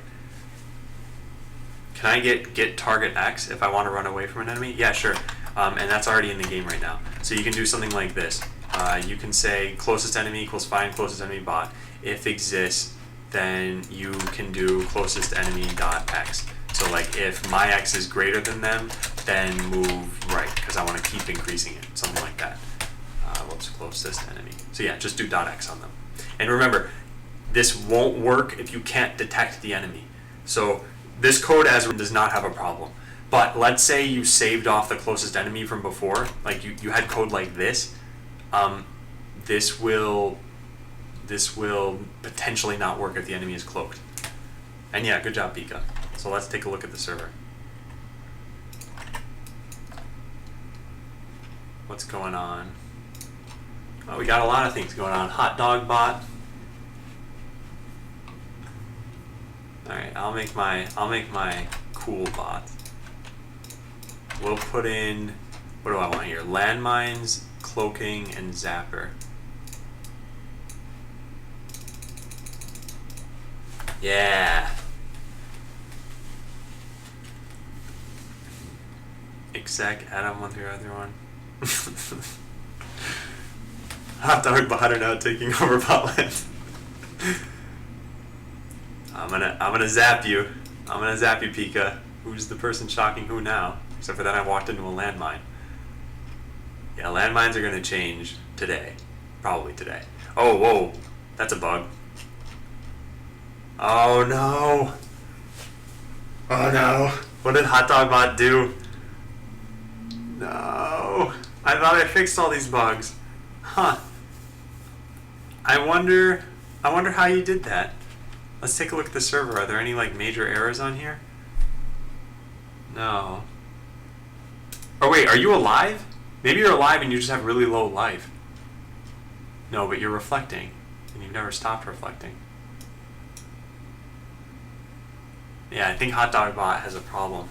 Adam, this does not work. Closest bot equals find closest enemy bot. Yeah, it doesn't work because you can't put a blank statement like that. Set closest bot, set something equal to that. So this code, if you say closest bot dot X, this is invalid. If you all of a sudden set it to something, now it's valid. And what about adding hardware within code? Yeah, we thought about something like that. So I'm probably not gonna do it anytime soon. But yeah, this is a big bug. I'll take a print screen of this. I don't know how it happened. Hot dog bot, Mr. Random Gamer DK, can you paste your code into Pastebin? And yeah, this is a problem only on the client, but it is a problem, so I need to figure out what's causing this. The server knows that it's gone, so if I refresh the page, this bot will now be removed. So I probably shouldn't have refreshed the page because now I can't figure out what's wrong. But yeah, it's gone. Yeah, it's definitely client side though. And what was the other thing? I feel like I forgot to respond to somebody. Okay. Okay, well, if I, oh yeah, Stellar. How do I make my bot? Okay, so if you have a keyboard, right, just press B or press J to open Blockly or JavaScript, or swipe down anywhere in the screen and you can start editing. Then make sure you don't put too many different pieces of hardware on a bot. You can only have 7 levels, and I have code to stop that from happening, but I just haven't uploaded it yet. So if you try putting the same hardware twice, you'll see these things. Either you have duplicated hardware or you have more than 7 levels total. And actually that unfortunately takes the text color of the, yeah, okay, well, yeah, and then, so Mr. Random Gamer DK, what code?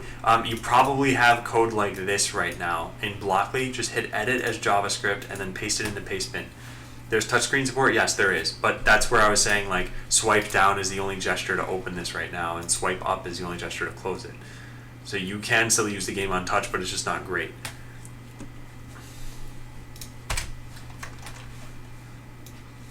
I'll make my stationary lasers bots. Actually, I'll just make them fire lasers no matter what. How about that? Yeah. Okay, thank you, Mr. Random Gamer DK. And it probably has nothing to do with the code you have. It probably has more to do with some weird interaction. So, big client-side bug.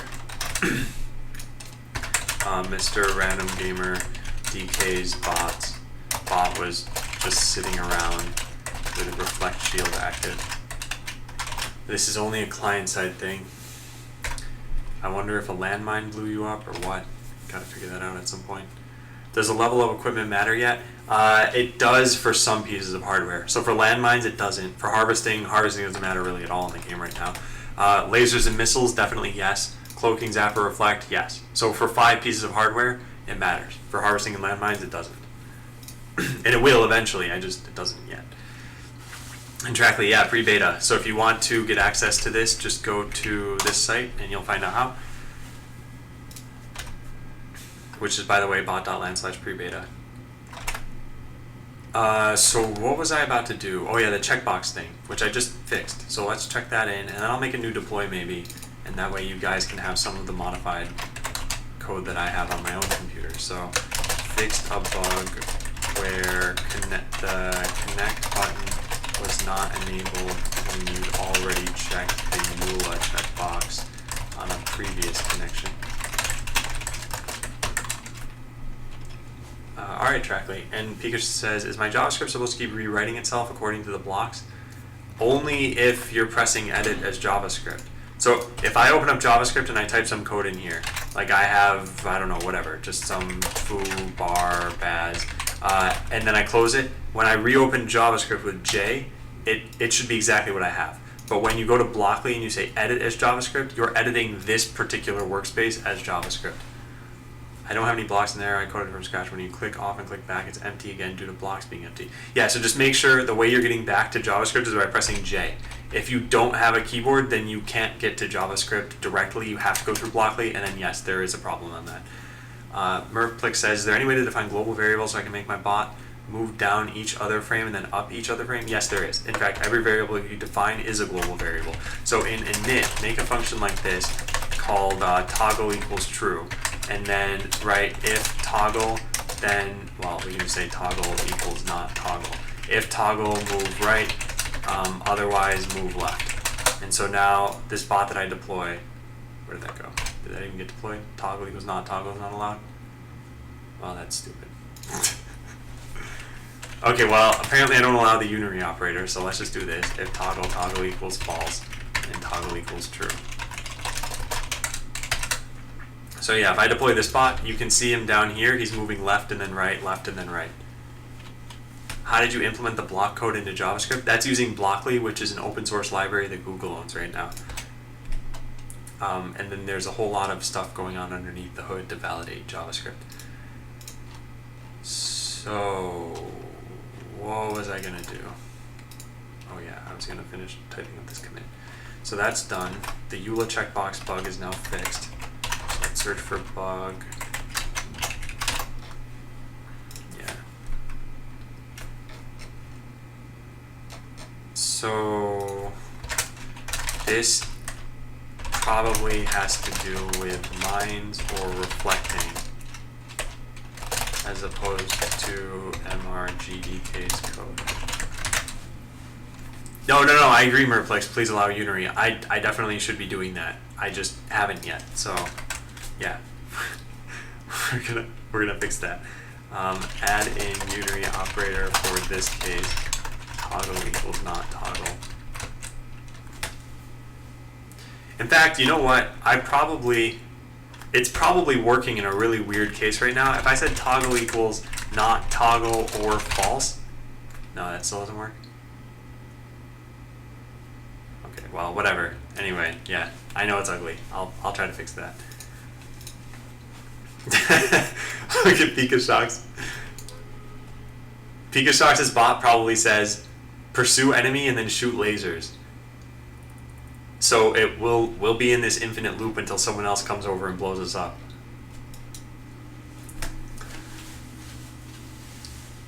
Kind of funny.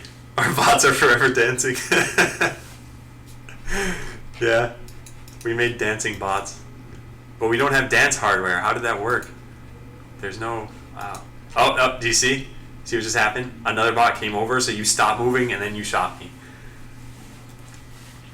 And now you're not in an infinite loop anymore. Hey, there's a big letter F in the arena. Oh no, that's getting done away with. Alright, let's put in my super bots over here. With our landmines, cloaking, and reflect.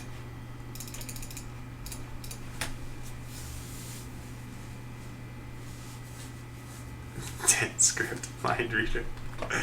Dance scripts are very easy to make in this game. Okay. Okay, so that's fixed. What next? What are some easy things I can take care of and then just deploy this? Remaining pre-beta tasks. Separate this from the snippet. Yeah, spawning on a landmine is possible right now. I'm aware of that. Wait, KX8. Did you not follow me? If you follow me, you get 15 points. Wait. Okay, so hang on. Let me check. Because if you followed me, you should definitely have enough points by this time. Following. And if you didn't, yeah, you're apparently not following me. Alright, if you just follow me, you'll get 15 points. And you'll get control over the lights in my room. That's 2 bonuses.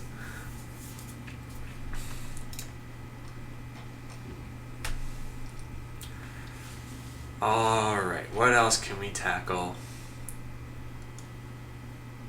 Yeah, so this is something that we should say up here. Add to pre-beta page. Yeah, this. Clarify that your account name is your Twitch name. Okay, that is done. What else do we have here? Okay, lower the duration on tiers of cloaking. This is something I'm going to do. Hardware constants. We've got cloaking. So let me think about this. Right now the durations are set to 4, 5, and 6, and the cooldowns keep going down too. So how do we make this slightly more balanced given the parameters we have now? We could decrease the durations across the board. We could increase the cooldown across the board. I think decreasing the durations is probably what I'm going to do. That way you have 5 turns, so that means you activate it, and that's 1 turn, and then you can move 4 times. You can choose. Yeah, let's just decrease this for now. Alright, so cloaking tiers all got -1 duration, so that they are now 3, 4, 5 instead of 4, 5, 6. Yeah. Alright, that's good.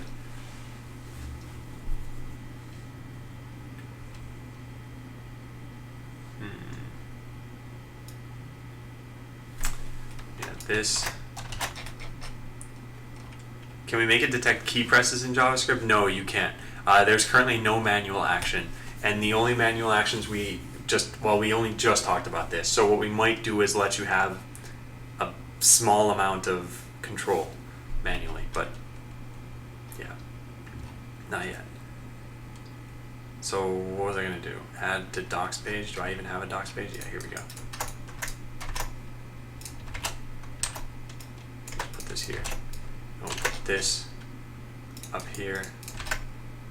And then these I'll just take into a notepad file for now, because there's something I'm gonna have to do, but I'm not gonna do right now. We're just trying to trim all these things down. We're almost to where I wanna be.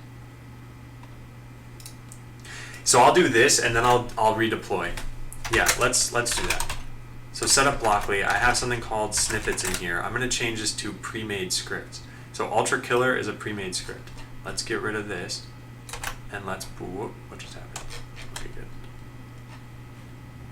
So now we can put, I think we put it here. No, put it here. Category.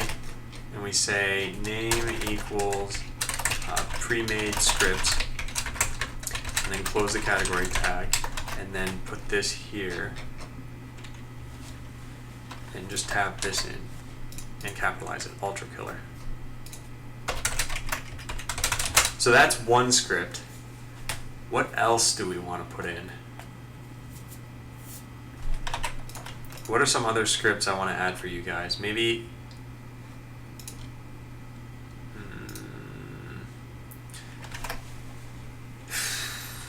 I'll just make a harvester bot. How about that? I don't really want to spend a whole lot of time on this. I just wanted to do something here. Also, the pre-made script should really modify your hardware loadout too, but that's not a thing right now. So let's do this. If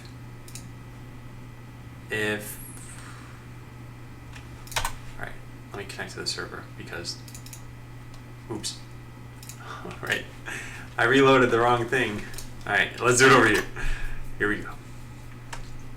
So I connect to the server. I can make a dance script. Well, good. So we'll say if will harvest, then harvest. Otherwise set, let's rename this to closest resource equals find closest resource. Then if exists closest resource, then pursue that. Move to closest resource. Otherwise, we just move around, and I'll put a comment for this too. Comment cleans up the arena. And let's optionally put in a couple of other things here. Let's put in like an if will cloak. If can cloak, cloak, and we'll say something like if, yeah, can reflect, then reflect. Let's just do that too. So there, that's it. Then we do get XML, which is something that you guys should never really be pressing, so I really shouldn't have it as such a prominent button there. And we copy paste the XML into here. Is there a random function? Yes, there is. It's probably just not accessible through Blockly. Yeah, I don't think it is. But it's rand int or %chance. So you could either do rand int, and this is inclusive, comma, exclusive. So if you say rand int 0, comma 10, you'll generate something between the range of 0 and 9. And then there's also %chance, which when you specify something like 25, it'll be true 25% of the time. So you can say something like if %chance, then move right.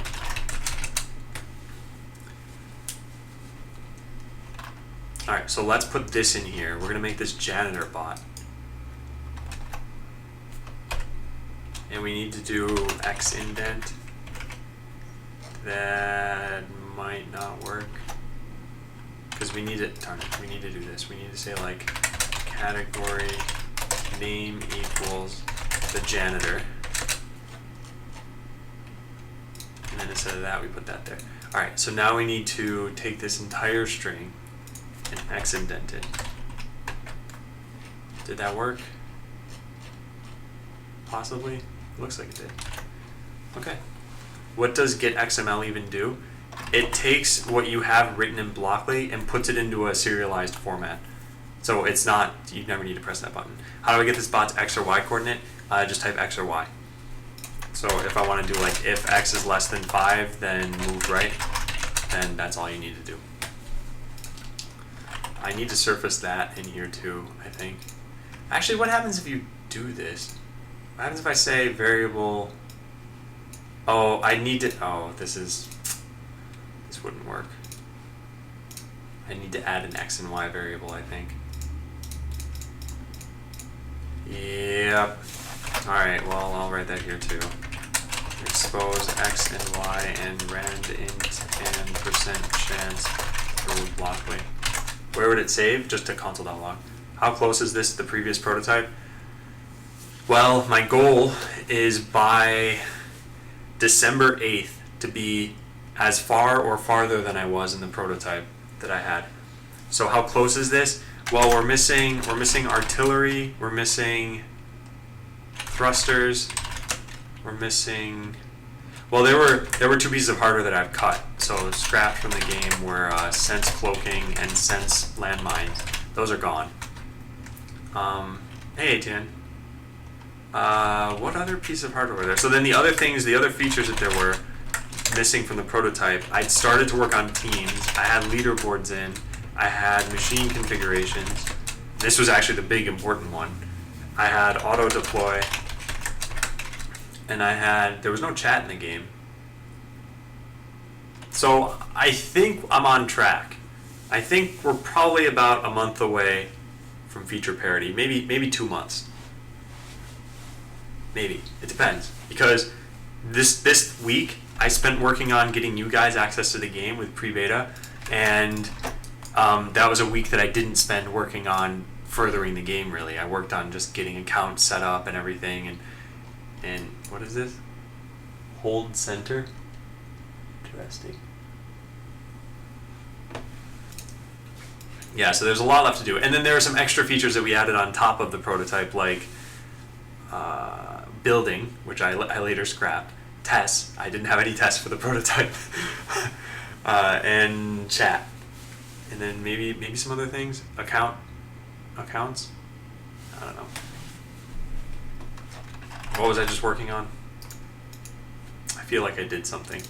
Oh yeah, Blockly blocks. Okay, yeah, let's refresh this, and I'll close this stuff out. And now I should have pre-made script for the janitor.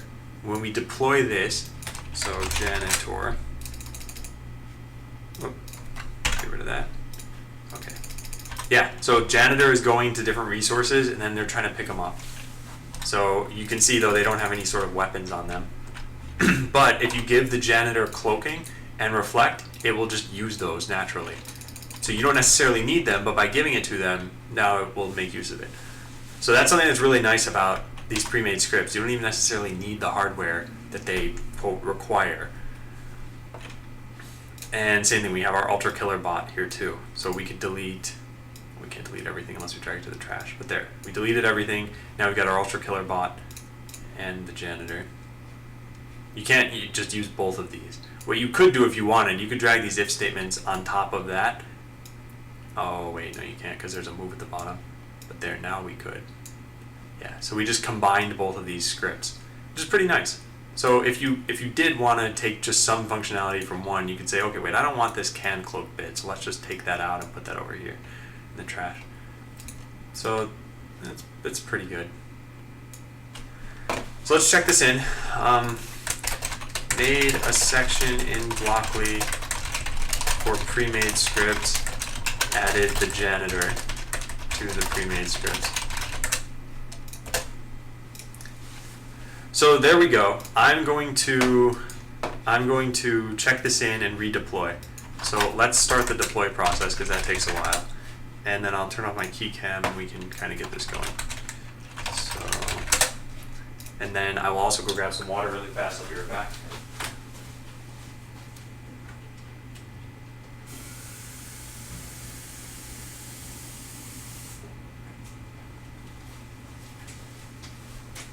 All right. So I'm going to deploy this, and Merplix says, do so you can type one-line if statements without curly braces. Yeah, I actually have that I'll do that too. Don't require block expression for if statement. I don't know about doing that today though, but I do recognize the importance of that and how people would generally want to type out code. So let's see what's going on the server right now. Yeah, I'm about to shut down the server once we work on this new deploy. It'll probably take about another minute. So I'll stop new players from connecting. And let me take a look at memory usage again. Yeah, not too bad. Okay. So let's close out the client, then go back here, do a git pull, which doesn't actually work yet. So now if you were to refresh the botland page, you would not be able to play again, because now this can't connect to anything. But if you already had it open, you should still be fine to play. So it's just the new connections that I've stopped for now. So let's commit this. New deploy. Did they make a sound when they die? There are no sounds in the game yet. I'm sure there will eventually be sounds. I'm still looking for a sound designer. Alright, so some of the changes that I'm pushing, and I'm just going to tell you guys now instead of like typing them out. There's some better name validation in the game. Cloaking is not as powerful. It lasts for 1 turn shorter than it used to. Call expressions are not allowed as arguments. And there are probably some client changes that I can't really look into easily. So, yeah. Alright, there we go. Next we can pull over here and we should see. Yep, good, that worked. Alright, so let me restart the client and now let me whoop. Oh, I'm not in the client folder. Good, and then let me restart the server. So this should kick you guys offline and now you should be able to reconnect. So let's see if that is true. Okay, good. So that's another thing I fixed, is now you don't need to check the box every time. That's done. So now I'm in, and we should be able to deploy the janitor bot. The best bot known to man. Let's put reflect and cloaking, and we'll call this janitor 513531. Deploy. There it is. Alright, yeah, and SwiftBlue and Merplix have just connected, so I know the server's up and running for everybody. Cool. Merplix can't see me though, but cloaking doesn't last as long as it used to.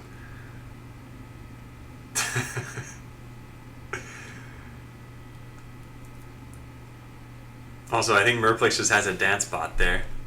Is that what's going on? Can't tell if it's random movement or if it's trying to dance at me. What are you doing, bot? Reveal to me your secrets. Okay, there's nothing going on in the arena right now, so I'm gonna put my patented Zap bot. What does this need? Cloaking, Zapper, landmines, Mr. Zaps.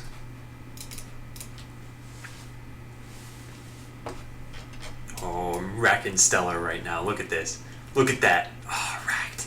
Except for I haven't killed you yet. There we go.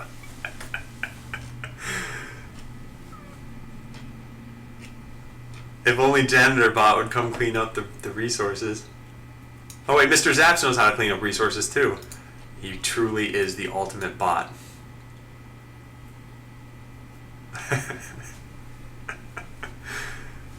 Alright, great. So yeah, if you guys want to connect, you can connect. Alright,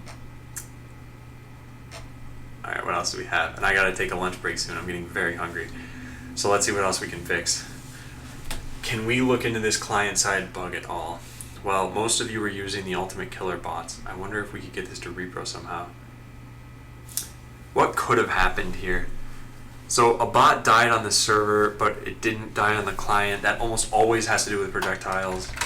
When it's client-side only, it almost always has to do with projectiles. It likely had to do with reflect. The last big bug that I had like this, you would shoot at a bot, which would eventually kill you because it would reflect off the target bot. But before the projectile could reach the target bot died from someone else. So instead of your projectile eventually making it back to you, it just died. But I fixed that. Failed prop type. You provided a checked prop to a form field without an onChange handler. This will render a read-only field. If the field should be mutable, use default checked. Otherwise set either onChange or read-only. What? Alright, well thank you, Stellar. Let me see where that's coming from. It must be the connect to server component.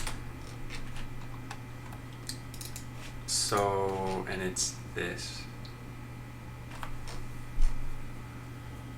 So I have checked, and it says set either on change. Oh, I have on click. I meant on change, I guess. Okay, that should hopefully fix this. Where are you getting that error? Was I just never looking at this? Oh, yeah. Huh, interesting. I wonder if this should fix it.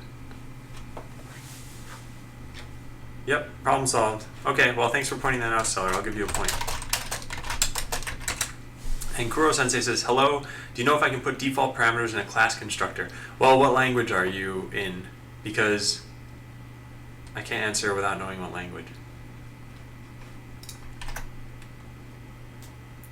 Okay, so I fixed a small bug right there, thanks to Stellar. Fixed a small, well, I probably should make sure this worked. Oh, I don't have it set to require the EULA. How would I do that? I think if I went to testserver.bot.land, then this would do it. Nice. Yeah, okay, it works. It's ES6? Okay. Yeah, so Kuro, here's how you can do it. Class, person, constructor, name equals Adam. And that's it. That's all you need to do.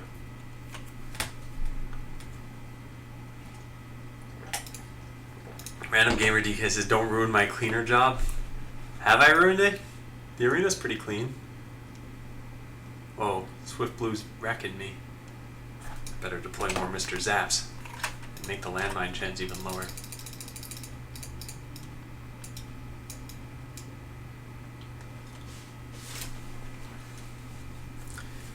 Okay, so that's done. Hey Lulong. I just get syntax error equals. Are you using ECMAScript 6? Because if you're just using JavaScript, then it won't, it's not possible. In fact, class doesn't even exist in JavaScript. So if you're using class, then you know you're in ES6. Kuro-sensei, if you paste your code in CodeBin, in Pastebin, I can find your problem and then help you fix it.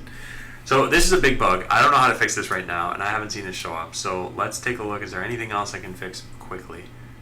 I could add menu buttons in. I just don't want to. I don't want to do that quite yet. I guess I could put them down here, maybe next to chat. Add them next to chat.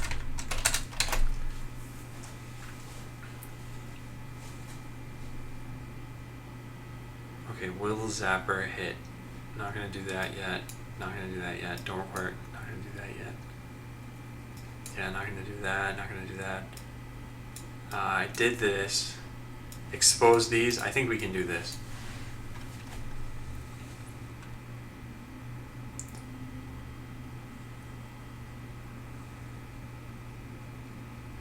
Yeah. Yeah, let's do this. The chat is not resizable, no. I don't intend for you guys to chat in the game right now. Obviously, eventually that will be the case, but since you all came from Twitch to get to the game, then you might as well just chat in Twitch about the game.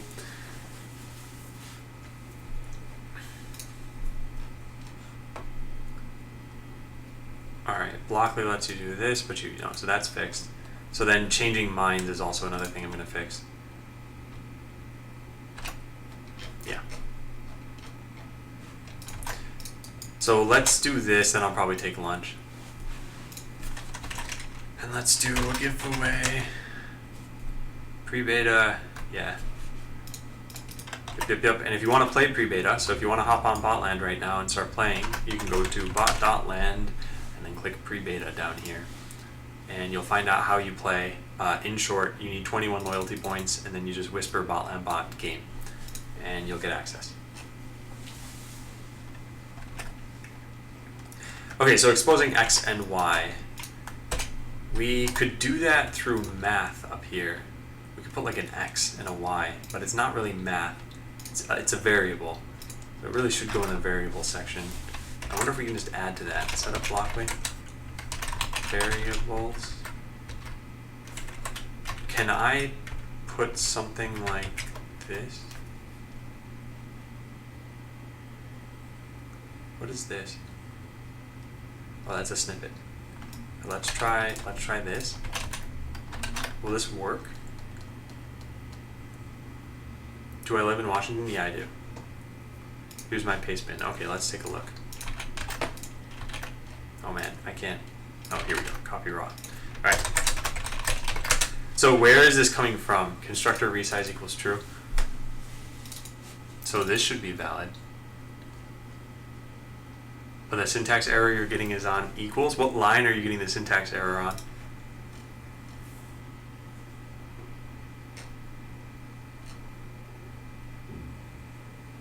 Because,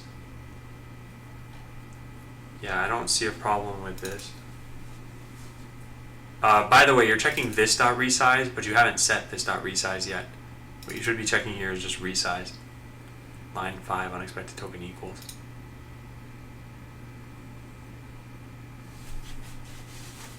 Yeah, I wouldn't expect that. Let's paste this into Babel.js and try it out. And what are you using for your transpiler or your ES6 environment? Yeah, here we go. Well, I can't read this. How do I see what this error is? It's like hidden beneath the scroll bar. It says unexpected token on line 50. Did you mess up the parentheses? Then you're calling it here. Yeah, there's an extra closing. Yeah, that was it. You have an extra curly brace at the third to last character.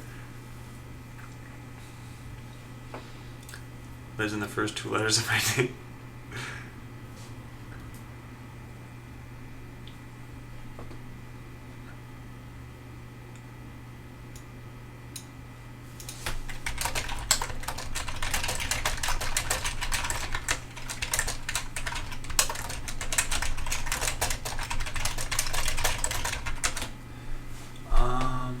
Yeah, okay. So yeah, try that out, Kuro-sensei. Just delete the third to last character.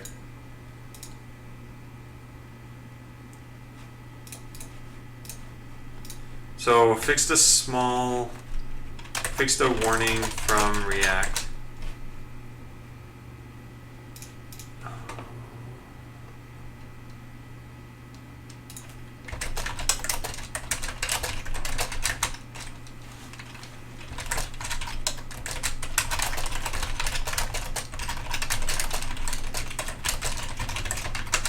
Wait, it isn't the curly brace? It should be the curly brace. Anyway, fix the warning from React.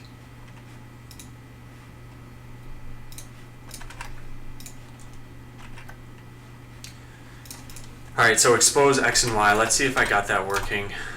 In variables we should have, no we don't. Okay, so something's wrong, or I forgot to refresh. Yeah, something's wrong. Man. Custom equals variable. See, the thing is, X is not a modifiable variable. I wonder how this custom works here. Is the input name my Twitch name? Yes, it is.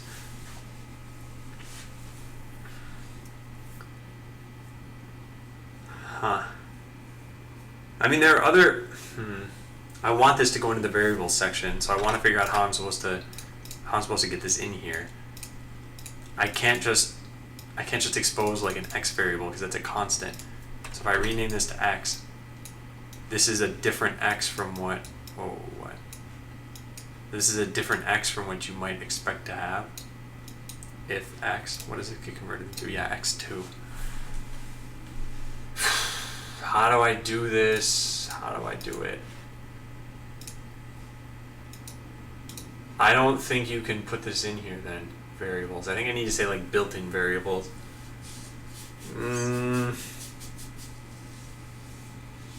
Hey, Wouter, that's the sum of two perfect squares, 10 and 13.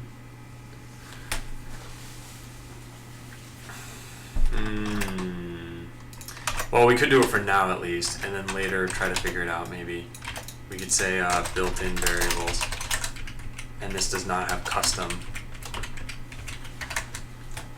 So then how do we do this? We make block type equals built-in X. So now we just need the built-in X. This shouldn't be too bad. We could make it purple. What's the color here? Variables are set to what looks like, well, let's look at block factory. We could figure out the exact hue.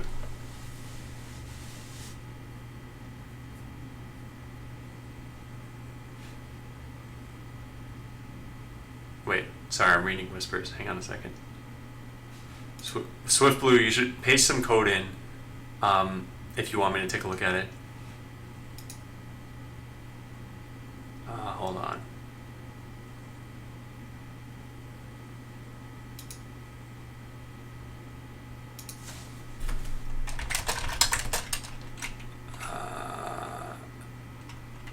I think.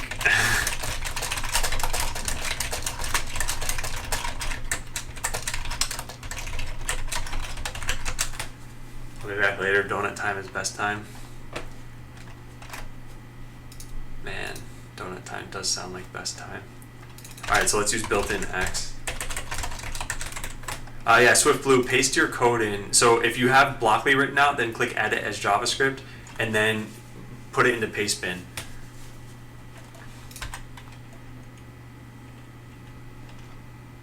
Because yeah, the two bots that aren't moving probably have some relatively basic error. And I'm going to put my Mr. Zap spots down. I love the not knowing what I'm doing first time. I'll get this figured out. Yeah, I'm playing Risky in the meantime. If you have a keyboard, press J to type JavaScript, or B to use Blockly, or just swipe down from the middle in order to open it. And hopefully, I never deployed. Oh, or did I?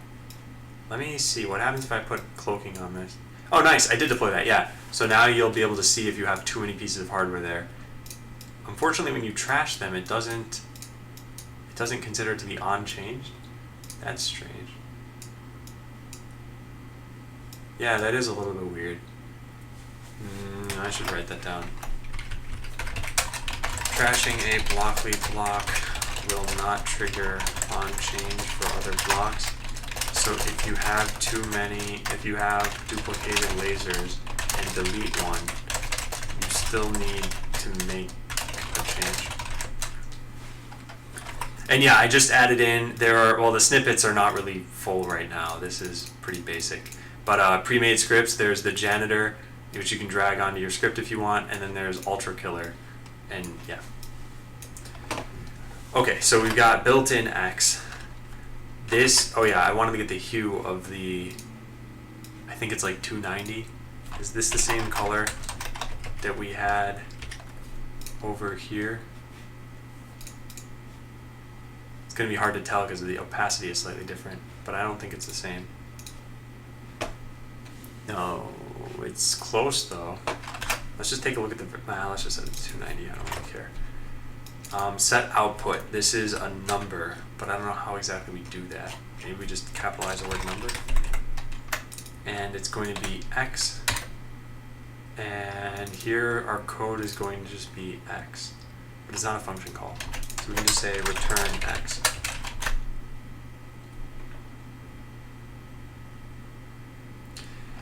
Yeah, maybe that's it. I don't know. Let's try it out. So we have built-in variables and we have X now. What happens when we try doing, well, let's just hit edit as JavaScript. There it is, X. Looks great. Okay, now what happens if we say if X is less than 5, then move right.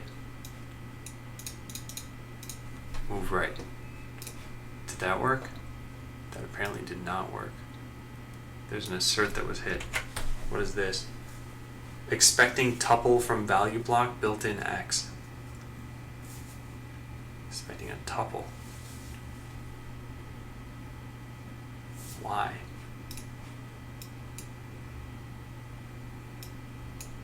Wait, so if I edit this, we're fine.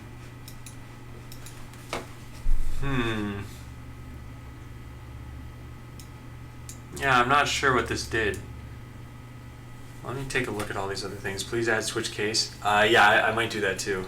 Does chat work with other players? Yes. So chat does work, but the point is like, the point is just to use Twitch chat for now. Like it works, but you're not really supposed to use it yet.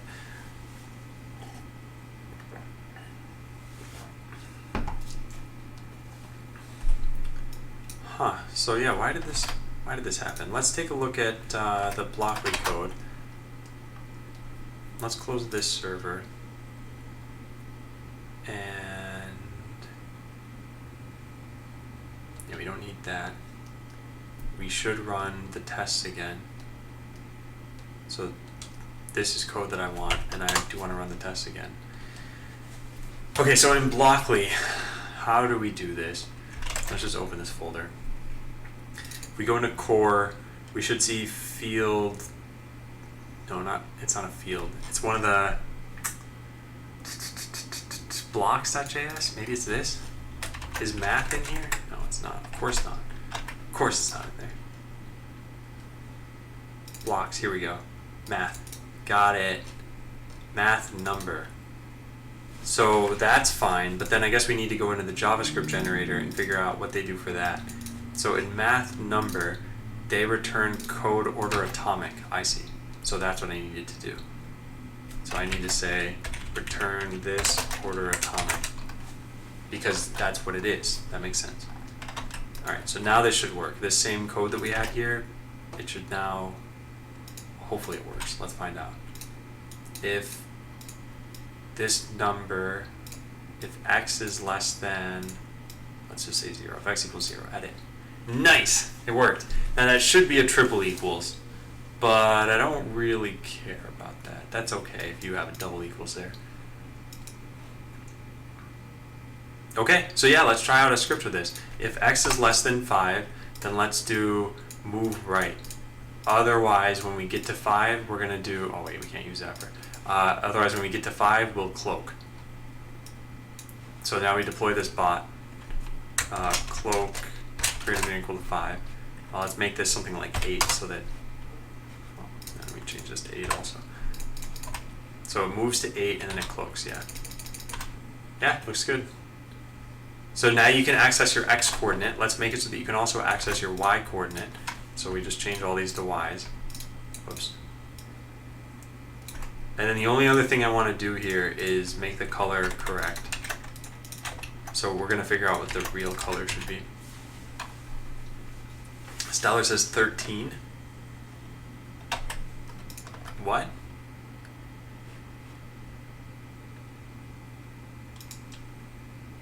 Did I? Test, please ignore. Okay.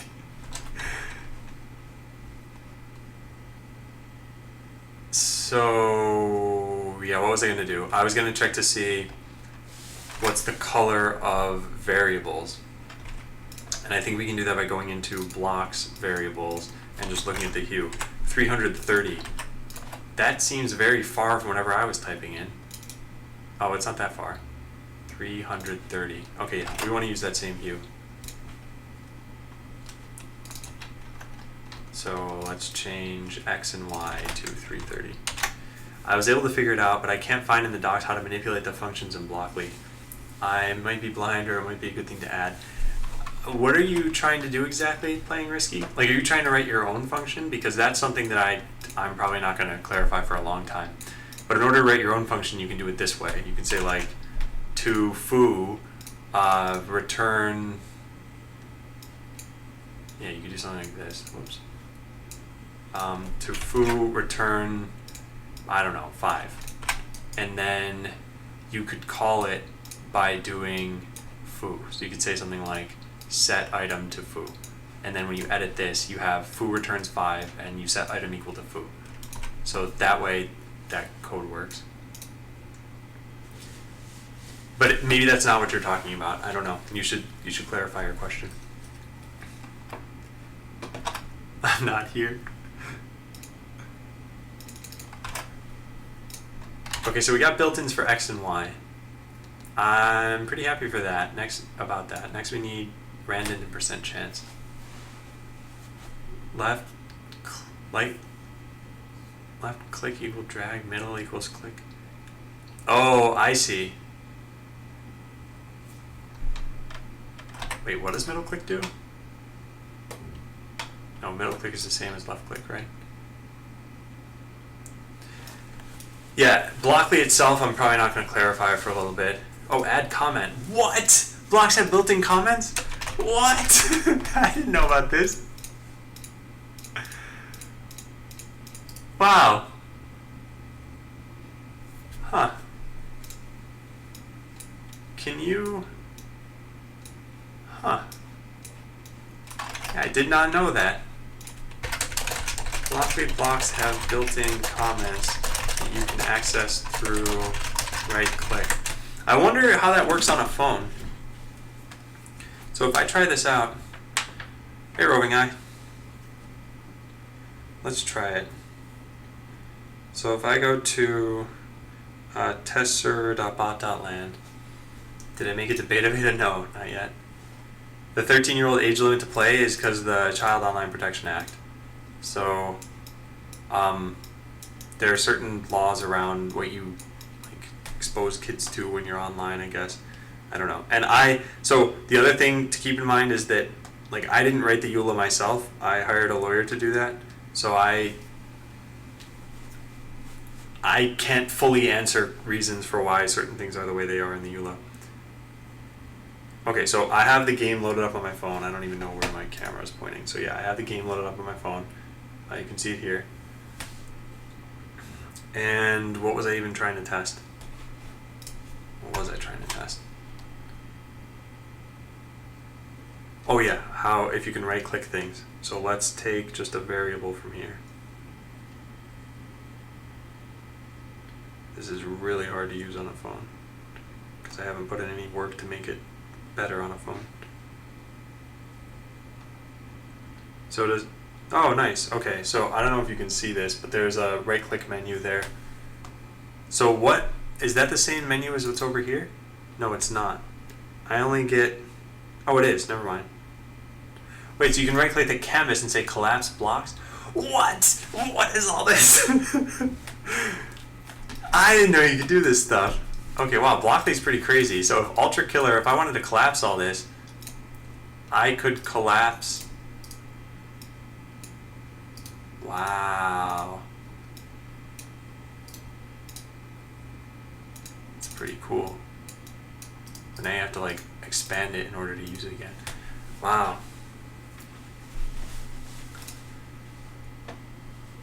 And yeah, playing risky, I'm gonna put that on a pre-release kind of thing. In fact, there's gonna be a tutorial eventually, so I guess it would go into the tutorial. So yeah, I probably won't. Well, I'll just write it down. So Stellar, I'm not a lawyer. I honestly I probably can't answer these questions that you're asking. And I'm not trying to hide anything, seriously. I didn't try slipping anything into the EULA that I later plan on exploiting people or something like that. It's for my protection. I'm currently collecting 0 personal information about you guys. I have your Twitch username, your randomly generated password. I have nothing else. I don't have your email address. I don't store your IP address. I don't even think I printed the console at any point, so I don't have anything. We've been working on the same project as the rest of us. We were busy building a Botland game.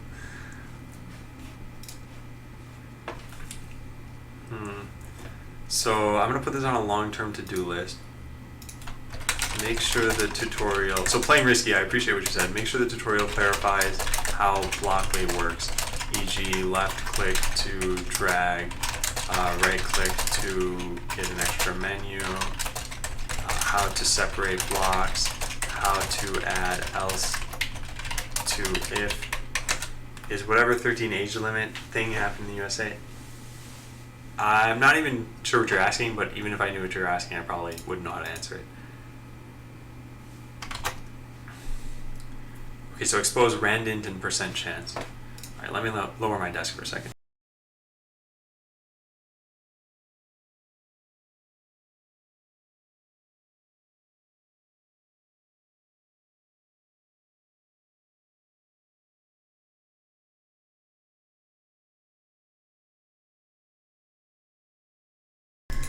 Okay.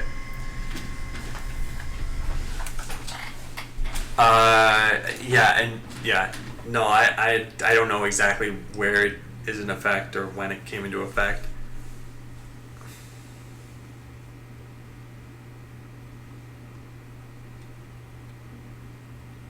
But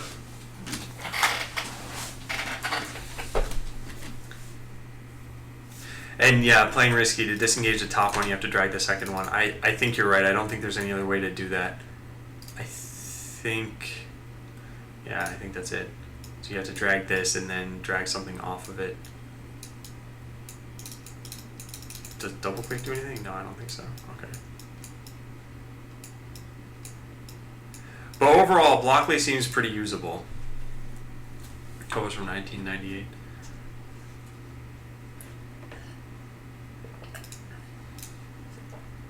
So we're gonna expose randint and percent chance. Do I already have percent chance? Where would I even? Oh, I already have percent chance. I just don't have randint. Oh, interesting. Okay, well let's add in randint then. So built-in percent chance. We're gonna put in randint. And this should be under math, I think.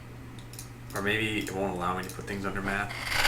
I don't know. Having it as a helper function, I guess, is okay. Or where is it? Logic?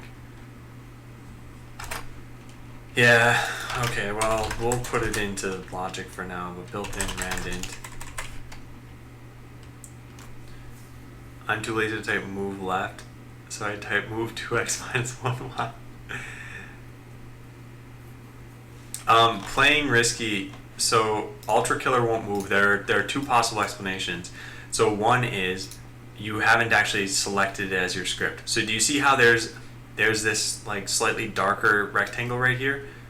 That's because I haven't dragged this onto my canvas yet. So there, now here it is, and now it's definitely on my canvas. So I have the script over here. The second thing you need is, well actually that's probably your problem, because if the script's not moving, then that's gotta be it.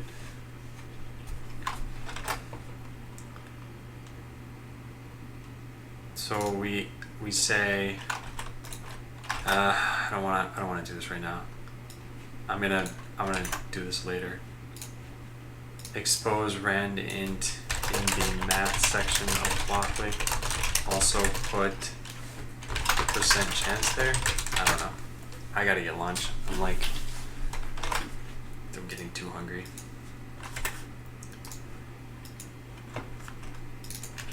So what do we add in? Built-in X and built-in Y.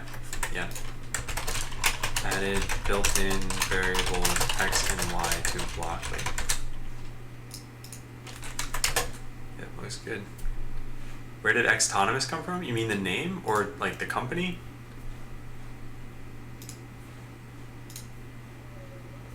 Okay, and then let's deploy this code.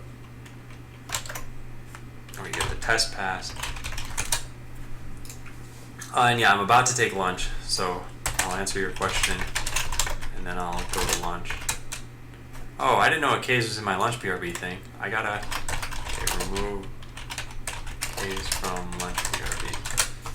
I've gotta use Akaze's name in my lunch BRB now.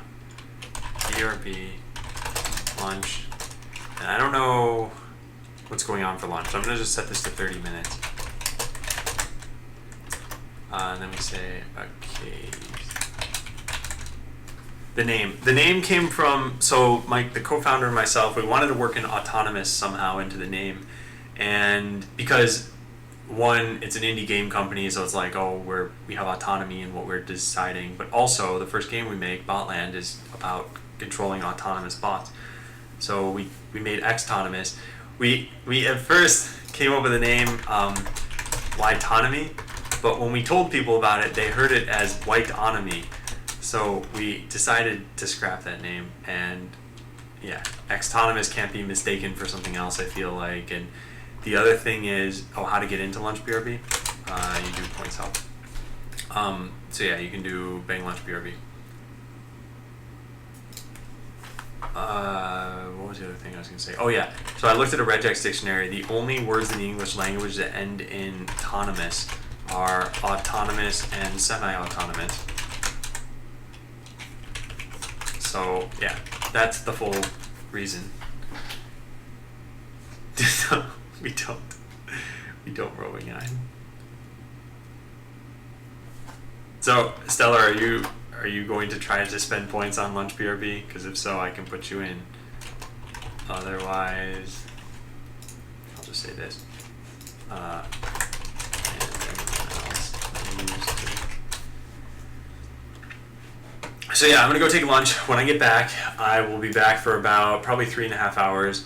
We'll continue to work on some bugs. Hopefully we'll add Blockly blocks in for Zapper, fix up landmines, and get to the point where next week we're good to just progress and make whatever changes we wanted to make this week, but then we didn't. Okay, so let's see. This should work. Okay, should be in this menu now. Look at this drop down. Nice. Okay. Alright, I'll be back. It probably won't take me the whole 30 minutes, but I don't actually know what I'm doing for lunch yet, so that's why I set it to 30. So yeah, be back.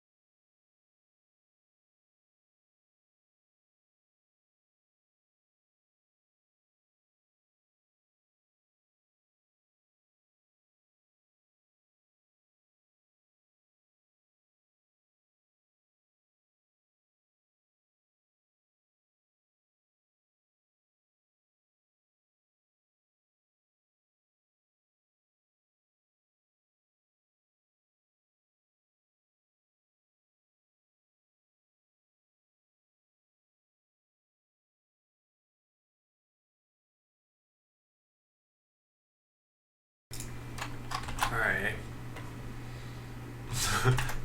Swift flip. Let's see what's going on the server.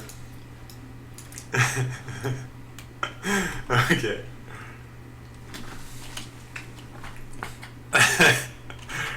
Alright, I'll kill him. I'll do what I do best.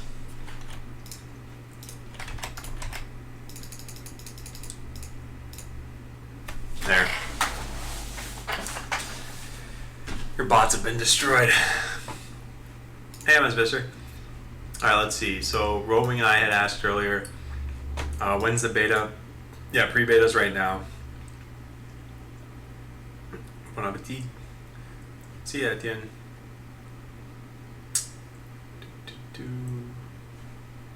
Alright, yeah, cool.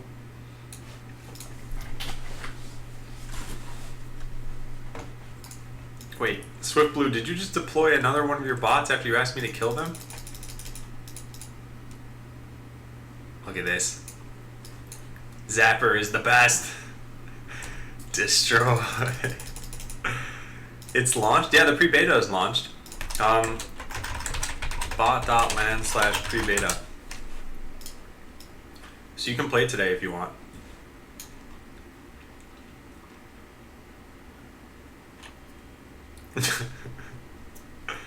So when the server goes down as restarted, can the client go into an offline page? Yeah, that's a good idea. I should eventually do that. When the server goes down, put the client back into single player mode and make it so that they can reconnect. That's something that I would do, actually not anytime soon, but yeah, that will eventually be the case. I'll just put this down here for now. Okay, so what are we gonna do? Expose randint in the math section of Blockly. Oh yeah, we also wanted to do a deploy. I don't know when that deploy finished. 109. So that was right before I left, I think. So let's see what we've got here. We modified something. I don't know what exactly. Oh, checkbox stuff. I don't care about this yet. Alright, so can we put blocks into the math section? I don't think we can. Oh, wait, yes we can. Oh, nice. So we could say like built-in percent chance right here. And then we should have that just show up. Is it possible to set the spawn of the bot? No, nor will it probably ever be. If lasers hit right, do fire lasers right?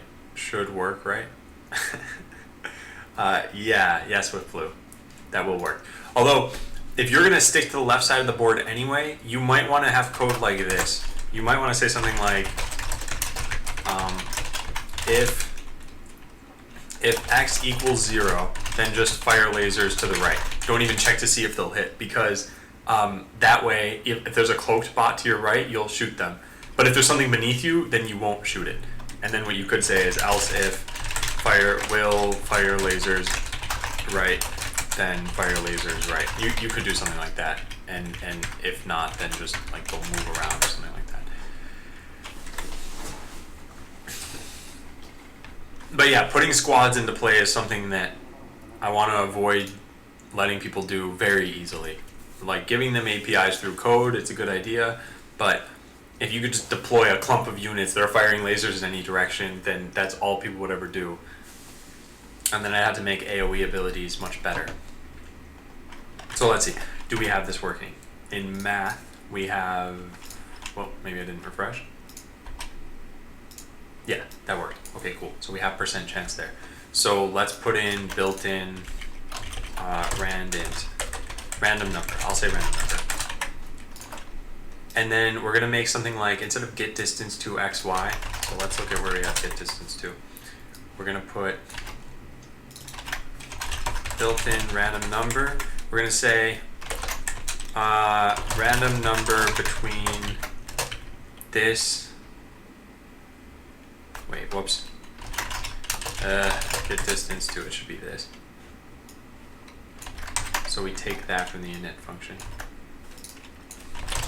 Random number between, and then we do this and that. So we say min value what does get distance look like? X, Y?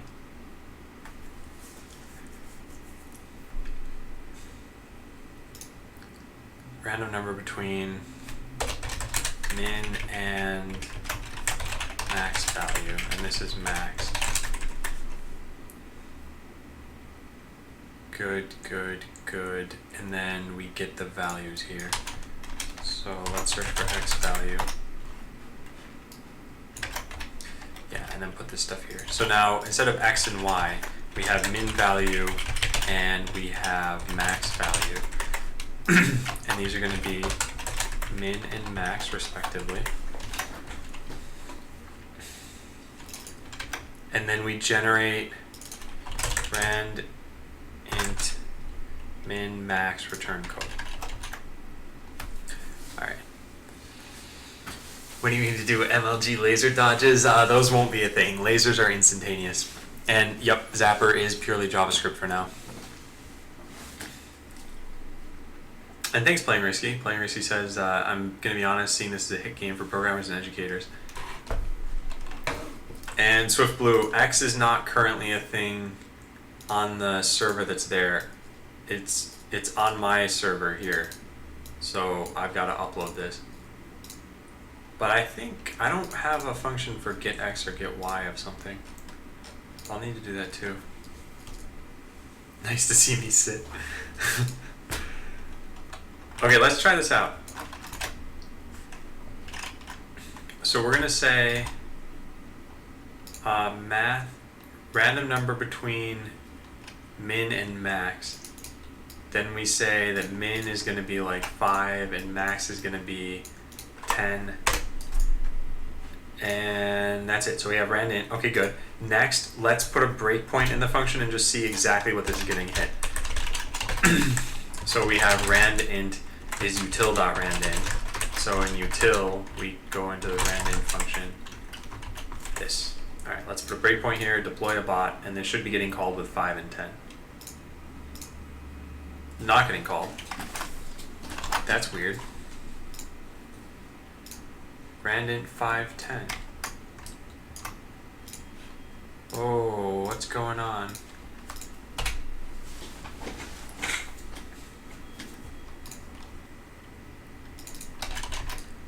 Yeah, what is going on here?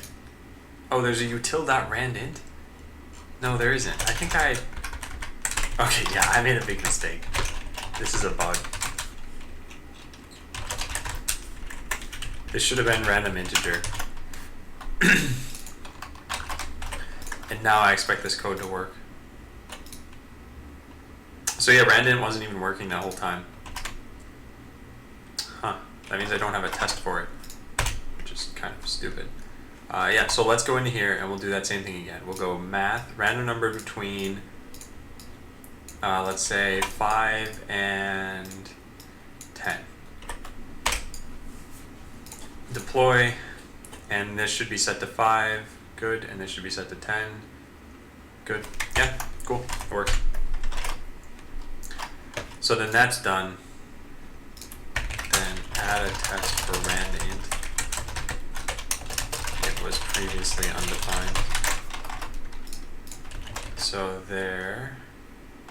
Then we take this out, and then I think we can check it. Alright, so we added in the random number API, and yeah.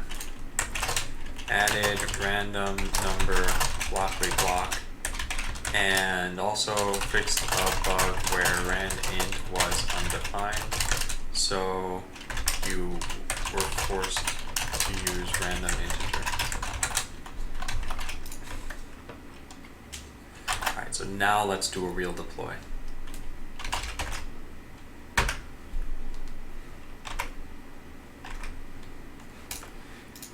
And then I'll write a test for this. So in arena test, do we do random integer at all?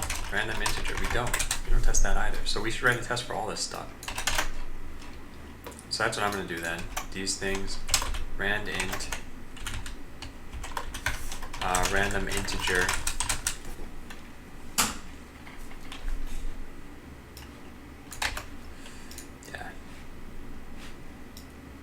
Okay, so let's put this test, I guess, right at the end. Should have all aliased functions work, e.g. map and util. So we're going to test all of these things. So in order for us to do that, let's just make a bot that has no code, because we don't need it in order to call this stuff. Then we'll do setup active bot, new bot entity, test simulation server dot, how do we do this? And sense. So we need to do this. If lasers hit target closest enemy.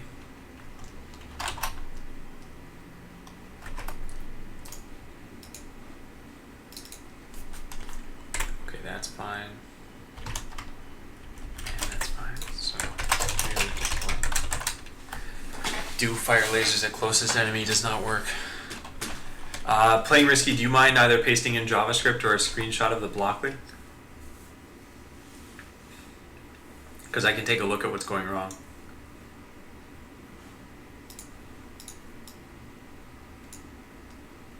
Also, for me to restart the server, I've got to cut out your, I've got to stop the server first. Did I push? Okay, let's push.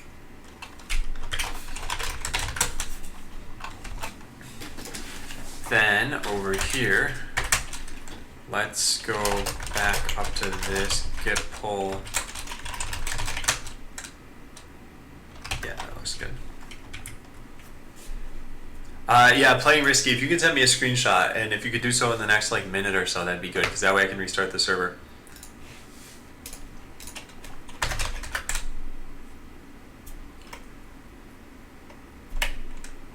Okay, so let's restart this stuff. So I'll restart the client first. Yeah, I'll restart the client. And then as soon as I get the screenshot, I'll restart the server.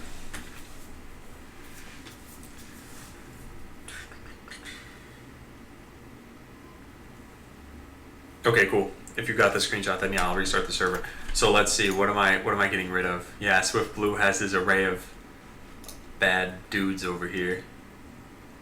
Oh, except for it looked like that was a problem. You moved closer to... Huh, interesting. Okay, yeah, I'm gonna restart the server.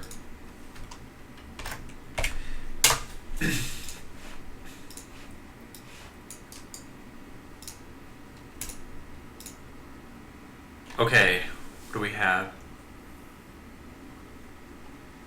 Andre says, I want a function for how many turns until cloaking wears off.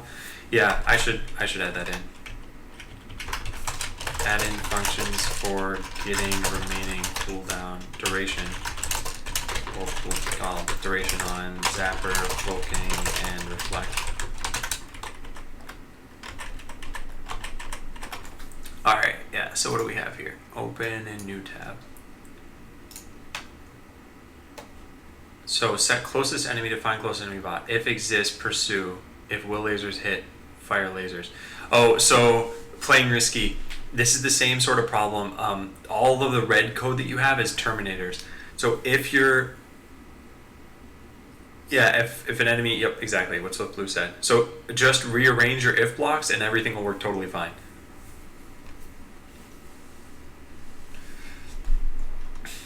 All right, and the server should be back up. Let me see.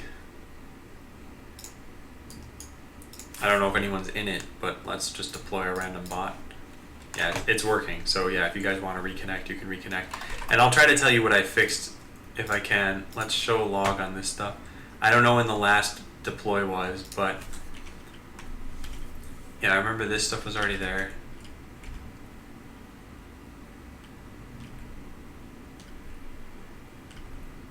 Okay, so you now have random number as a Blockly block. You have X and Y as Blockly blocks, and you have Well, that's probably pretty much it.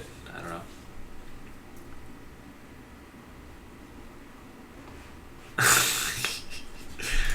Okay, so yeah, just flip them playing risky. So what you wanted was something like this.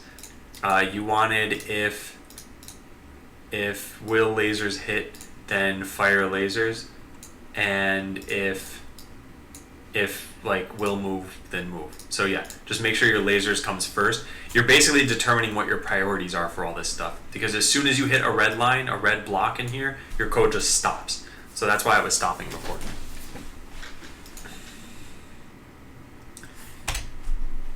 All right, time to make my patented zap bots, which probably won't really compete with Orange Ray's bots, but we'll wait for his reflect to wear off. Oh no, we don't need to. We'll wait for his cloaking to wear off. Talking about exploiting his AI. All right, great. There. Now look, I can't even see him, but I'm still zapping him. Yeah. Get some. Yeah. Oh wow. My bots actually did kill yours. Zapper to the rescue, wow. Those are pretty good. EX03 Gaming says, I want to start coding. I'm 16. What advice have you got? I don't know where to start. I plan to do this in college. So I suggest starting with Python. And the easiest way is just go to Code Academy, and I'll actually link you the page. How about that? So go to this page, and yeah, just start learning. They present it in a really nice way. So I think it'll be good. Those are the two most start with, yeah, Python or JavaScript. So okay, what's next? Adding in tests for all these things. Let's do that. So we're gonna do clamp number. I'm not gonna write extensive tests for this. It doesn't need to be. So let's clamp 1 between 6 and 10, and make sure that it's equal to 6. Clamp number 1, and then let's clamp 12 between 6 and 10, and it should be equal to 10. Clamp number 2, and then let's clamp 8 between that, and it should be equal to 8. Alright, good. So there's clamp number. Done. Next, absolute value. We really only need to do this. We need to just say, is the absolute value of this equal to the math.apps function? Because then we don't need to test anything. We can do this for all of the math functions.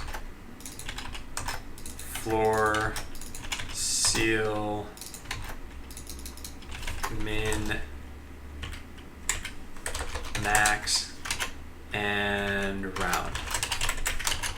Okay, cool. Then rand int and random integer. So I think we'll just do the same thing here. Just make sure that this rand int is equal to util.randint, or random integer, random integer, rand int, and then make sure that random integer is equal to random integer as well. And then we run these tests.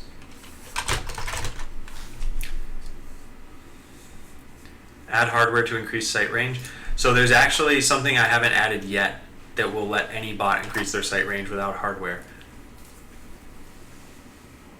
In fact, I'm not totally sure if we figured out how it's gonna work. Let me check the design doc. I wrote something about this.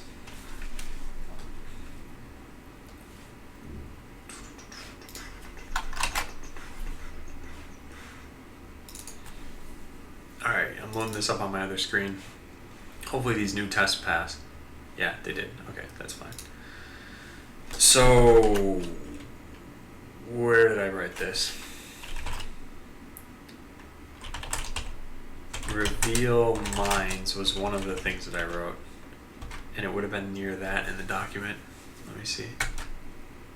This is so slow.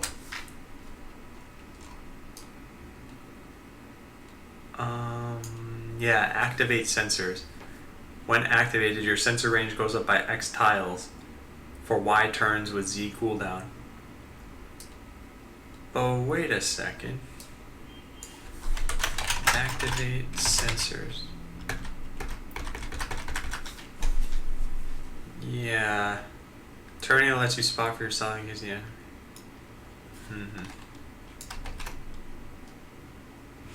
Okay, so this is what I wrote. Activate sensors. When activated, your sensor range goes up by X tiles for Y turns with Z cooldown. So I wrote tiers in here. Those are no longer a thing. So we're going to say this. Lasts for 3. This Terminator lets you spot for yourself in the case that the enemy has unbreakable phalanx. Spotter wouldn't be able to get through. This increased sensor range still does not allow you to see shrouded units until you're close enough to them. Alright, so ignore that other stuff. We're going to have to do this eventually, but we don't have artillery yet, so it's not really a big deal yet. But at some point, when we test this, we need to make sure that when this turns off, all revealed landmines go away. So every time your sensor range changes, that's going to be annoying. But for now, we wrote these tests, so we can check in. Good, yeah. Added tests for aliased functions, e.g. math.min or util.random integer. You should put a live cap of the game in the bottom left of the stream. Yeah, actually, so one of the things I was going to ask is, does anyone mind hosting a Botland stream, someone who has pre-beta access? I would give you however many points you need every week in order for you to be able to get access to it. But that way, there could be a totally separate stream with what's going on in the arena. Because otherwise, I'd need to leave a tab open and devote some screen space to it all the time. And it would probably be like the size of my keyboard cam, so it'd be pretty hard for you to see what's going on. Well, actually, let me see what that would look like. I don't know how this is going to work. Add window capture. Let's take this, I guess. I don't know what's going on here. So wait, if I turn off my monitor? Oh yeah, okay, so you guys are seeing it right now. So I need to just resize this. Yeah, so this is what it might look like. And can I minimize this and it would still work? No, because Chrome doesn't refresh when it's minimized. So yeah, I need a tab that's always working. Yeah, I'm gonna just turn this off for now. Depends, should it be 24/7? No, it doesn't need to be. I just figured while I was online there could be a Botland stream. You should make an official Botland account to give to the hoster. I'm very willing to stream it, but I can't do so 24/7. Yeah, I think as long as it's just up throughout the day, and yeah. And then Skynet says, please add a scoreboard, it'll be way more fun. Yeah, so that's planned. And this is one of the things I kind of want to talk about a little bit, as long as this has already been mentioned. So if you go to the pre-beta page on bot.land, one of the things you'll see here I wrote is like, look, features. This is not a release game. Adam will need to work on features that do not change how the game appears, e.g. the auth server, improving performance, refactoring, etc. So one of the things that I know we need, I know would be a lot of fun for the game, is leaderboards. However, I'm not planning to do those for probably 2-3 weeks. Even score, I'm not planning on doing for a little while. So there's a lot of stuff to do in the meantime. But for now, like, at least you guys can play the game. Like that alone was like a 3-day piece of work. So add docs for all of these functions, I guess. So let's put this in here. Yeah. Document all math functions and util functions.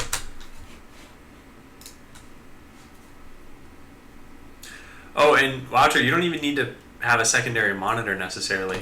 Like, okay, so check this out. If I have this window capture going, as long as one of these tabs, whatever I've chosen to use, as long as this window is being refreshed, I can make this any size. Do you see how I'm changing the size of this window, but the thumbnail on the right side isn't changing? So as long as this is somewhere on my screen, then we're fine. Well, apparently not quite, because you saw some glitches there. Whoa. Okay, maybe I take that back. Okay, I guess it does need to be whatever size you want it to display. Yep, alright, I'll ignore everything I just said. Oh, I see. And yeah, Walter, if you do something like that, that'd be great. And like I said, I'd make sure that any points you spend, as long as you're streaming, are free. So if it's 100 points on a Monday, you would just get a beta account for free. All right. What next? So trashing a Blockly block will not trigger on change with other blocks. This is possibly not even worth looking into. Let's see. So this was this. When you have 2 landmines, for example, and you read one of these and you said, oh, wait a second, I have duplicated hardware. Okay, let me trash this. You put it in the trash can. Oh, wait, that time it updated. What? I just tested this, though, and it wasn't doing that. Why is this making a fool out of me?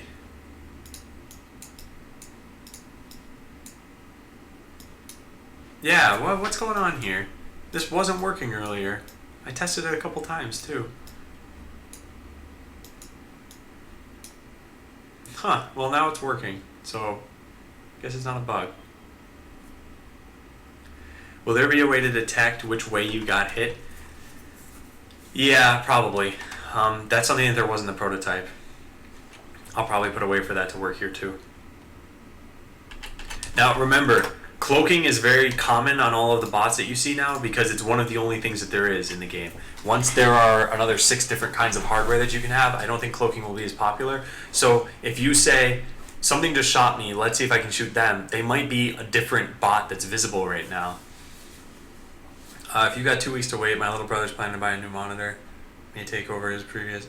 yeah, sure. I'm not in any rush for this, and if anyone else wants to use this in the meantime, wants to host a stream for Botland, that'd be great.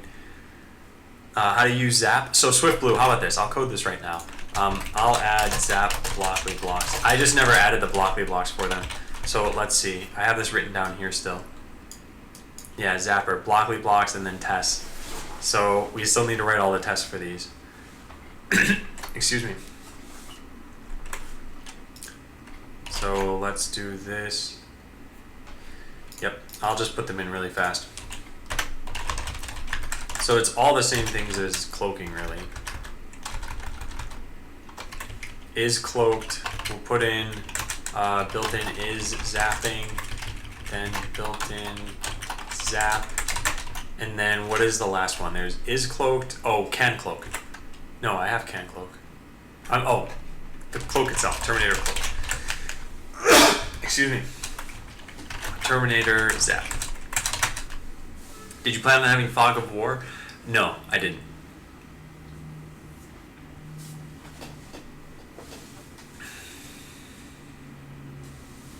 And yeah, Walter, it's fine either way. Alright, so why did my hiccups just start again?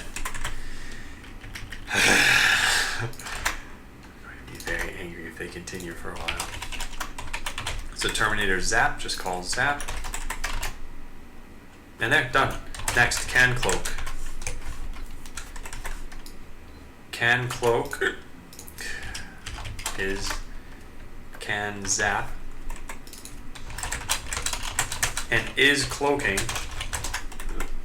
or is cloaked, I should say, gets replaced with is zapping. And this is zapping, and this is zapping. They're done. EX03 Gaming says, I like this stream, but I can't understand one bit. If you have any questions, feel free to ask. Playing Risky says, are our accounts getting wiped at midnight or Sunday? They're getting wiped on Sunday, but there's no specific time. So it might be like midday, it might be later, I don't know. Everyone said, man, I just spent 2 hours updating that to-do review plugin after using Atom for a few months. I don't know how anyone uses Sublime. Ah.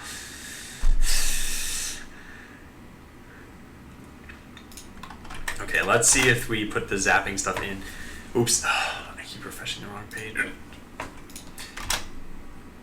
Wasn't sure if the point sale is specific to just today. Oh, the point sale is specific to just today, yes. And that, the point sale gets wiped out at midnight. But then tomorrow, you can still connect and play Botland if you want. Yeah, no, I know, the hiccups just started again. I don't know what this is.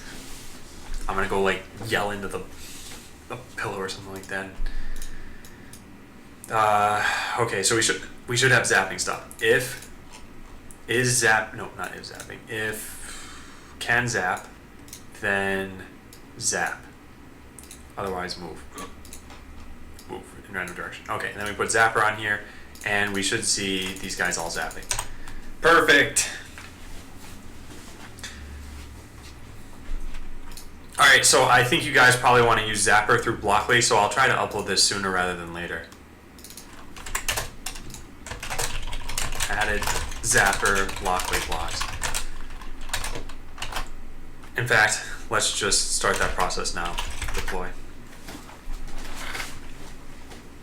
So yeah, for anyone new to the channel, if you go to http bot.land, whoops, that's not the URL. If you go to bot.land and go to pre-beta, you'll find out how you can play the game that you're seeing on my screen, except for that wasn't the right browser window, it is this. You can join, you can play around with Botland. It costs loyalty points. And for today, the number of loyalty points it costs is just 21. So that's roughly an hour of viewing after you follow. On Monday, it'll go up to 100, then it goes down to 90, then 80, and then maybe 50 next Friday, I don't know. Alright, Playing Risky, I'm glad you had fun. Oh, and remember, if you sign up for an account today, your account gets deleted every Sunday. So you will eventually lose access, and then you'll have to buy it again with loyalty points. By the way, if you're watching the whole week or you even just idle in my chat, you get twice as many loyalty points as you'll ever need. So even watching for half a week is fine, or a quarter of a week if you, well, one day I should say, because it's a quarter of my streaming week. If you watch for even one day, you'll get enough points for a Friday.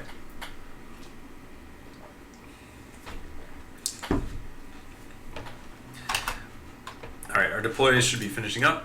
So let me turn off my keyboard camera, and then I can push the code. Good, let's do this. Commit, looks good. Added Zapper Blockly blocks. Push.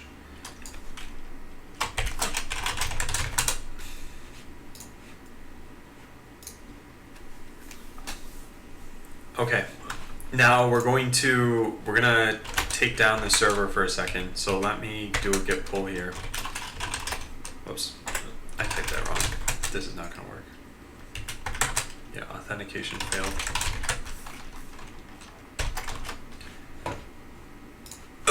Alright, so I can turn the keyboard camera back on. Here's what we're gonna do. We're gonna go restart the client. Done, and now we're going to restart the server.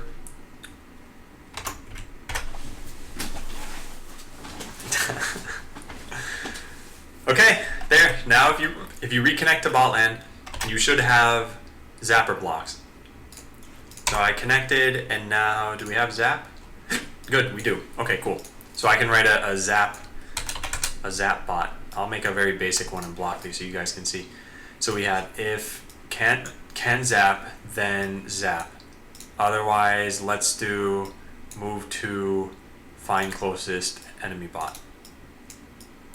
There we go. So this is it. This is the most basic Zap script I can come up with, and I'm just going to deploy a bunch of these. So it can't find any enemy bots, so it's not moving at all. And when you guys deploy bots, they'll get absolutely destroyed by the power of the Zapper. Unless they have cloaking, in which case they'll probably beat me. Do you ever work on a big scale project, and are you the only one working on this game? Yeah, I've worked on a lot of big scale projects, not necessarily on my own before. Like, I've worked on, well, yeah, I have worked on a lot of big stuff. And am I the only one working on this game? I'm the only one coding this game, but I'm not the only one working on it. Because I cannot do artwork to save my life. This art is professional art, it's just not intended for this game. It was intended for the prototype, so I'm using it very poorly. It should be colored differently, and it would look much better if I did that. So if MS Visser ever moves into my sight range, there we go. Well, except for MS Visser has MS missiles, and I can't compete with that. Zapper is a close range attack, and missiles are a long range, so yep, MS Visser is going to beat my bots in like 90% of the cases, I bet. Yeah, see, I can't even get close to Zap. I did like 40 damage maybe. Excuse me. And now, yeah, see this? I can't compete with this.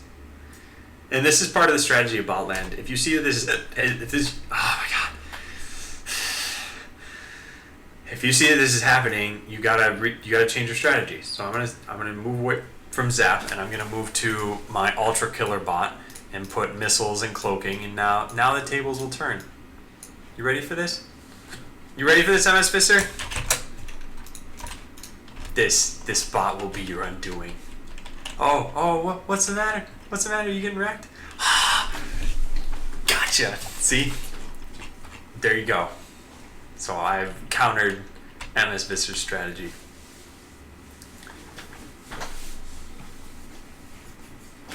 Wait, what? Our first viewers watching the stream through the webflow?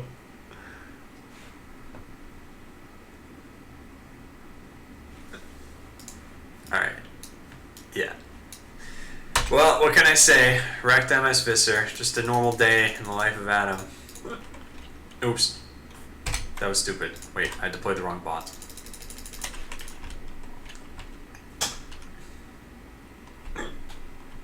Oh yeah, here it comes. There. You see that? Okay, so we never figured out what that bug was where Random Gamer DK's bot was just standing there. And it hasn't happened again. It could have had to do with landmines. Could it have had to do with landmines? Yeah, I don't know. Okay, well I added in those blocks. So that's done. Next, we're going to change how landmines work, and this is going to break the test, so this is unfortunate. Before, here's how they worked. When you laid 6 of them, the 7th one you tried to lay would remove the first one. And that's so that you had a max number of mines per player. Now we're going to change them so that they have a time to live on each mine.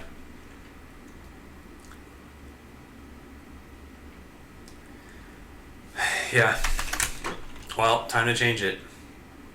Let's go into hardware tier data.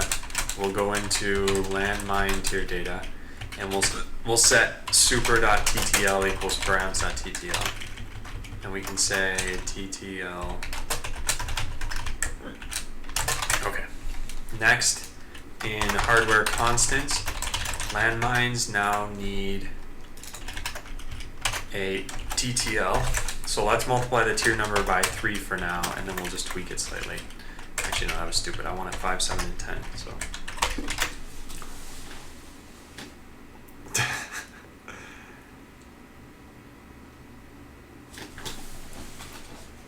Adam is Dutch for breath.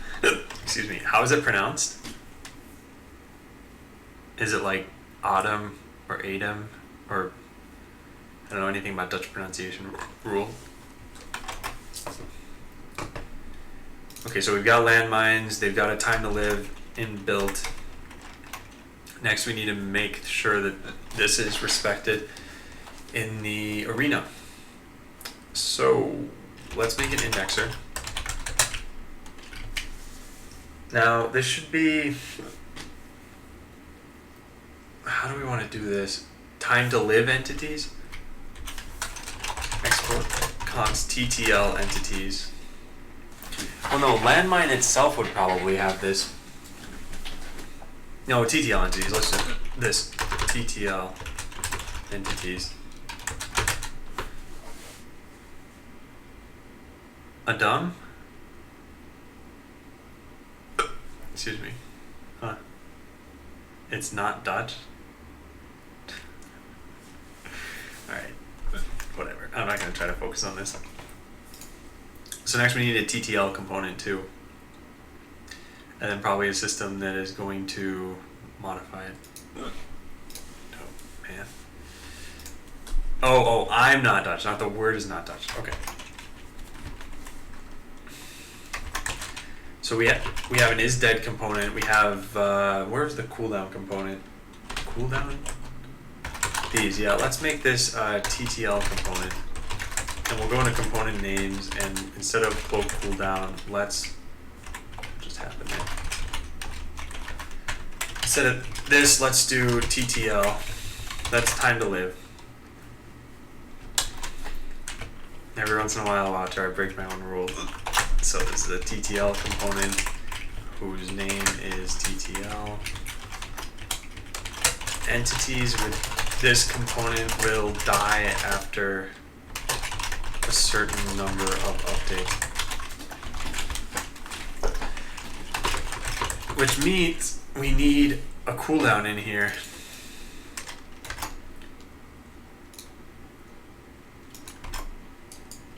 Yeah. So time in MS until the TTL will go down again. Excuse me.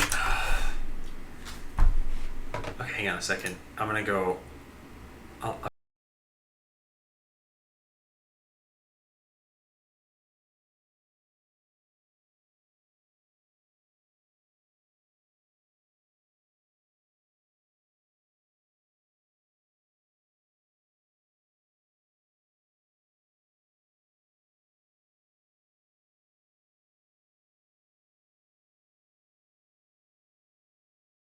Okay, I tried getting rid of my hiccups. I rule the arena. No, I see Skynet there.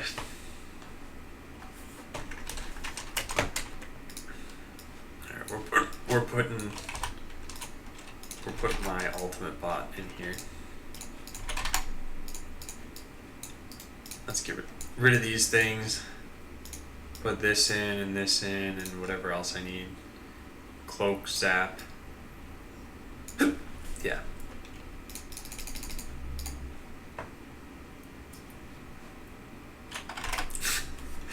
Okay. So we have the time to live and the cooldown. And this dot TTL equals TTL is ready. We check to see if the cooldown is low enough. And yeah, this only exists on this server. Okay. Yeah, and then I think we can say like an is dead return this dot TTL less than or equal to 0, and then a quick lower. What do I want to say here? No, that's it. We'll just keep those functions. We'll have no modification functions in here. So now landmines will get a TTL component on them. So we have landmine assemblage. We're going to do this. We're going to take a TTL component. Oops, that's not how we do this. TTL component. And then we add a new one of these. And we say params.ttl. Next, in make landmine assemblage, in the caller of this, we're going to pass in the time to live. So here we go. This is create landmine at tile.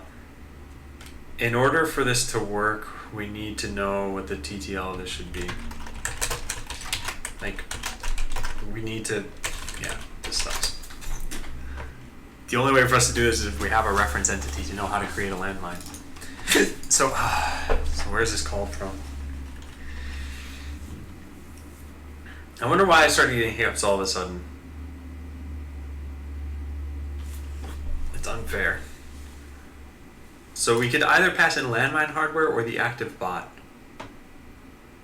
Or just the TTL. Let's pass in the hardware.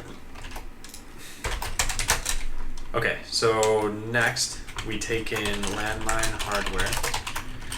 Let's document what that is. So we say app param, and this is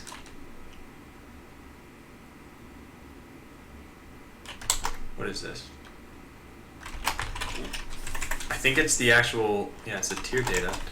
So hardware tier data. This is landmine tier data. Landmine tier data, and then there's also the owner ID, which is a number. The owner's real ID.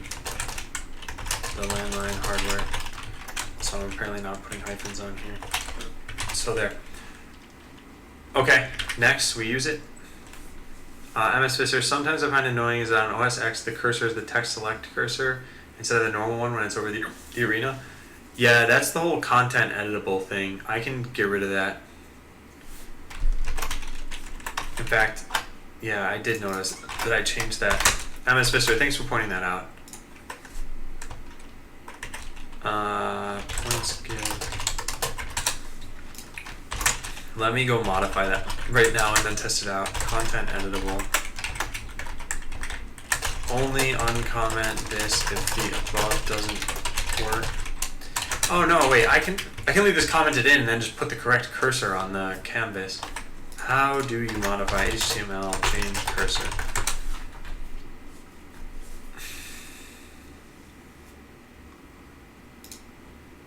Cursor property. It looks like this is just in CSS, and then it's not an attribute. So I believe there is a normal cursor, or default, yeah, default cursor, there it is. Or even auto, that could be fine. So we need to set, how do we do this? Add CSS to element. Can you do this? lm.style.something. Okay. This dot renderer dot view dot style dot cursor equals default. Stop using the text edit cursor. Okay, let's try that. So right now you can't see my cursor that well. And now when I do it, yeah, now you can see it. So that worked fine. Oh no, it didn't. Now it's back to how it used to be. Oh, so maybe default is not what I want. Maybe it, what's it called? Pointer maybe? The cursor is a pointer and indicates a link. No, it's not that. What's the normal cursor called? Excuse me.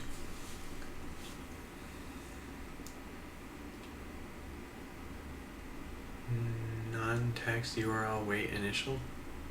Excuse me.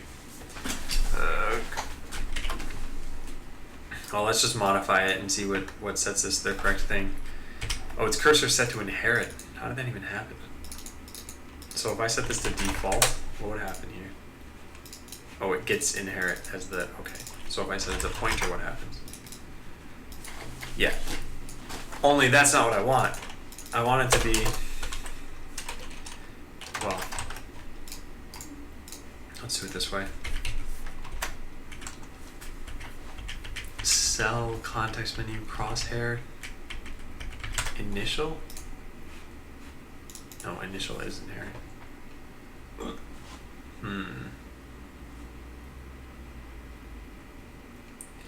Yeah, I'm not sure how to do this.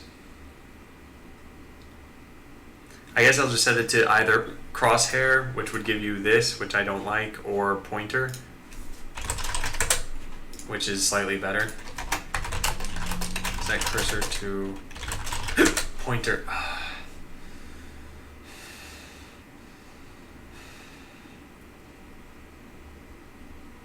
Yeah, let's just set it to pointer.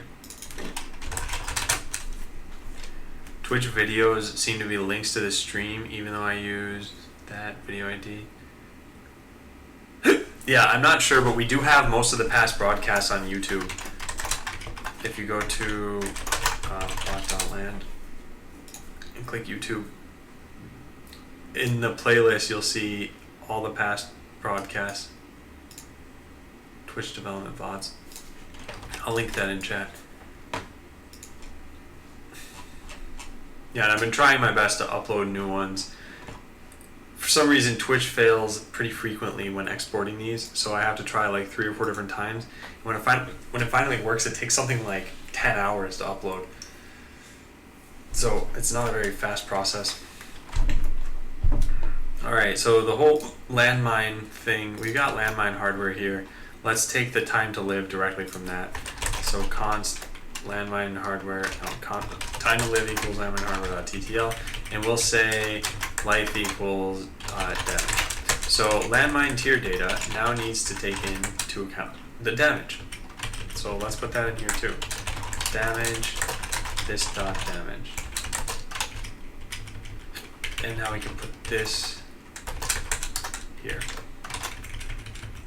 Okay.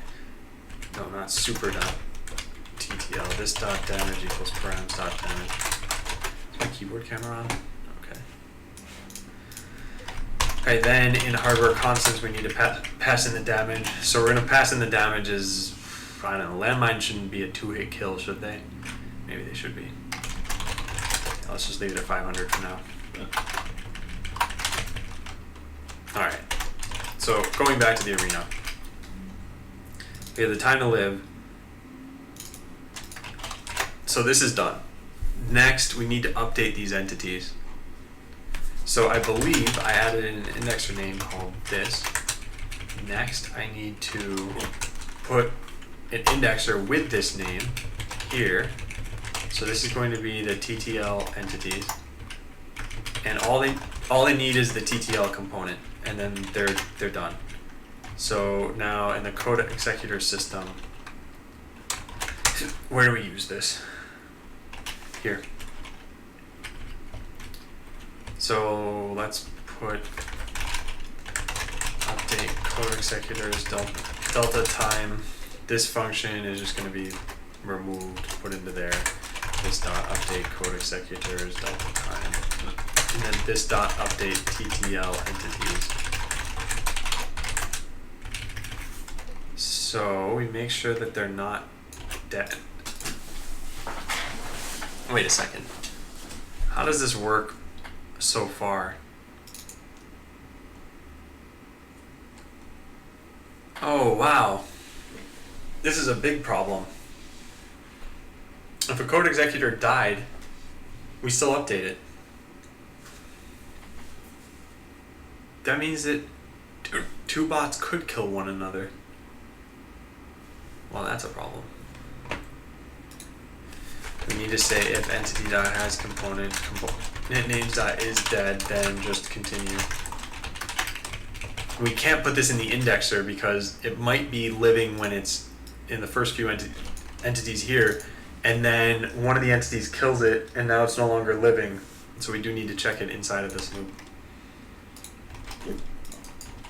It's the same thing here. Wait, what? Oh, I didn't rename this function. Okay, so we know that it's got a TTL component, and we can tell whether it's ready or not. If it is ready, we do TTL component dot, excuse me, we do TTL equals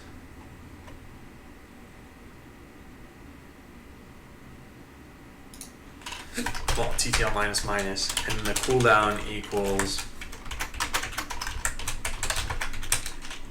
well, the code execution system, unfortunately. Wait, what? God, I want to punch myself right now and get rid of the hiccups. Wait, casualties. What's going on in the arena? Excuse me. So many souls died. Well, time to make a janitor bot. There. I'll clean up. I'll clean up after you guys. Not keeping the arena tidy. Nice. Well, now my bots are gonna die because Swift Blue has decided to take over the 9-5 tile. Oh boy. I'm just trying to clean up, guys. I'm not hostile. So the cooldown, we can't even do this here. This was totally wrong what I coded here. So let's put all of this code back to here. Excuse me. And then this should be largely the same except for these new lines. Good. And then in the arena, which is what calls this, serve arena update game logic, we do code execution system.update. So what we really should do is this. We really should make a TTL system. And in here we have an update, and in here this is where we do this stuff. Oops. Yeah, there we go. So now this is not needed, and really none of this is needed. Same thing, none of this stuff's needed. Tick time. Tick time we should get from the arena, not from the code execution system.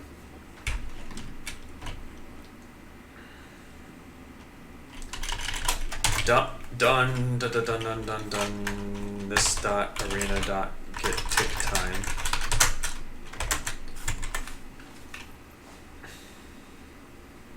Is that something that the client should know about too? It could eventually.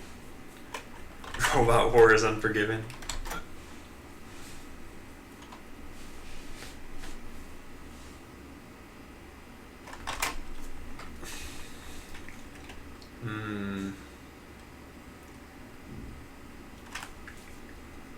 Let me see. Also, let me write this down. Add more color variety. Probably should properly hash name. Okay. So, and that way, I think. Yeah.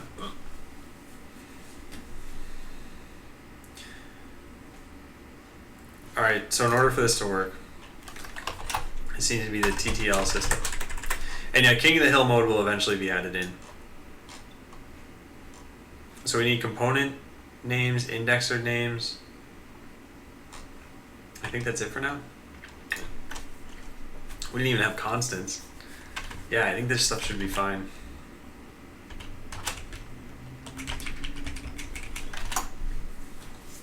So then in here, somewhere we make a code execution system.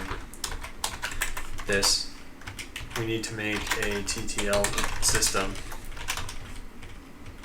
And take, what? Yeah, that's fine. Code execution system though needs to be used. Yeah, this. Alright, then we just update that here. TTL system.update. And what we could do is we could remove dead entities at any point. We could do it after every system gets updated. That way there's less to check. Shared arena, remove dead entities. Excuse me.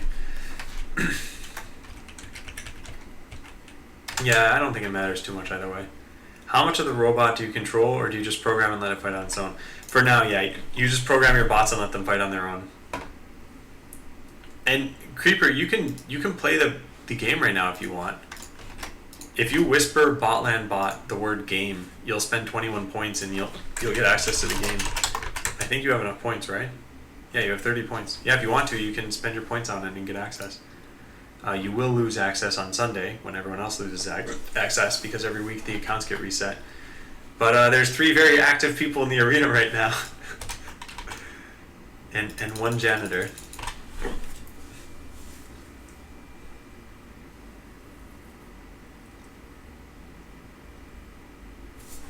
Yeah.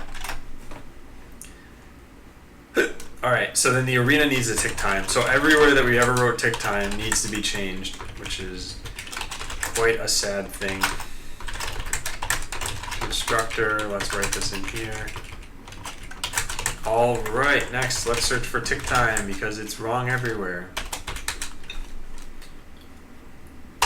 Yeah, this is now in the arena. What is this? What is this indeed? Oh, this is the... Okay. I know what this is. So those are done. And this is... That's done, that's done. This dot arena dot tick time. I think I should write a get tick time here. And then serve arena should just be given access to that. Why did that not work? Yeah, so get tick time, return this dot tick time. Good. Okay, what else do we have here? This dot arena dot get tick time. Alright, yeah, that looks good. Kuro says, so you code your AI as in multiplayer games on coding game? Yes, I haven't played this game. At least I don't think so. No, I think I tried playing this and I got like... Wait, did I try playing this? Yeah, then I hit this page and then I finally saw it continue without account. And I don't know if I ended up doing anything here. Yeah, I thought this was like a very busy UI. Good God. But yeah, Kuro, you can play too right now. And hey, ITGK. So yeah, if you want to just play Whisper Botland Bot game, you'll spend 21 points. You get access to the game immediately. And look at that. You can actually see a demonstration of that right now. ITGK just connected. And we'll probably be deploying bots pretty soon. We've almost cleaned up the whole arena. The janitors are working. Okay, so when the bot is totally dead. Wait a second. Yeah, well, I screwed this up. Code execution system update. This needed to be here. So now we can say this dot update TTL entity TTL component. And this can be here. Update TTL entity, TTL component. And that's it. If TTL component dot TTL is less than or equal to 0, then we kill the entity. Kill the entity. So how are we going to do that? Well, this is taking place in the server. So we are safe to say arena. Wait, how are we going to do this? Get entity ID from real ID. Get real ID from entity. So we're going to do this. This dot arena dot get entity. Then we say entity ID equals this dot arena dot get entity ID. Real ID, and then mark it dead. So shared arena, mark entity dead. Now this needs to send out a message about this.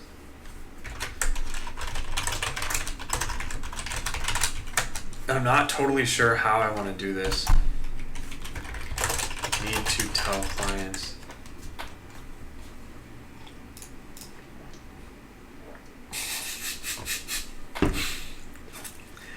There are missiles going back and forth up here, Swift Blue. Are you actually going to harvest those resources? Or just camp on them? I'm going to get them. I'm going to get them.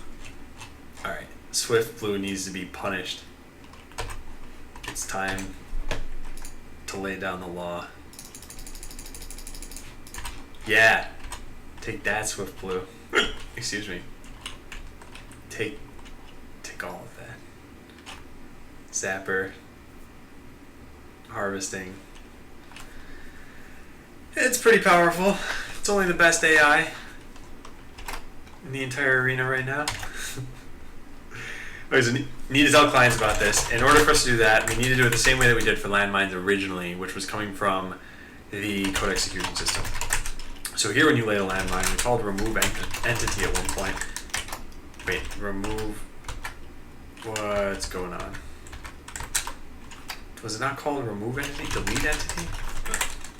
What is going on here? Landmine should have been here. Oh, it's in the arena. Truder says, if you haven't figured out what harvesting will do, I suggest it should restore health. No, we know what it's going to do. It just doesn't do anything yet. It's going to give you money, and the money will be used to increase your deploy time, and then there's like one other thing we have planned for that. So yeah, we'll see. We'll see what we get to there. So this delete entity is what we're gonna have to do here.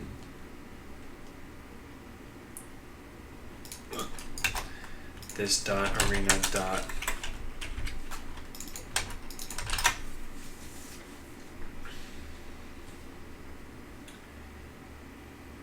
I think that should be it. I think landmine should work in the new system now. Let's try it out. Let's make a bot that will lay landmines. So we're going to do this. Oh, we already broke it. Does TTL not exist? No, it does, but this doesn't exist. This is the problem. TTL entities. Will there be a way of restoring health? Yes. There will be almost exactly what you just said. I don't know how hard it would be to code that now, or else I would just do it, and that way you guys could have access to that. But there are lots of other things to work on too. So let's see. Lays a landmine, and then we count 1, 2, 3, 4, 5. Well, we were close to something good happening. We just need to import router actions from you. This is import star as router actions from, and where is router actions located? In the client and game server class. So we take it from this string, router action. Now, this is part of the way there. I don't think this code should even be here. If we're calling into the arena multiple times here, we really should have like a this dot TTL was hit, or the arena should be the one modifying this. How do you say he should cloak? He should not cloak when reflecting.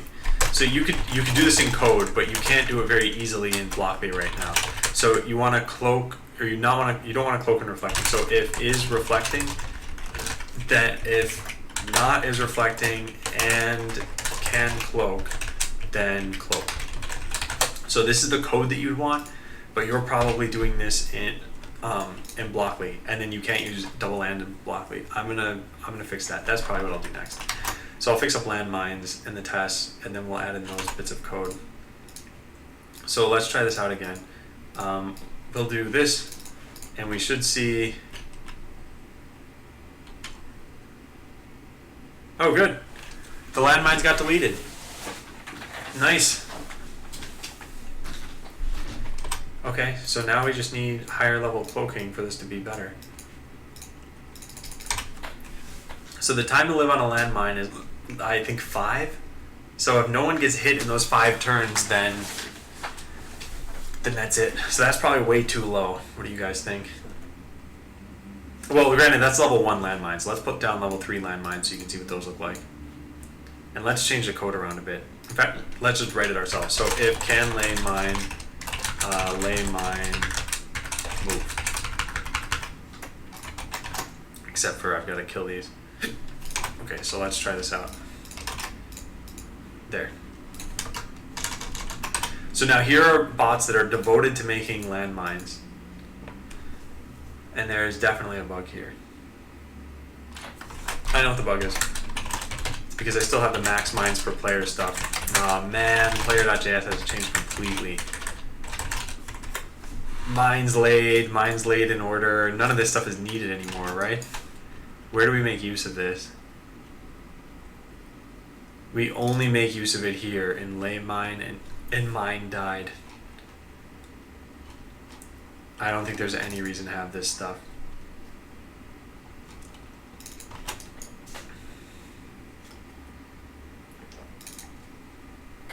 Okay. Yeah, I think we gotta get rid of this. Alright, well let's do the stopgap method of is at max mine, return false. And now we want that same code that we had before.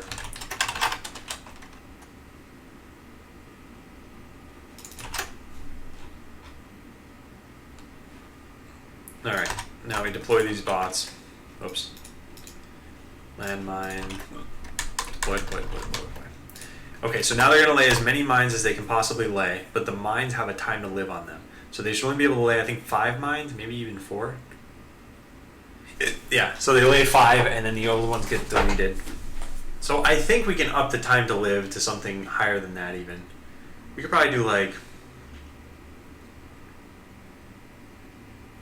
We could probably do 10 turns at the minimum. And then up it from there. Yeah, let's do that. Landmine constant. So hardware constant, not landmine constant. So we'll set the time to live on the lowest tier mine to 10, and then 14, and then 18. So let's see what that looks like. That would give you 9 landmines that you could lay. This might be too much. I don't know. I'll just kind of leave it to you guys for a little bit, but let's try that out. So I have the best mine laying bots you could possibly have. They have level 3 landmines, and their only code is to lay landmines.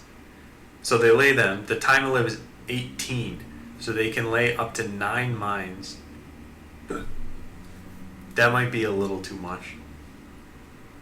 No, maybe not. This isn't too bad. No, it is. It is bad.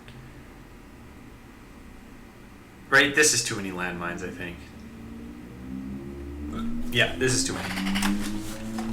Okay, so let's see what it looks like when there's less. And yes, I still have hiccups. I don't know what it is about today, but I've just been hiccuping all day. I don't think this has ever happened on stream before. So, debug main.arena. No, debug main.simulationserver.arena. Wipe out all entities. Okay, let's try level 2 and see if level 2 is any better. Yeah. Because I might make level 2 the new level 3. And this is set to 14, so that means you should be able to lay 7 mines at most. Which is still a lot. I mean, imagine you wrote a strategy that makes your bot walk in a box and just lay landmines like that over and over and over. At any given time, you're going to have 7 landmines in a row, but you are susceptible to other enemies like gunning you down. Yeah, I think this is fine. I think this is a good level 3. So we'll set that there. We'll set this to, let's say, 11, and we'll set this one to 8. I think that's pretty good.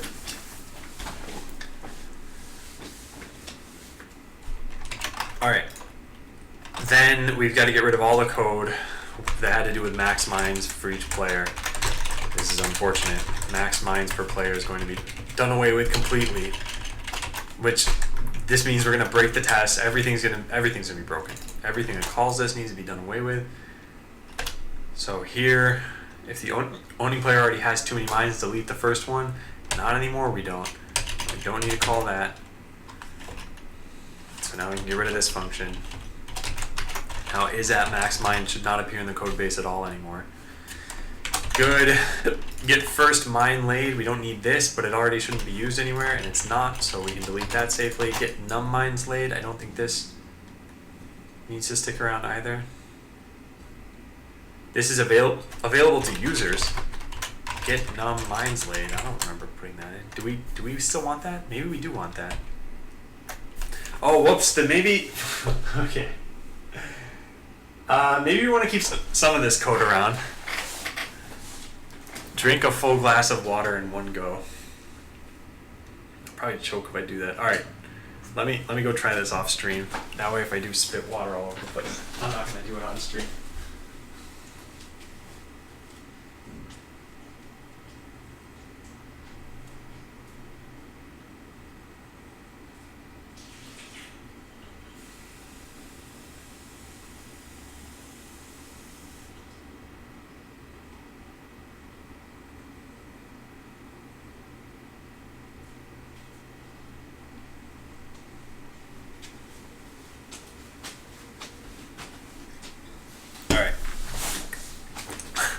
Let's see if that works. If so, Lulong, I'm giving you 2 points. So get num mines laid. I think we want to keep this, and if we want to keep this, that means we need to keep some of the other APIs that we had. Not those necessarily. Those are all fine. But mine died, and this we want to keep. So that's fine. Now, laid mine we also want to keep. Except for now it's not being called anywhere. That's not good. I must have just deleted that code.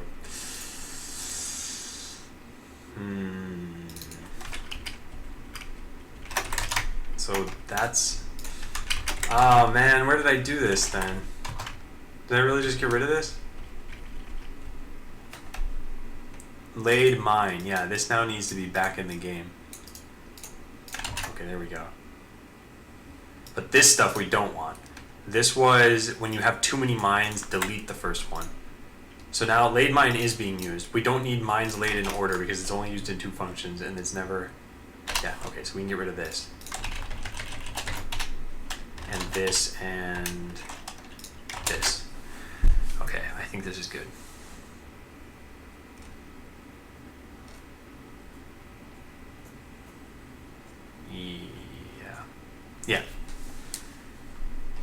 All right. Yeah, now we just gotta test everything, and that means we gotta rewrite all the tests we already wrote. Ha ha ha. All right, I'm giving Lulong some points. Oops, that's not how you do that.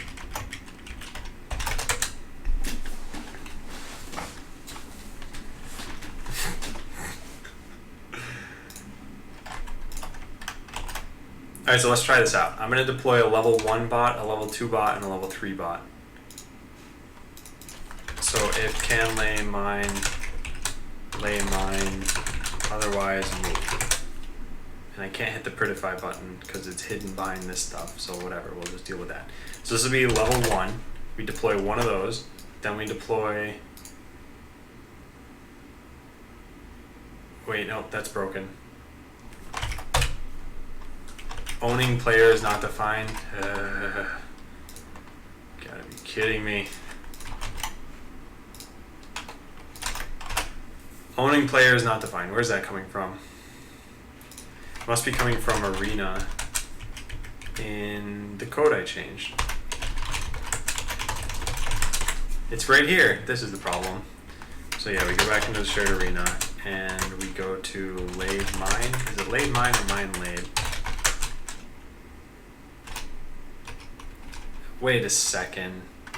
No, there's a problem. This is a stupid Sublime problem. I gotta do it this way. And now it should show up. I'll do the exact same search.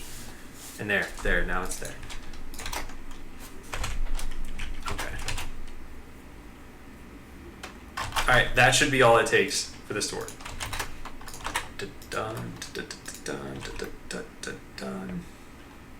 Let's try it. So we put landmine level 1 on this machine. So this is going to be level 1. We deploy. Then we put a level 2 on a machine. We deploy.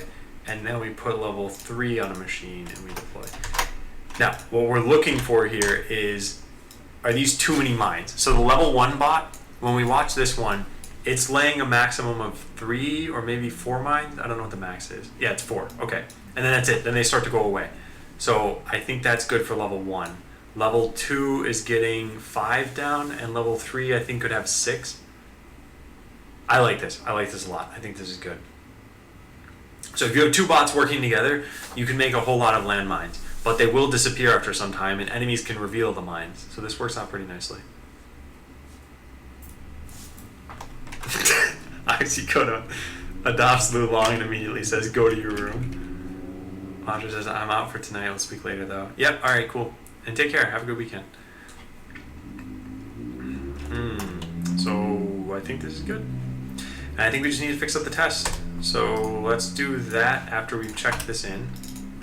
What does the server look like right now? Who's playing? Creeper Fighter joined. Hey Steelcap. Steelcap, if you want to play the beta, you can play. Just go to this page. Actually, anyone can play, as long as you have the loyalty points for it. Alright, let's check this in. Then we gotta fix up the mine test.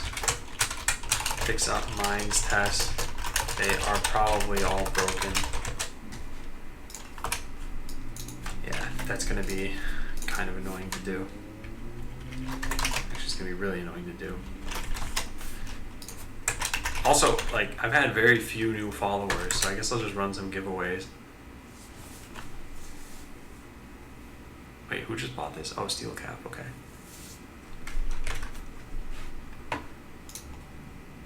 No, that person's a spammer. Alright, we'll do it that way. There. Hey Metzerdo, where have you been? Haven't seen you talking in here for a while.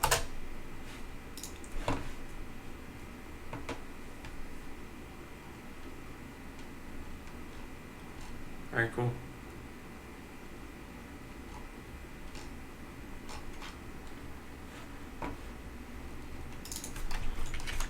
Yeah, thanks, Walter. And I'll take a look at this stuff. Well, probably not tonight because I have plans tonight. Probably soon after streaming. Okay, so get tick time. We're gonna comment in the arena.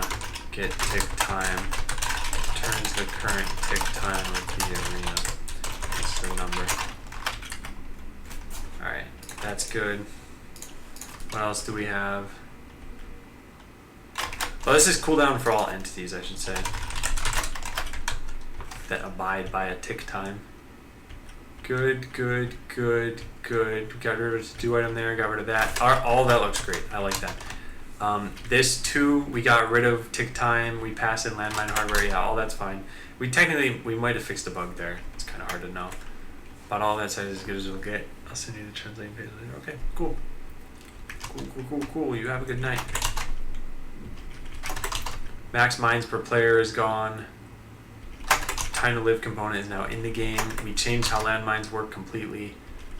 They now keep track of their own damage, and we have this stuff. So then we have two systems. These are pretty straightforward.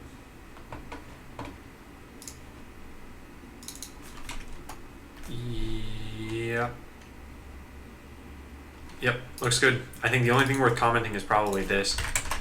This system handles entities that have a time to live on them.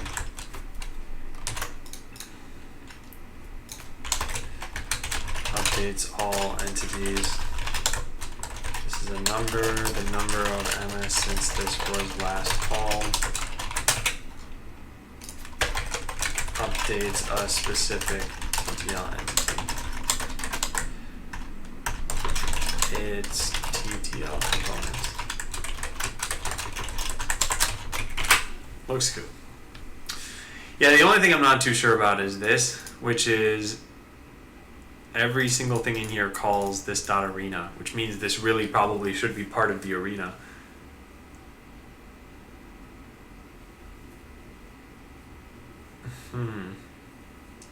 Yeah, maybe I just put this in there. But then what's the point of the system?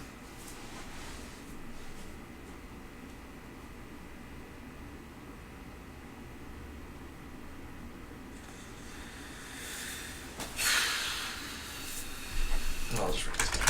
To do, consider moving this to the arena since it calls so many functions from that class anyway. Would I even need arena in this class if I did that?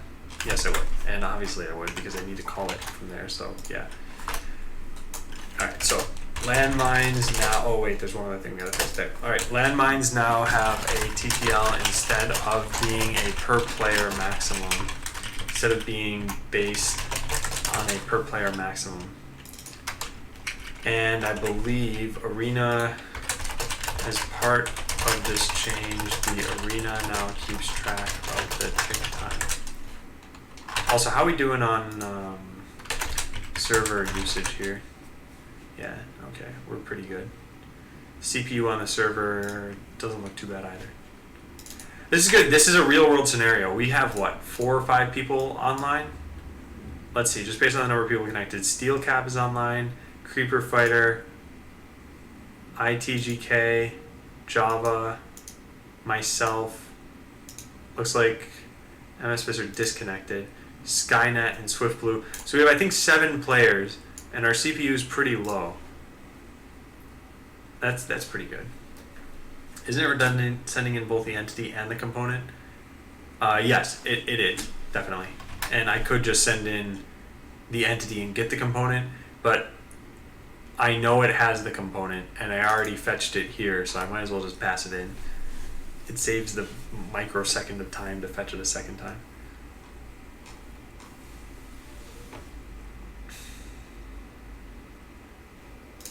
But yeah, Schroeder, I do agree with that.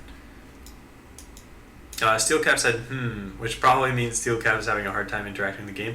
The quick how to play is press J to type in JavaScript code if you want, or press B to type in Blockly code, or you can always just swipe down if you're on a tablet or something, because there's no buttons for that yet.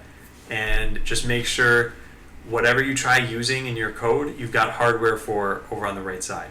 And it already gives you warnings if you have too much hardware now. So as soon as I try doing this, you click any of these and it says slot config invalid. Either you have duplicated hardware or you have more than 7 levels total.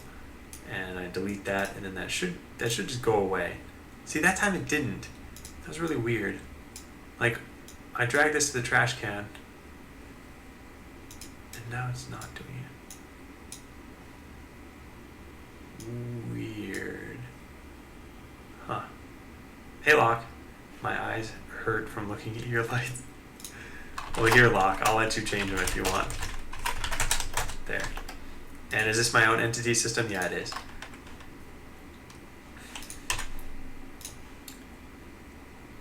Okay, what else did we change in here? This is something I just talked about yesterday, by the way, with the designer of the game. I mean, we're co-designing the game, I guess, but yeah, we agreed that landmines were not a good place before. They shouldn't last forever. They shouldn't have a maximum. There was some confusion there. I think this system is better. There's probably still some work to be done on these. Would you consider front-end developers real developers? Yes, I would.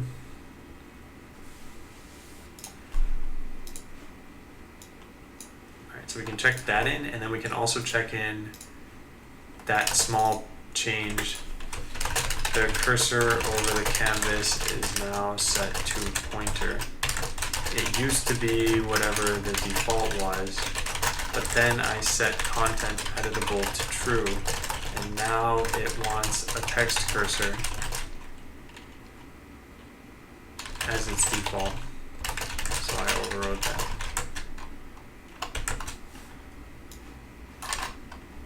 Alright. Done. So fix up the mines test. Yep, I'm almost positive they're broken. Almost positive. I am pretty sure this won't even build. But as far as adding more color variety, this is something I can do.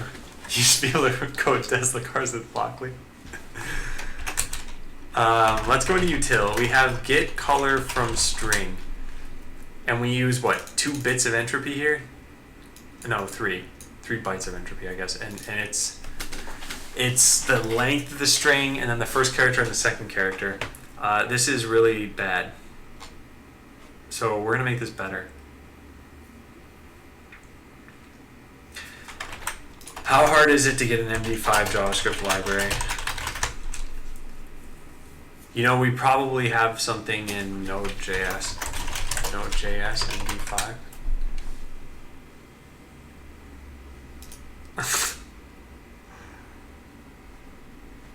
Hash. What is this? It's way too high a Node version for me. 0.12.5 docs. They just released 5 yesterday, I think. So let's go into crypto, and we have hash. How?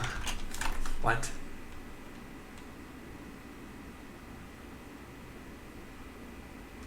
I just want...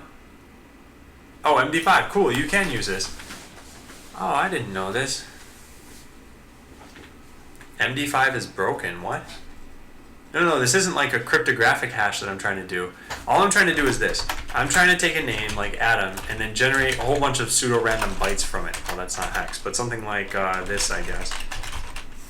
And then I just want to take these first 3 bytes and use this to generate a color, like green. That's it. So it doesn't matter if the hash is broken or not secure. That's it. Oh. Alright. Well, MS Visser, if I was doing something with security about this, then definitely I shouldn't be using MD5 for that, because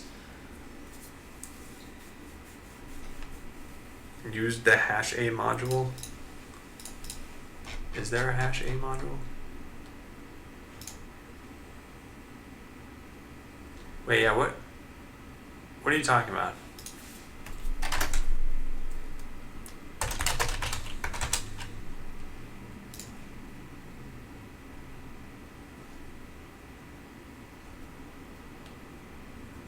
Oh.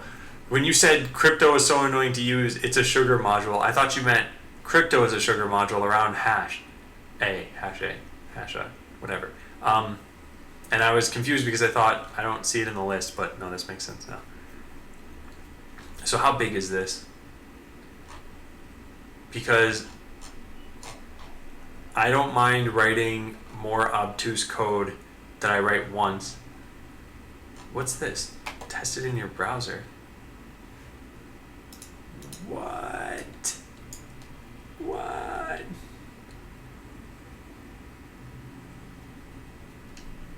How does this work? From stream?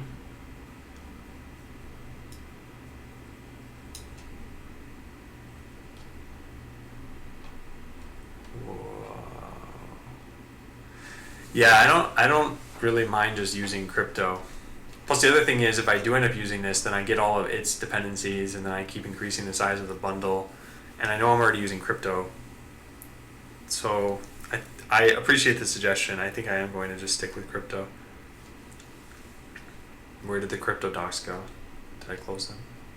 Oh, here we go. CSS snippet. JavaScript MD5. Oh, I don't want to use a. Yeah, I'm not going to put this in my code, but I do appreciate it. Okay, so what do we have? We're going to create hash. Here we go. So there's a create hash. So we got to require crypto. Const crypto equals require crypto. Then we do. Well, I wonder if Babel's going to increase the size of this file anyway. That would kind of suck. Then we do create hash. So we say in get color from string, we say const md5 hash equals crypto.create hash md5. Then we do. Oh, this is actually going to be pretty tedious, huh?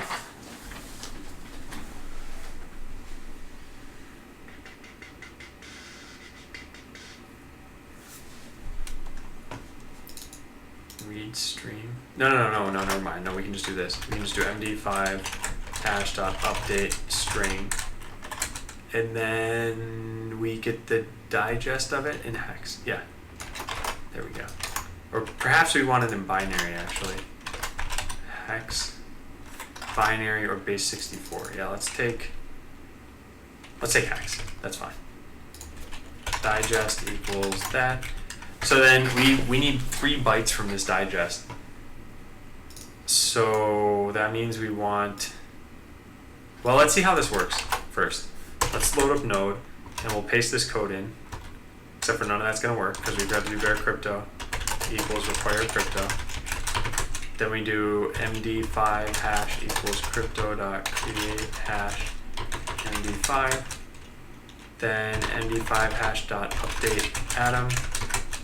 Then digest equals md5 hash dot digest hex. Nice. That's pretty good. And it should be md5 hash. Now we want 2 bytes from each of these. So we say digest dot subster 0, 2. So we get 7e. And then I think we do parse int and specify a radix of 16. Yes, awesome. All right, cool. So const first byte equals parse int digest dot subster 0, 2, 16. First, second, and third. And this is going to be 2, 4. No, that's too much. 2, 2. And then 4, 2. Yep, good. So we got all the bytes. And now we just pass this in. And now all our colors should be much better.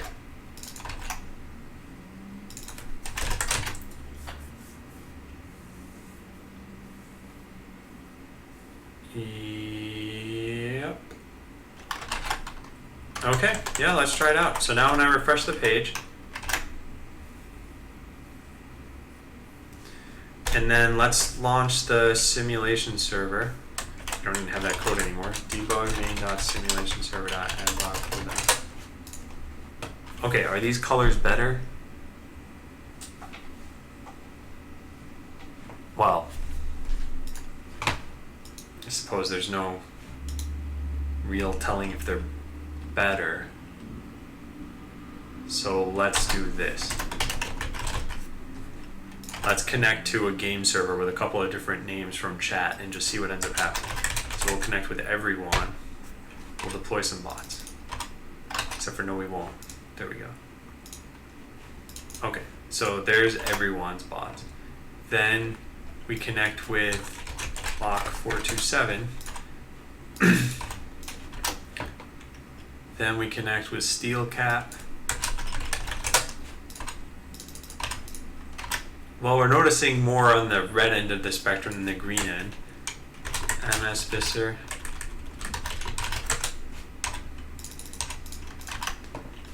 Yes, definitely more on the red end. Adam 3531. Oh, there's a purple bot. Oh, there's a much better way of doing this. Let's just do this. This will test these colors much better, and one of you will win a giveaway. So let's do this. Giveaway. Alright, how do we like the colors that we see here? Are these more varied than they were before?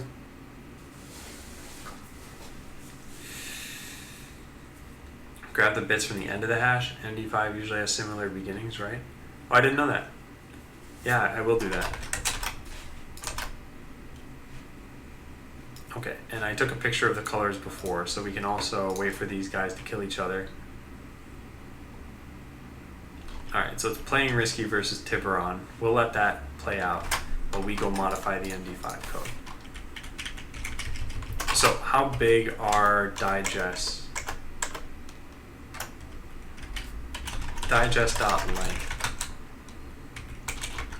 32. So yeah, let's take something from 16 and from 20 and from 24. That sounds good to me. Now, are these guys going to find each other? Debug main.arena.ticktime. No, what? No, simulation server.arena.ticktime equals 640. Go hunt each other down. Do it. I command this. Okay, Tiburon DG wins.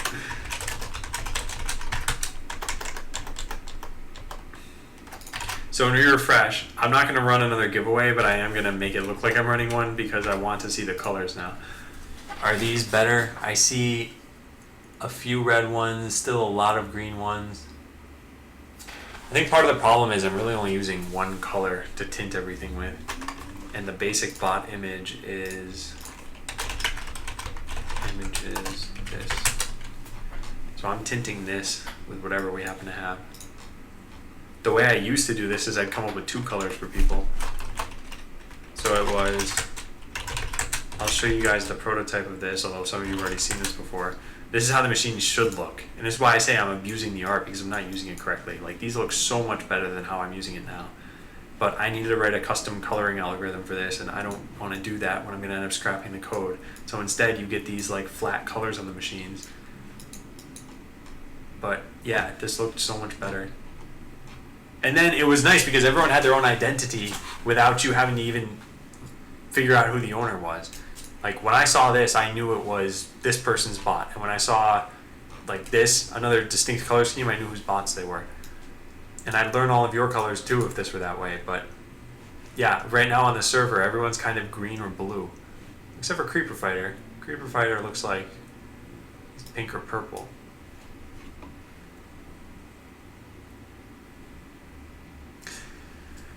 Well, I guess let's try it out. Steelcap says, my level 3 zapper refuses to let me zap. Do you want to paste your code in? I can tell you what's wrong. Or take a print screen of your blocks. It's probably just an ordering issue. Oh, also, everyone linked something from this. Oh yeah, here we go. Okay. Yeah, thank you.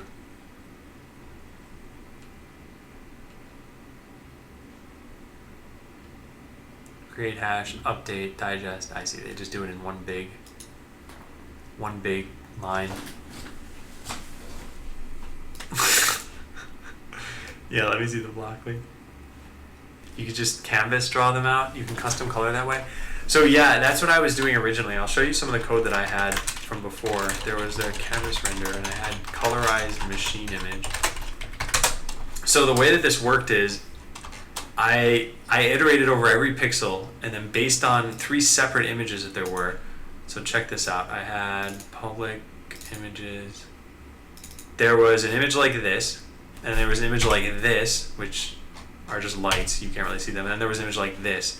So there was a color scheme, there was a base mask, and there was something else, and I wrote my own algorithm to do all this stuff. And I think the resulting image was pretty good, but I'm not going to do that now, even if I could just copy paste the code. Okay, so let's see what your code is. Capital R says, can I control your lights again? Yeah, sure. I don't care. Token capital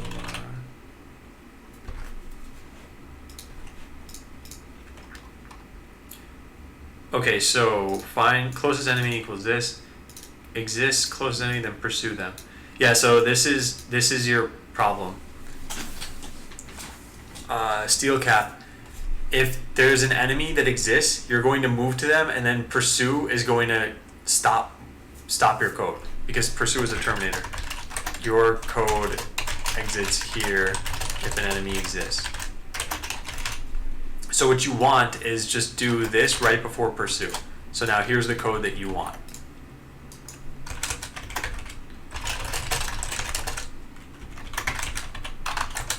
Yeah, so I'll paste this into Pastebin for you.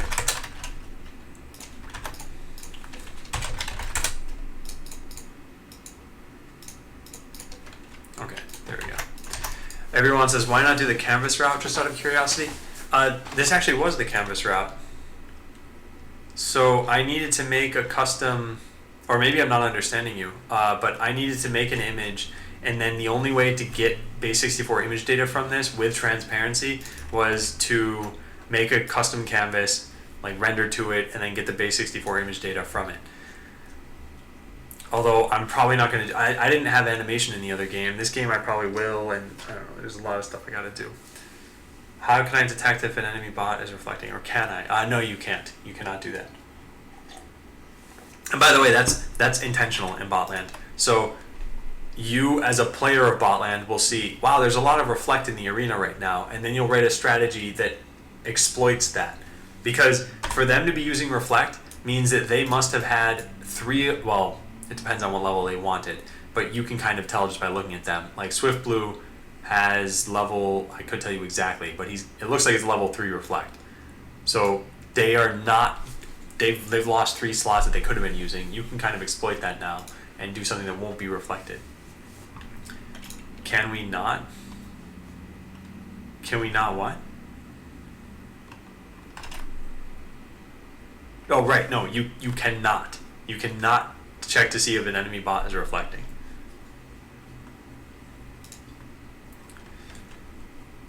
Okay, yeah, so I fixed up the colors a little bit.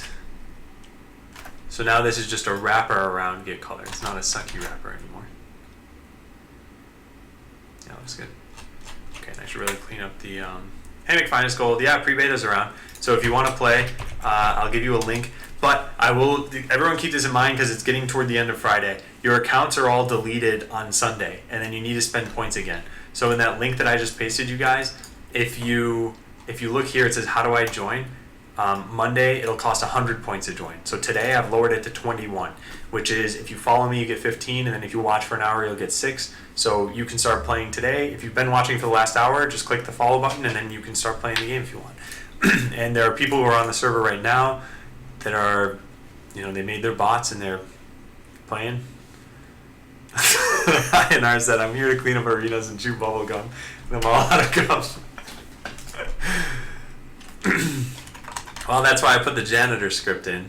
Cleans up the arena. You can just drop this bad boy right in there. There.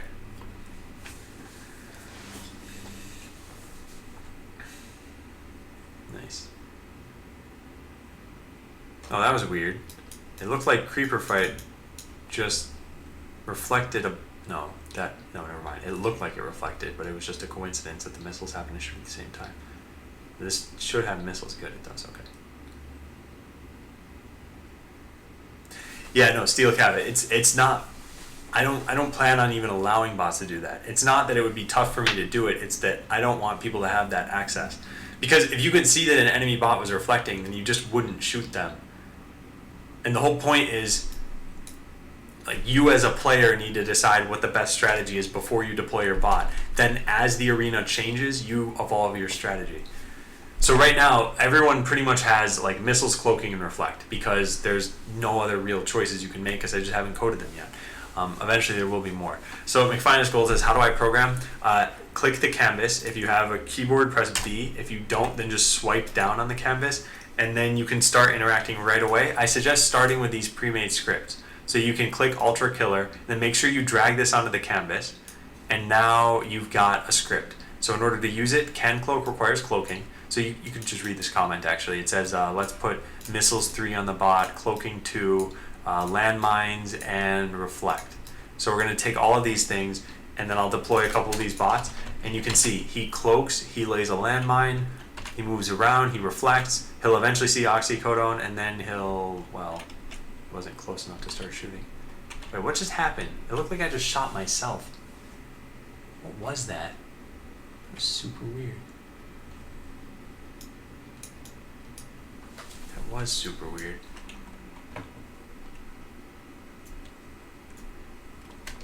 Huh. Yeah, I don't really know what just happened there.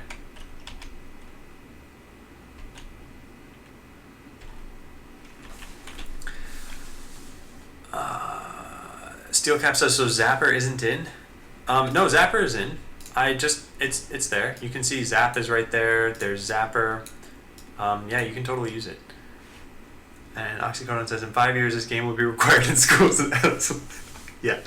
At Alter Blade says, I have 2 questions. Is Zapper in? And 2, is there a way to check if Zapper will hit someone? The first answer is yes. The second answer is no, not yet, but I'll add it, and I don't know when I'll add it, though. Nolan MS says, are you using a game-making engine to make this? No. Almost all this is like my own engine, but I am using a rendering engine called Pixie. Do bots have default guns even if you don't put any weapons on? No, they don't. And that is also intentional. It's not likely that there will ever be a reason to make a bot with no hardware, so we might just randomize what you have, but maybe you want to do that, so we're not going to stop you from that. ITGK says, then can I detect that my bot is under fire? Not yet, you can't. That will eventually probably be in there. And then Steel Cap says, Zapper's radius, right? Yes, Zapper's radius, but let me point something out.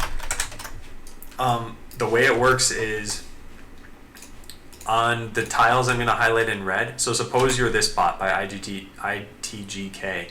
Suppose you're that bot. So the red tiles here, here, here, and here, you'll do 100% of your Zapper damage. The yellow tiles here, here, here, here, you only do 50% of the damage. So Zapper's very powerful close to you, and it's on the diagonal tiles, it's just okay, I guess. McFinest Gold says it won't let me deploy. That means that your code is wrong or your hardware is wrong. So, for example, and McFinest Gold, do you see these little exclamation points next to your hardware? Because if so, click them, and it indicates that there's a problem with your hardware.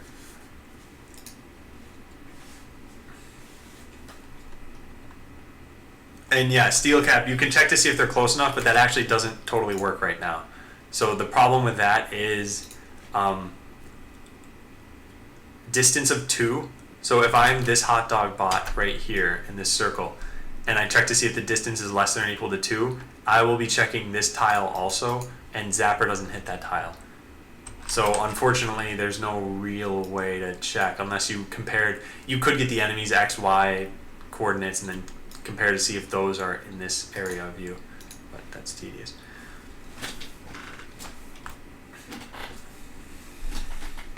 McFinest Gold, do you mind taking a picture then of what you've got, or trying to describe it to me more? And Steelcap, is not entirely true that you need a distance of 1 either, because it's Manhattan distance. So Hot Dog Bot's diagonal is a distance of 1, 2. So these are a distance of 2 anywhere like this, or so yeah, these 4 tiles are a distance of 2, and Zapper still hits these. So if you want to, you could check a distance of 1. Also, given the amount of cloaking that there is in the arena right now, if you just start zapping blindly, you'll probably still hit something. Is there a way to check how many bots you have out and spawn one if you aren't at max in your code? No, there will be an auto deploy eventually where you just check a box, and whenever you have a free space, it'll just deploy more bots into the arena. So we'll probably get to that maybe next week. I'm going to put down my Zapper bot. Cloaking, landmines.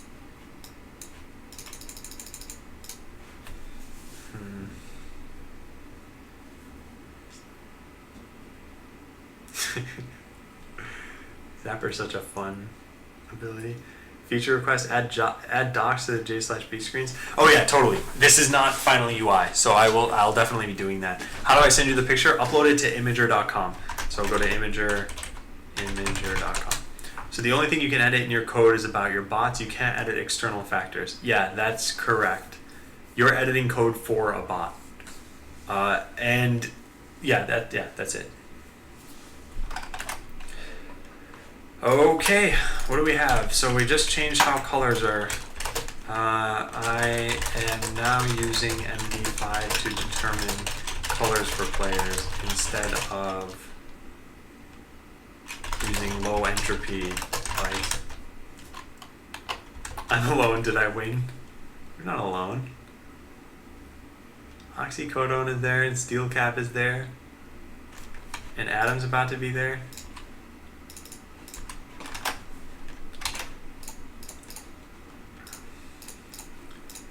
Okay, good. Color variety is done. Fix up mines tests. So did they all break? I bet they did. Where are the tests? Where are the tests? Ah, here we go. Yeah, 3 tests failed. Did not expect a landmine, but found one. Is that JavaScript coding safe? Can't you use a file reader to scan for files on the server? Capilara, if you figure out how to do that, then that'd be very helpful for me. But I don't think it should be possible for you to do that, because I wrote my own like sandboxing. And I had Yaki thoroughly try to break it earlier. Hey, Quantum KO. So fix up mines test. There are 3 that are broken. Did not expect a landmine. So this one. Should not keep track of revealed mines that were deleted due to maximum being exceeded. Yeah, this is...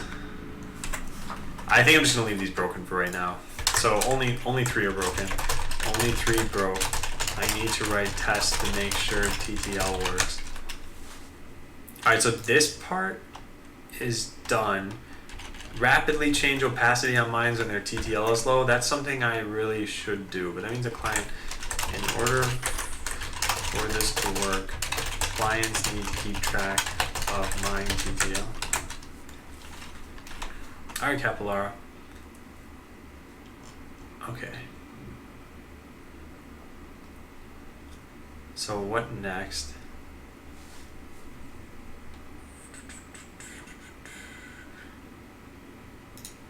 I want to see what else I should. Like there's still a bunch of these low priority things I need to get done. Does anyone want to host a Botland stream? So Wouter said he might do this. McFinest Gold says it won't let me bring up the snipper tool. Are you on Windows? McFinest Gold? Because McFinest Gold, if you're on Windows, then just press the print screen key on your keyboard, open up MS Paint, and then hit paste, and you should have it. Alterblade says, not sure if this is working as intended, but sometimes when a missile is reflected, it doesn't damage the person it hits. So it does damage the person, but the problem is it does the damage immediately. So bot A fires at bot B, and then it gets reflected. As soon as it was fired, it does damage to yourself, and then it animates traveling over. So I understand that's not the most straightforward thing. JuiceBlock says, I don't understand the need for a face cam when you're just doing dev. I think it lets you guys get to know me a little better. And I feel like having a person behind the stream makes it more of a friendly atmosphere. And yeah, McFinest Gold, and you can just hit print screen. Steelcat, my boss spends a lot of time not moving. Do you want to show me your code? Because perhaps you're only checking to see if there's a closest enemy nearby. And JuiceBlock says, playing music also makes it less boring. Yeah, so totally I think for some streams that works, but I'm talking for nearly 8 hours a day. So if you find it boring after being in here, then I'd say this stream is not for you, because I'm probably not going to add music to it. Okay, so what do we have here? Server goes down, put the client back in single player mode. Clicking the EULA link should open in a new tab. We can do that really fast. Then I think we need to fix Firefox. So let's figure out what it is we want to work on here. Surface, we don't need that. We don't really need this.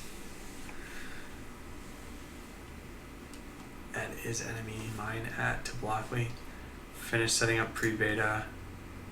So elastic tick time is something we need to do. Is there not always a closest enemy? Oh, steel cap. No, there is not always one because your boss can only sense 5 tiles away. So if you can't see an enemy in that 5 tile range that you have, then there's no closest enemy. I'm guessing closest works by checking if there's a bot next area around a bot. Yep, alter place, correct. And then show how many players are online at any given time. So we'll do these 3 things next, I think. And then what else do we have? And then this one too. I think. And this. Yeah, so here's what we'll do. We'll work on these 5 things for the rest of today.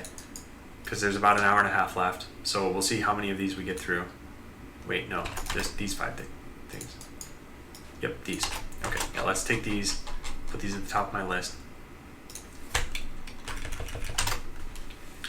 Okay, clicking the EULA link should open it in a new tab. That shouldn't be too hard to do. So, and privacy policy, let's search for that. What did I call this? Oh, and privacy policy. McFinest Gold, you should see a print screen key on your keyboard. It's usually toward the upper right of the keyboard near scroll lock and pause break. It all depends on it. If you're on a laptop, you probably have to press like a function key to get to it. But press that button, then open up MS Paint by just typing in MS Paint into your start screen and hit the paste key, so Control V. And then you'd save it and you'd upload it. Or like I said, you can just try describing to me what it is that you're doing. Have you considered having an open API so we can write bot code locally using stuff like Lodash or whatever and have it run locally? Probably not advanced enough to require Lodash right now, but down the road. So I explicitly want to avoid people running their code locally. And the reason why is because if you can run code locally, then think about just a very basic script. You say something like update equals function, I don't know, move left. Well, maybe I'm misunderstanding you, but I'll still continue down this train of thought and correct me if I'm wrong.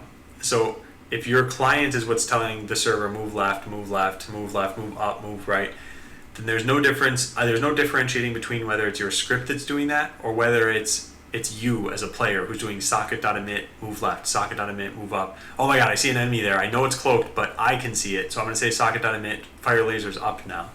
So that's why I want all of the code to run on the server.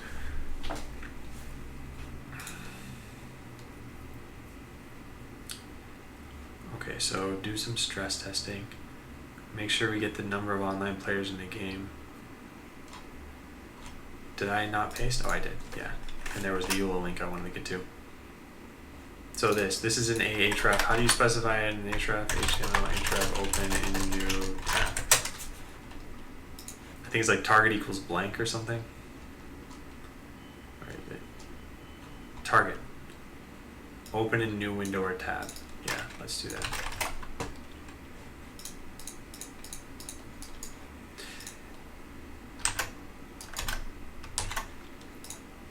Okay, yep, we'll put this stuff in here. And then that should be it. I mean, it was a pretty small bug, but it's still something that people wanted me to do, so I'll take care of it. Yeah. So now when we refresh this page and click the EULA link, yep, good, it opens in a new tab. Nice. What's going on in the arena right now? Okay. Yeah, so that's fixed. Commit that. Steel Cap has established a kingdom of law and order that destroys all hostile invaders, but allows peaceful action. Wait, what? Are you serious? Let me make a janitor bot and find out if you're telling the truth.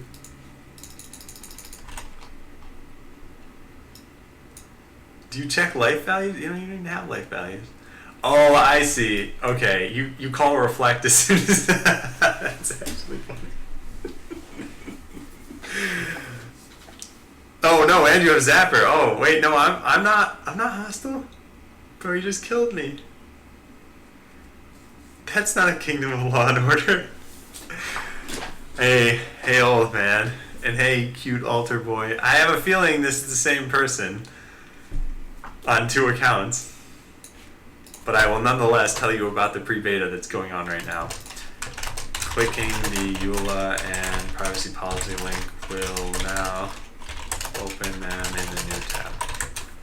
Does the will missile hit any valid target? Check if there's a bot nearby. Yes, it does. So it handles that for you. cleaning up your guts. Oh, hey, James, didn't realize it was you. You've only told me 3 times. I just don't know James who. No, not you in Q Alter Boy. I'm saying Q. Never mind. I'm not even going to clarify this. Because of restrictions, I currently can't save any states of my bot, right? I mean, there's no option to call functions from the top level scope, nor define variables, nor use the return statement. No, all of that's wrong. You can do all of those things. So if you want, you can do like init equals function. You can set a variable in here like a equals right. And then down here you can say update equals function move a. And that'll be fine. If you want, you can save off variables in between. Like you can now set a equal to left. And when I deploy it, let me do this offline so that you can actually see it work. When I deploy this bot, this is gonna move left or right and then left. So watch. Right, and then, oh whoops, I forgot to put this up here. Okay, hang on. Now it's gonna move right and then left, and it'll just move left forever after that. So we'll put this here. Yeah. And I screwed that up too, actually. But anyway, you get the idea. Like you could modify this so it works.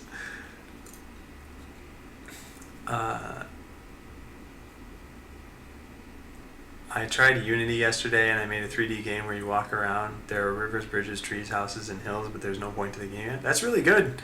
It's really good progress for one day.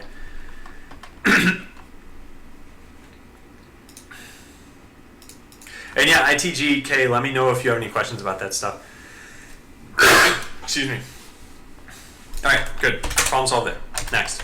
Gotta work through these 5 bugs. Or 5 things. So this is probably going to be the hardest one. The game doesn't work at all in Firefox right now. So let's load up Firefox. And I know why this isn't working. No, not now. Don't ask me again. So localhost 3000. I just got the hiccups again. Okay, guess I got to drink a bunch of water.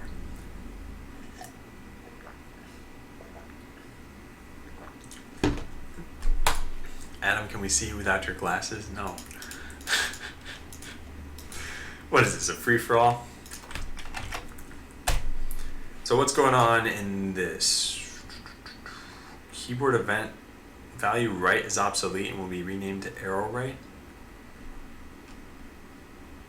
What is this stuff? Mutating the prototype of an object will cause your code to run very slowly. Instead, create the object with the correct initial prototype using object.create. Where is this coming from? How do I get to the link to the game itself again? Whispering Games getting the password again.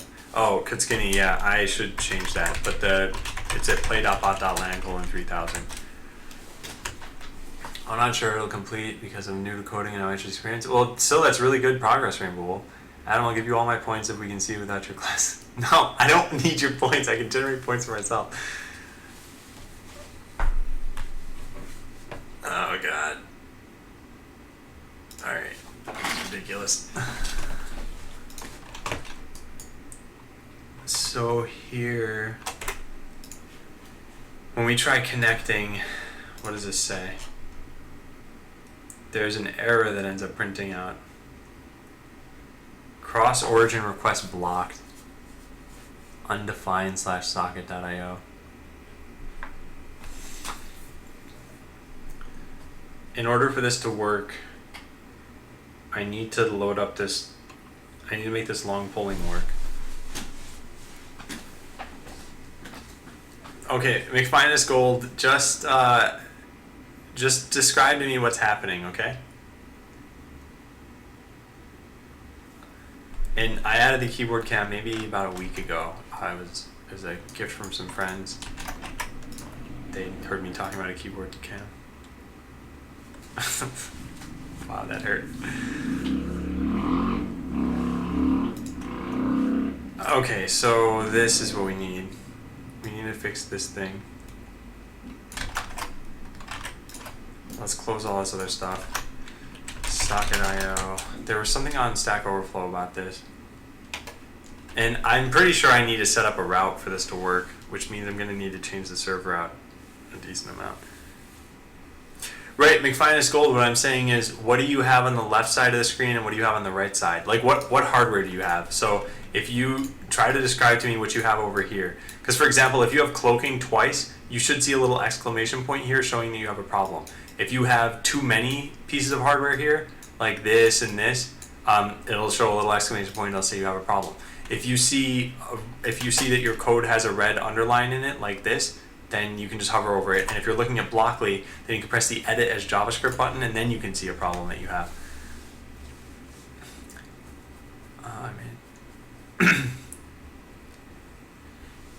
Alright, see you, old man. Rainbow Wolf says, what's the game about? This is Botland, and the way that it works is you make bots. So you'll pick different hardware that you want. So I have Zapper and Cloaking and Landmines, but I could make something like lasers and harvesting and, I don't know, a little bit of Reflect and a little bit of Cloaking if I want. So you make the loadout for your bot, then you actually write code for the bot. And if you want, you can use our visual language for that too. So if I want, and you don't even need to write any of this if you don't want to. You could just drag a pre-made script like this Ultra Killer. So let's make Ultra Killer work by putting on the correct pieces of hardware. We need missiles and we need Cloaking and Landmine. So let's take this, and now I'll deploy this bot everywhere. And you can see my bot cloaks and it lays landmines, and then it reflects and shoots missiles over at this guy. And nope, I died. Okay, well, anyway. And that's it. Then you unleash them in the arena. So if you want to play, go to bot.land/prebeta.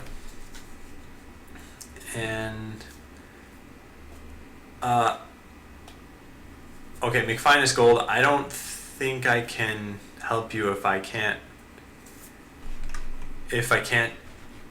like, okay, how about this? How about we have you start from scratch? So just refresh the page and reconnect, and then open up Blockly and just hit the deploy button, and you should see bots get deployed, because that's it. There's nothing that can go wrong there.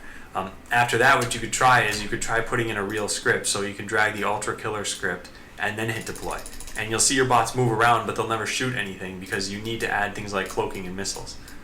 So once you do that stuff, then everything should be working.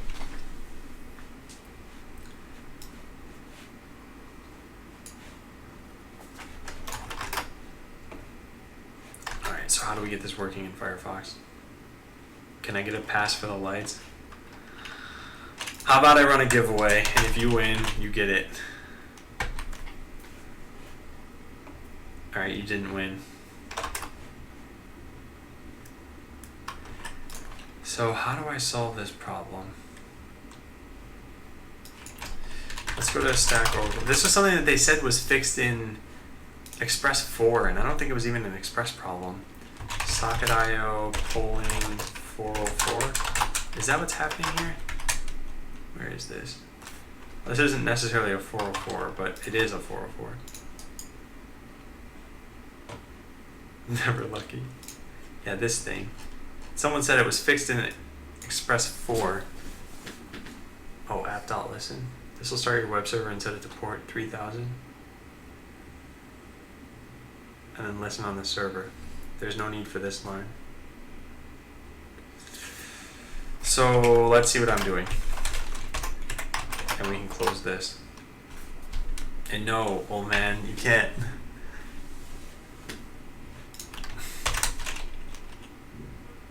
Let's go into app.js. We have Express here. Yeah, and then app.listen is not there. Where do we make a server? Is that in www? This does www.es6, which is here. Server equals HTTP create server app. So I guess what I could have done is app.listen port.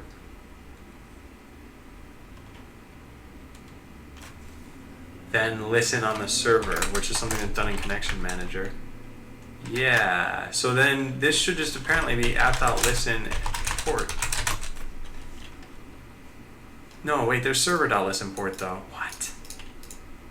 There's no need for HTTP? Okay, let's get rid of that. Let's try this out.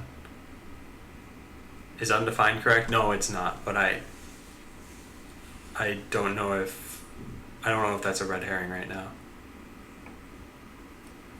Also, Adam, have you looked at Heroku? Free for one node, just no SSH access. All get deployed Node.js.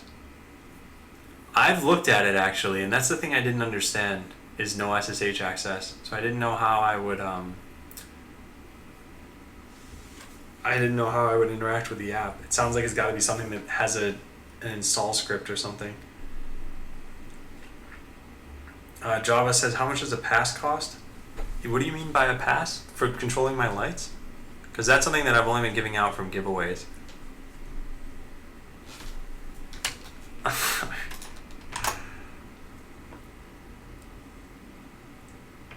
Alright, so is this going to work now? Let's see. Do I have Skype? Oh, does Alter Boy have Skype? Oh, what's going on here? This just... Uncaught exception out of many. What?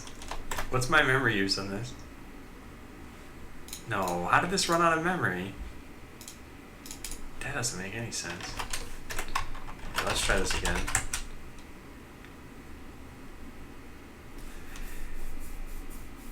Yeah, everyone, I don't think something like that would be that helpful for me. It sounds like, so someone told me about Coding.io yesterday.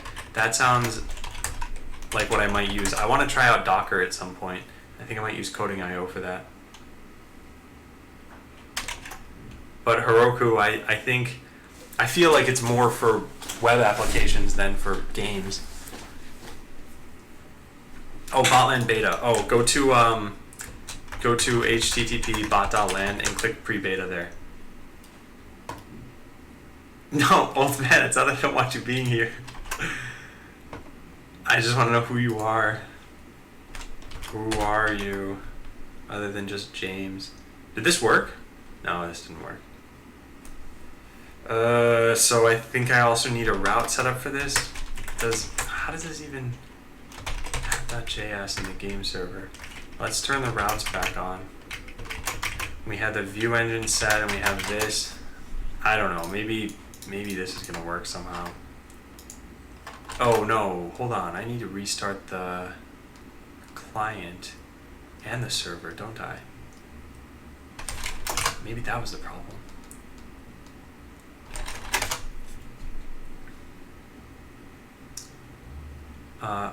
Odik says program. I'm not sure which program you're referring to, Odik. Yeah, Docker's a great choice. Thought Heroku might be good for your rapid development cycle. I've got to look into Docker. One of the things I don't know about with that is how much memory does it take and how much does it impact performance. Okay, is this going to work now? No, I don't think so. Huh.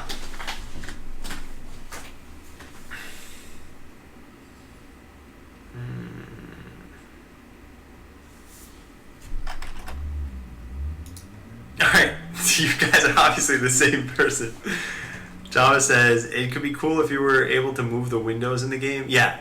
None of the UI is final. This is all stuff that I've thrown together now in 2 months, and we've got a lot of time to fix that up.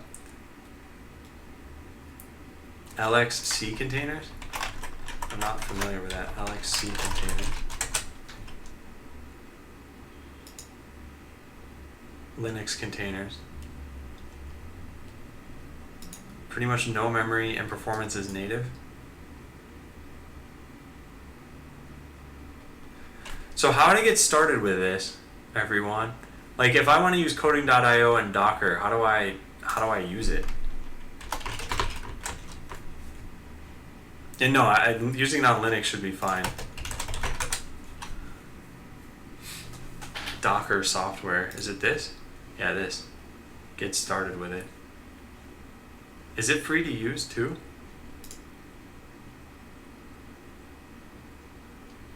Install Docker, run a software image in a container.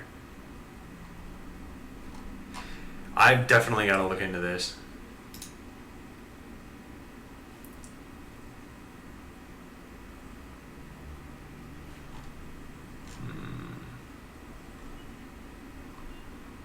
Is there a way to write if not is zapping? Cause Skinny, I think you just wrote it. It's not is zapping. In Blockly, there probably isn't yet.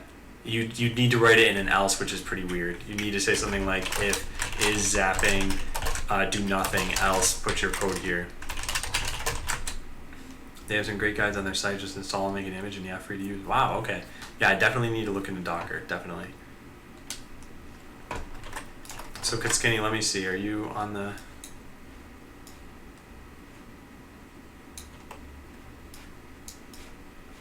Okay, I don't see your bots, but...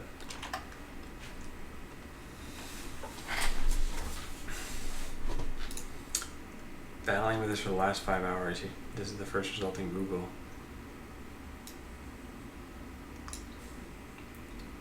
So they do create server, then require and listen, then listen here. The order is highly important. The problem was that everything was installed properly and node was listening. However, 404 is not found. When I tried example.com, 3000 socket, it worked. Oh, really? So I could do something like this, socket.io, question mark, EIO equals 3. No, that still says not found. What is this?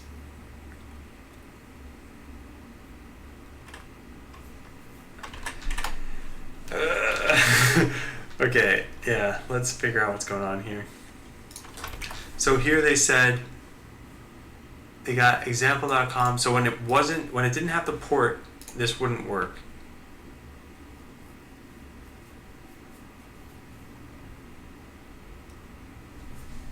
And yeah, what's going on? Hey BetaBuck, did you follow me? Because if you follow me, you end up getting 15 points. So if you've been here for an hour, you should have 21 points. Yeah, what's going on here? And I apparently can't even copy this. Okay, there we go.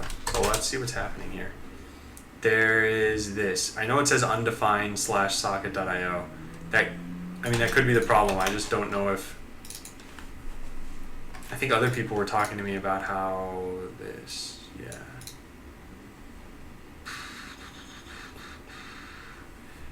And McFinest Gold, your bot won't shoot because you need to give it both. Oh, what's this? That was weird. You need to give it something that'll make it shoot. So give it something like lasers or missiles, and then you got to write the code for it. So that the very simplest thing you can do is this. You can just put a single line that says fire lasers in any direction that will work, and make sure you've got lasers on your bot. So this is the most basic script you can have. And then just deploy a bunch of those bots, and now they'll fire their lasers, and if anything's in range of them, they'll shoot their lasers at that. So here, they only shoot in sort of a plus direction, so only in the cardinal directions. So you can see I'm hitting alter blade, well, that one reflected.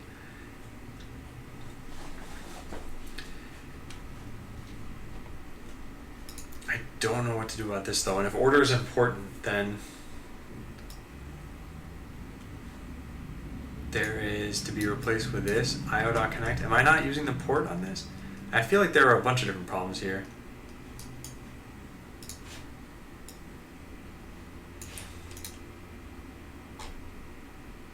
But I'm not sure. And then there's the socket interface, which needs to connect. And this is based on this io.connect, take the host and the port.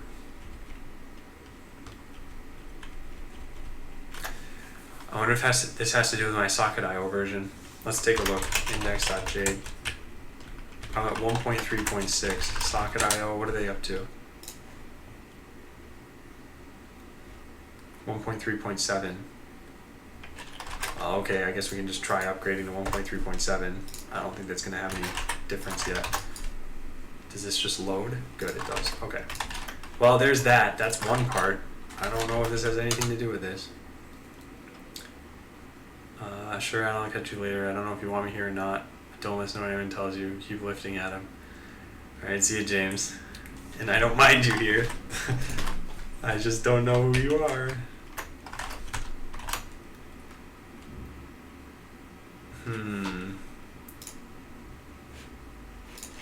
Yeah, so again, the same problem happens. I don't know what to do about this. And yeah, it says HTTP undefined socket.io. I wonder if that is worth searching for here. Let's take a look.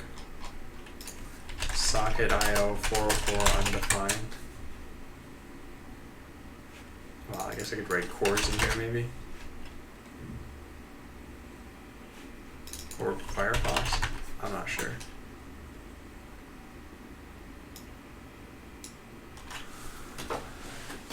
Problem is the client is connecting to undefined as the host and course is erroring out. Where are you defining the host on the client?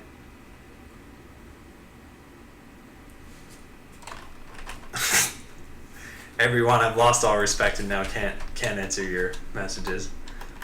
Yeah, so where I'm defining it is here, and it could be that this is nothing, but I would find that strange too. But let's take a look. That is a good thing to search for. And it's possible then that I screwed something up. So in here we have display none, and we have our server host address is set to HTTP localhost. So in the code, how do we open debugger, I guess? Yeah, sources, here we go. So we need to take a look at this socket interface. Can we just open that? Socket interface. And I want to put a breakpoint here. Then refresh. Has Arena gotten bigger? Yeah, it's about 20% bigger. It was 15 by 10 earlier, and now it's 18 by 12. What's going on here? Mozilla not responding. Thanks a lot, Mozilla. I don't know why this keeps running out of memory. But yeah, sure, restore the tabs. Let's make sure that that breakpoint's still there. I don't trust that it is. Socket interface.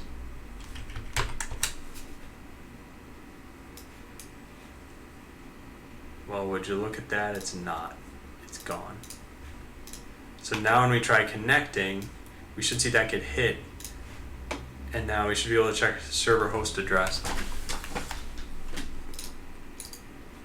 Can we evaluate this?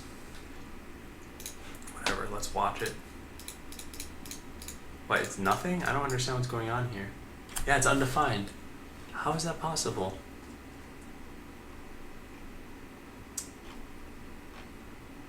It's set there, which means wherever this is called from is where I really need to do this. And yeah, I'm using Mozilla because I'm trying to fix the Firefox issue. But yeah, everyone, I guess this wasn't a red herring. And actually, someone pointed that out earlier too. And I said, no, it's probably just a red herring. Who did say that earlier?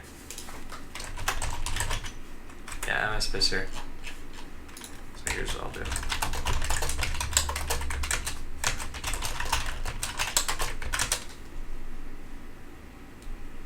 And no, I'm not. I'm hopefully not trying to use, what is this? Stop script.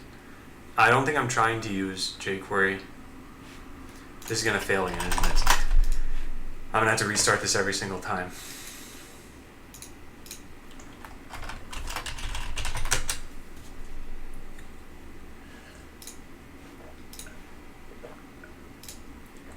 Okay, now let's put a breakpoint on where the socket interface gets created, which is really in main.js.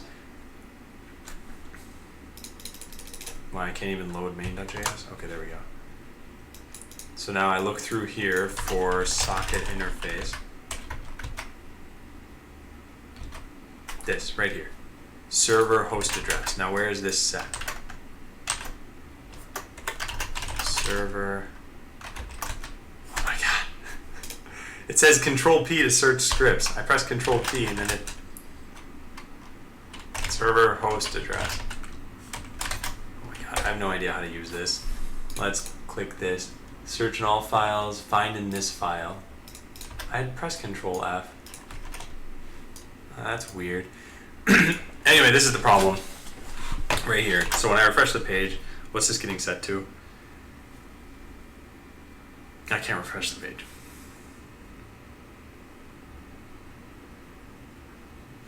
Okay, let's take a look at it in code, I guess. Server host address.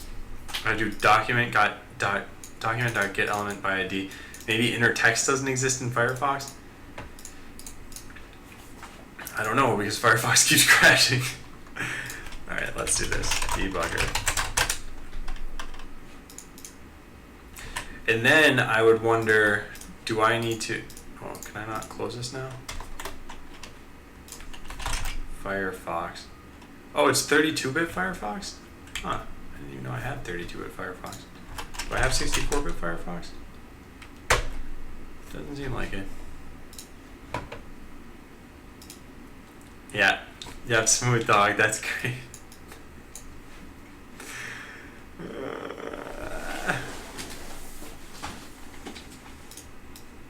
Alright, is this gonna refresh? Okay, good. Are we gonna be able to refresh the page one more time? Also, how do you get the refresh button to show here? Customize? It's probably not a good idea when Firefox is continually crashing. Oh man. Alright, what do I do in this case? I can't even set a breakpoint. I guess I don't refresh, or I don't restore my session. Reflect Shield is a bit overpowered for now. Yeah, it's a bit overpowered for now because there are only 4 offensive things in the game, and half of them are reflectable.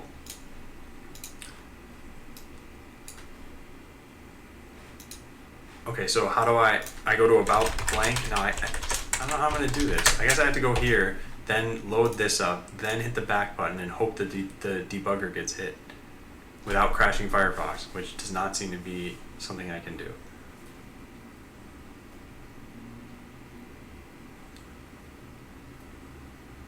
Well, alright, so if inner text doesn't exist, what can I use instead?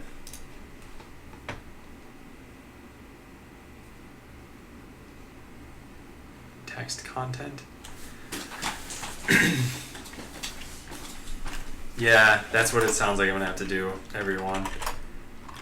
I just don't understand why I can't even like load this in Firefox without it crashing. That seems really strange. Or at least not with DevTools on. So, yeah, fine. Let's do this. So, const server host address dom equals this. Then we do inner text or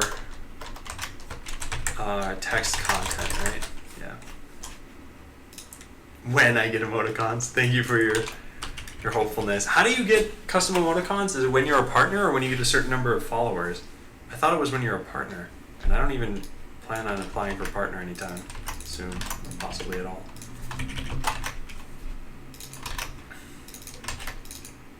Okay, so let's use this now. Good. Yeah. Alright, yeah, now let's try this in Firefox. I don't even know if I need to reload this. What is this? Oh, the 4th tab, okay. It's a partnership thing, okay. Yeah, I don't know if I'm ever going to apply for that. Maybe I will. Does debug script not work? I just want to refresh this page. Okay, maybe I want to. You can go to BTTV and get emoticons without being a partner. Oh yeah, I've seen those. Do it for the emoticon. You don't have to have a sub button. Wait, you really don't? I'm surprised about that. And so, can I go download Firefox 64-bit? Is that a thing I just don't have?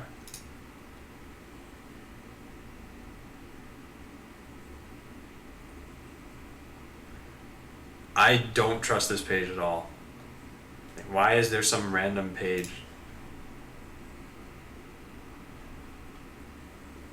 They don't release a 64-bit except for testing?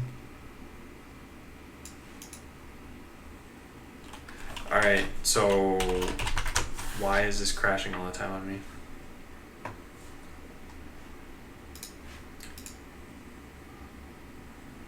Alright, let's just try this out again. Maybe this will work. Now we hit connect, and there's chat. Okay, good. So everything's working fine now. That was stupid. Alright, there's another point for the text content thing. So then were those other changes I have even necessary? That's the other thing I want to look into. That's necessary. neither here nor there. This, let's just keep because it's an updated version. But then this stuff, do I need this?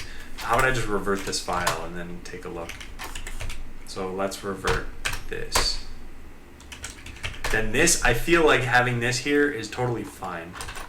So let's restart everything.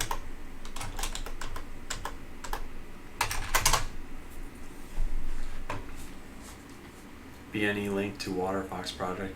Yeah, the only thing is I don't want to use something that other people that doesn't have the Mozilla seal of approval, i.e. their security certificate. But it sounds like they don't release something like that. So did I just screw this up or what? No, that works now. So it works in Firefox? Why am I still getting this then? No default engine was specified. So when I do specify an engine, then this all seemingly works fine and is happy.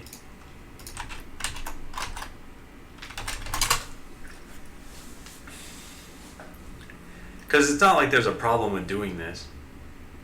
Listening on port 3003, listening on port 3003. What, did this start twice? Yeah, now it's just a 404 instead of a 500. Yeah, so I definitely don't want this here.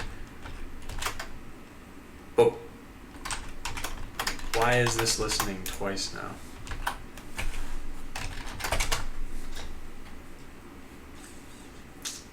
Starting socket server. Yeah, this stuff is happening twice. What is going on? Well, it's coming from www.es6, and I changed this code. So I guess let's change it back and then run this. Yeah, now it only happens once. And now does Firefox still work? Okay, great. Well, fix Firefox. Done. Don't care. So let's just never touch that again. I can't believe the entire time it's just because I was using an HTML attribute that doesn't exist. Fixed Firefox by specifying text content instead of inner text when getting the host address to load. Alright, let's deploy that so that people can try it out on Firefox. Which means I gotta turn off my keyboard cam because I'm gonna need to type in a password at some point. Actually, while that's deploying, I'm gonna go use the bathroom really fast. I'll be right back. And then it'll be done deploying and I'll upload it and then I'll make it just free for everybody to access the beta. So let me write that down. Promise. Free for everyone for this weekend when I get back. Account will be deleted on Sunday. So yeah, I'll be right back.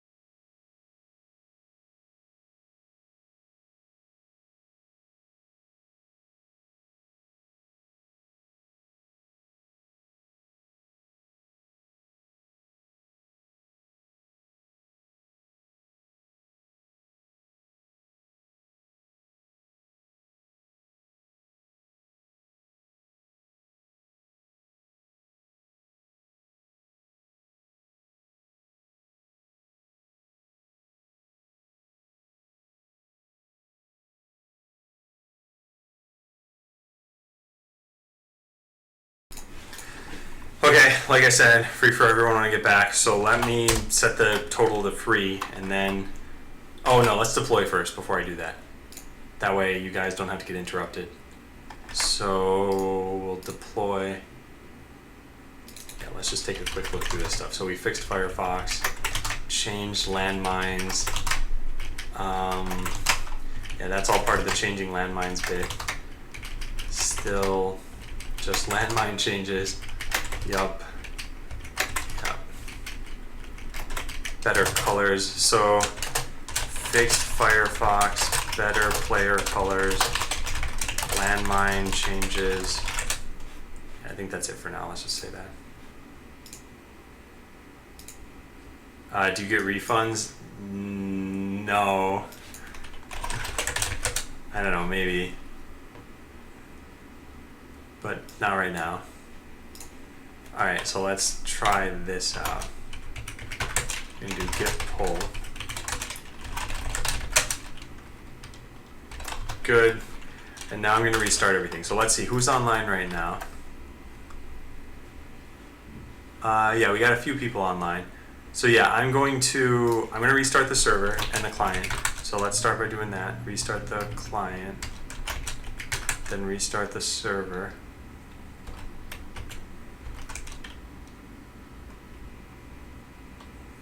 And then I'm gonna open up PhantomBot and set this to free for everyone for today.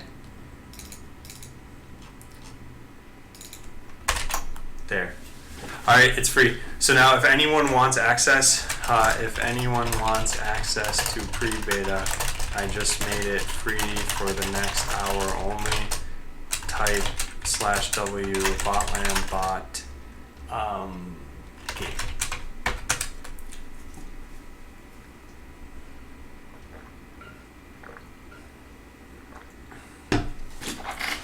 I plan to add an API for detecting and getting friendly bots info like coordinates, HP, cloaked, reflecting, ITGK, some of that stuff, yes. MS Visser said I just spent my precious points on it. Alright, here's what I'll do. I'll go through whatever text I have from the last, I guess 30 minutes. And anyone who spent points, wait, what? How does this even work? Why is this like the dumbest way I could have ever copied text?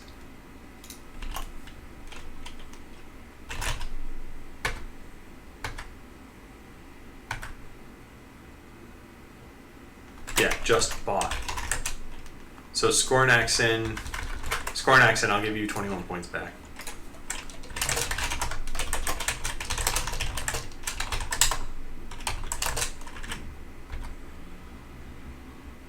Yeah, there we go.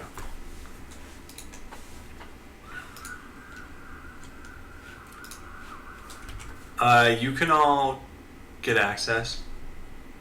Black taco sauce. Here you go.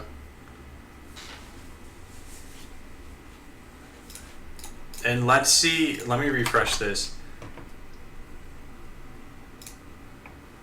And like part of the reason I'm not too concerned about refunds is because they're loyalty points, and at most you spent 80 on Wednesday.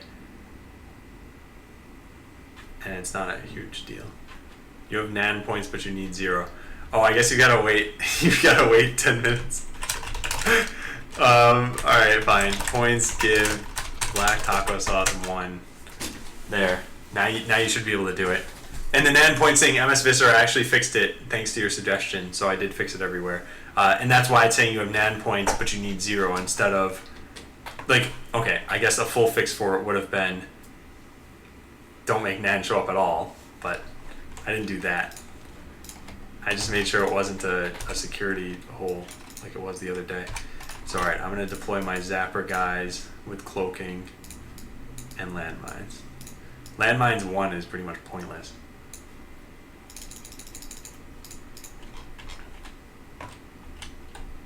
Yeah. Why don't you start with 0 points? The way that it works is the JavaScript scripts for PhantomBot call into Java. Java is what's wrapping this ini database, which is just a set of ini files. So when it checks to see, does this person have points, and they're not even in the database, it says, no, they don't. Returns not a number. Will there ever be a way to save your bots? Yes, there will be. And that's... Oh, wait a second. What's going on here? Why did the cursor not change? Uh-oh. Something's wrong. Something's very wrong. Let's take a look. Do I ever change the cursor in the code? bundle cursor. That was a mistake. I should have pasted in the word cursor because all of the code is in this file. Yeah, I have a lot of points. What are you gonna do about it? We're almost at the point where I can search this file. Alright, thanks. Thanks for that. I'll save this on my desktop. This troll face.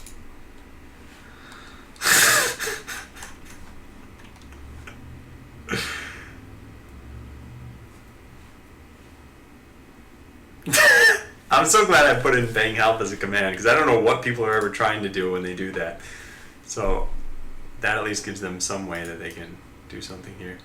So yeah, we have a bunch of cursor stuff here. I don't think any of these... Alright, here's what I'll search for. I'll search for pointer. Does this ever appear? I don't think this even exists. So then, what did I upload? Are landmines working the way they should?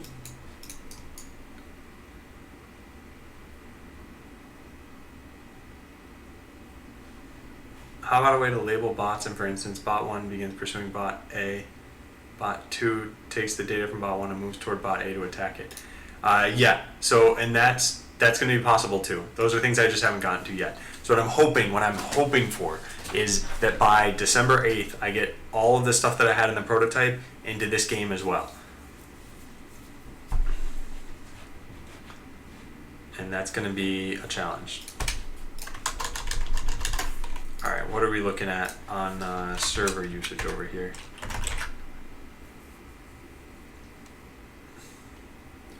CPU usage is up a little bit higher now. It's about 14%.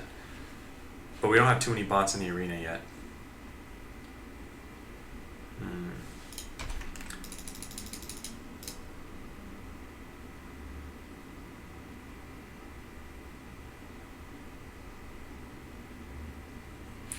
Yeah, okay. And I'll write that again about pre-beta. So, did I even fix anything? I guess that's the first thing I'm concerned about. Does this work in Firefox now? I don't know what my password is. It's saved in a notepad file over here though. Connect. Hey, check it out. You just connected from another device, closing this session. Okay, so that works.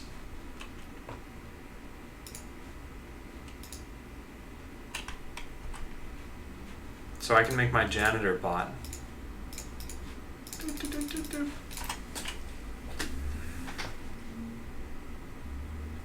Hey, nice MC Finest Gold. You figured out how to use the game. That's good.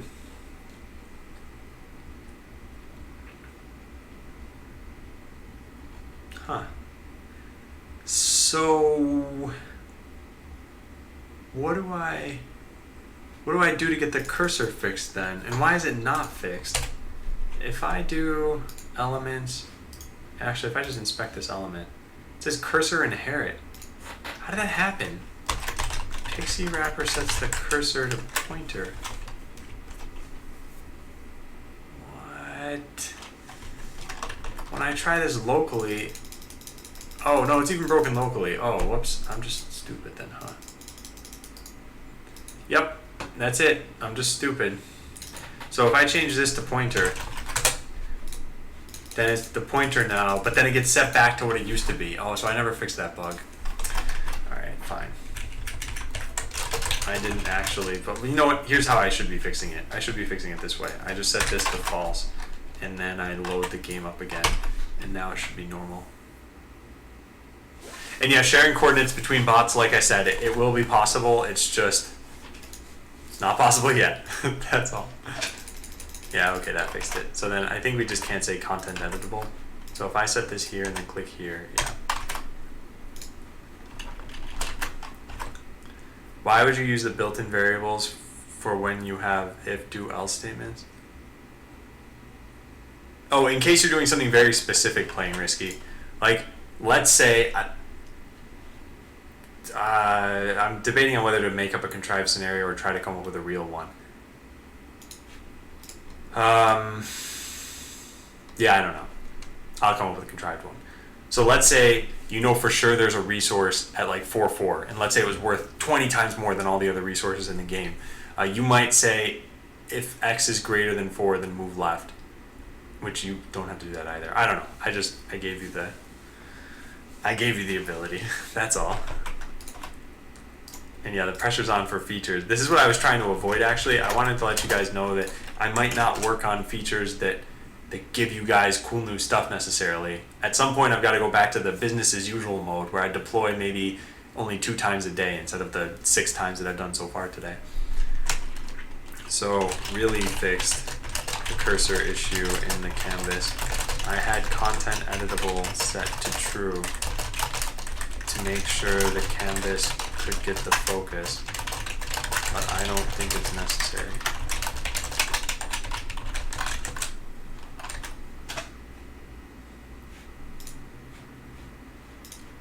Alright, good. I want my janitor bots back. So, alright, landmines should be disappearing after a certain number of turns. So Swift Blue's mines over here should just go away after some time. Yeah, it looks like they are. Alright.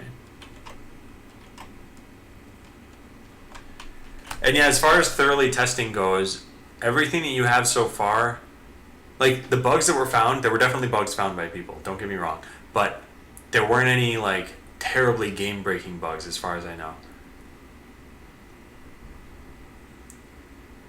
And so that's a good sign. What I've been testing so far has been working. Ability to save configured bots, at least in the local storage. Yeah, no, ITGK, I agree with you. The problem is saving configured bots is a very like UI dependent feature right now. So what I could give you is like a save and a load button, and it saves it in the local storage maybe. But then, well, I'll consider that. Consider putting a save/load button that will just save the code/plotly to local storage and load from local storage. How long does it take to get points? It says I have NaN when I type the command. It takes 10 minutes to get a point, and if you follow, you get 15 points. Oxycontin says I'm 16. Should I work at Best Buy? I don't want to be a salesman.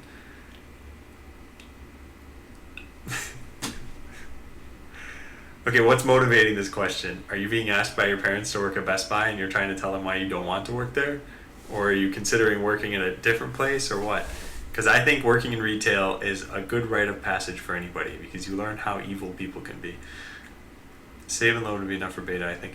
So yeah, ITGK, when actual beta is out, you should have a fully fleshed out interface for configuring bots, like saving them, and I don't know, we've got to talk about a lot of this stuff too. I wonder if starting up pre-beta I think it was a good idea. I just wonder if I'm slowing myself down. I think at some point after people get used to everything, then yeah, it'll be easier. You'll be a salsa man. That's facts. Yeah, so for anyone who wants to get access to Botland right now, it's totally free for the next hour. Well, now it's the next 40 minutes. But yeah, you can connect. There are already a bunch of people on the server right now. It looks like, well, 4 or 5 people at least. And you can deploy bots, mess around with things.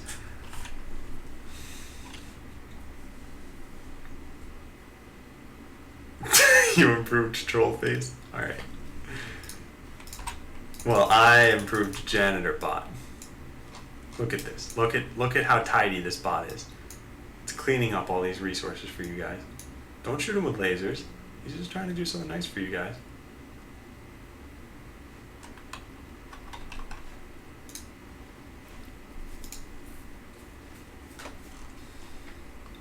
Yeah, I wonder if I should make it free every Friday afternoon. Then people would never buy it Friday morning, though. Improved troll face. Alright, I'll save this one too. Now I've got troll faces of myself on my own desktop.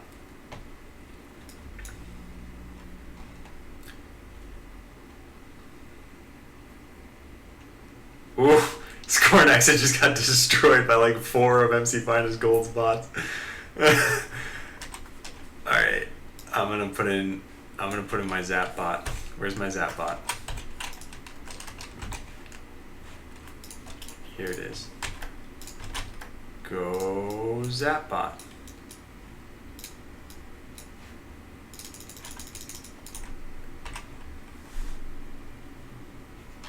Nice. I only just took 100 damage from those mines, or like 1,000 damage. Make it free random times on Friday. Only those in stream will know. If anyone sees them, how will you explain them? Well, no one's really ever going to see them. So yeah, Swift Blue, how do you feel about landmines, given that it looks like you have level 3 landmines? Do you like how long they last? Because it's not like you're able to lay a ton of them. They disappear after some time.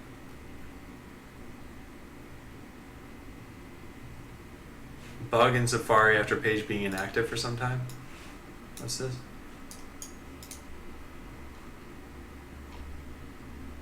Oh. Oh, this might help explain why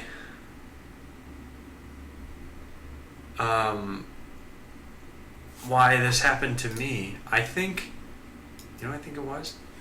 Okay, so let me, I just want to let you know if I saw. Okay, I see.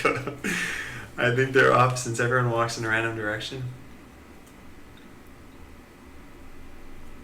You think they're, oh, underpowered. Is that what you mean by up? UP. You don't need to walk in a random direction though. You could do something like this. Well, I'll just code it, but here, I'll show you what I wanted to show you. So if I put landmines level 3 on a bot, and then I say something like this, if can lay mine, otherwise move right. So watch this. Now I'm gonna lay a string of mines. Like, I don't need to walk around randomly.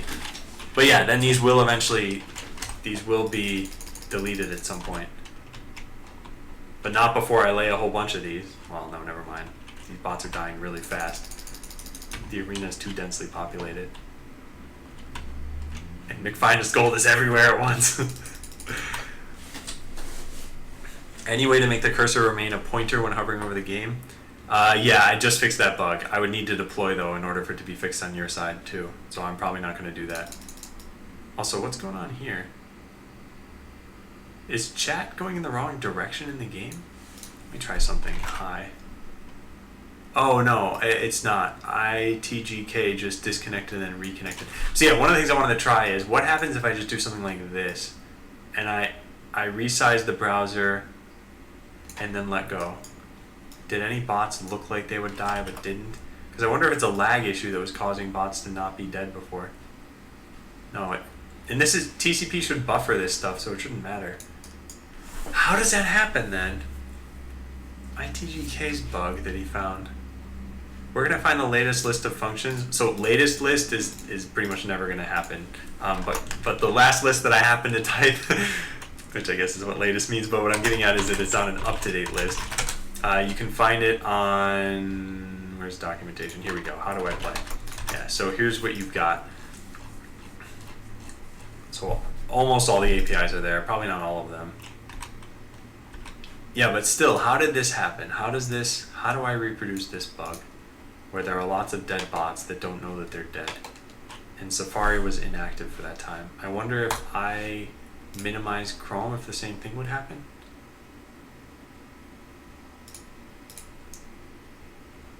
Well, I guess I'll minimize it for longer and we'll come back to it. And I'll link this for the other people. Anyone new to join the stream, if you want access to pre-beta, for right now, I mean, you'll only have access for like 2 days. It's free for right now.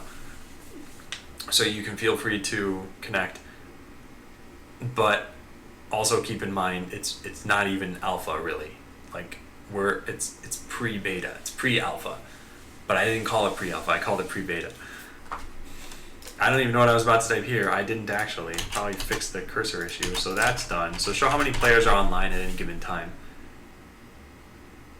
Maybe I'll make a command, client command / online. Maybe that's what I'll do. How do I set it to find closest enemy bot? So at McFinest Gold, here's what you can do. Check this out. Go into variables and do this. Set item to, and then go to find closest enemy bot. And you can rename this if you want. So you can say something like closest bot. Then if you want to move to it, you could say something like move to, and then drag the closest bot onto there too. So there, that's it. So now I can deploy these bots. They'll just move to an enemy and then they'll stay there. So you can see them. They're just moving to enemies. Can I make a request, an opposite of pursue? I'm trying to write a pacifist. Yeah, that'll probably be done at some point.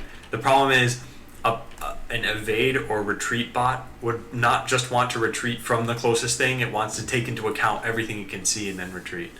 Oh, I mean how to do it in JavaScript. Oh, in JavaScript. So McFinest Gold, a better way of doing things, check this out. And this will overwrite your code, so just be careful. But I have this Blockly block configured. If I hit edit its JavaScript, then here's the code that I want. Closest bot equals find closest enemy bot, move to closest bot. So I'll paste this in the paste bin for you if you want. And we'll put this here. There. So there you go. Cleaner scored. Just cleaned up like half the arena. When I tried doing that, I got annihilated. I guess you have reflect shields, that's why.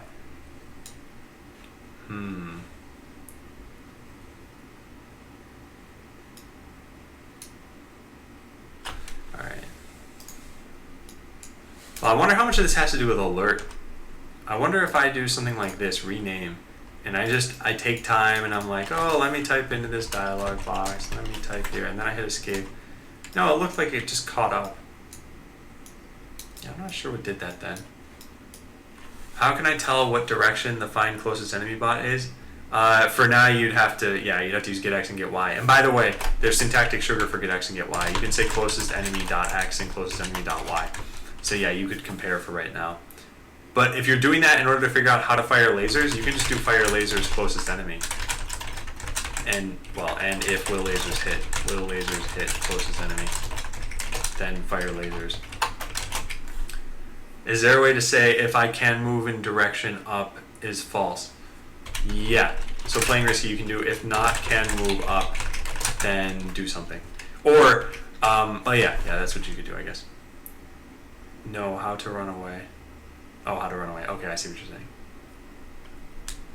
Got it. It'd be nice to have logical connectors and an or. Yeah, let's do that now. I don't know what it would take to add that in. Well, here's something we could look at. So Blockly has some demos online, and we can go to the other demos, and they have, I believe the toolbox has logic, if, Boolean. Yeah, here we go. So I think I can just add these in. I don't even need to do anything. I don't know why I didn't do that. Yeah, let me add those things in. What are those blocks called? They define everything in XML here, so I should just be able to find their toolbox. Here it is. Category logic, if, controls. What is this? Oh, Boolean. Here we go. Yeah, so basically these things. Logic compare, logic ternary. Oh, nice. So for some reason, oops, no, bad. Copy. Got it. Got it. Done.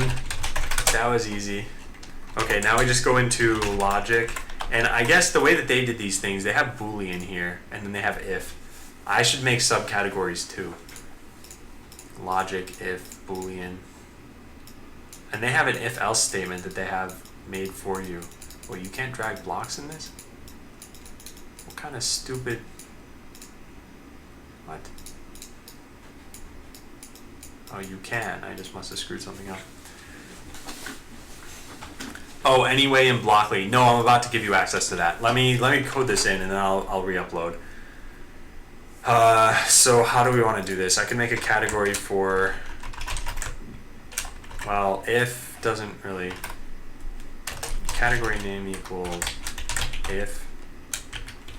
We could put that in and then maybe these other ones. I don't know if there's a reason to do that.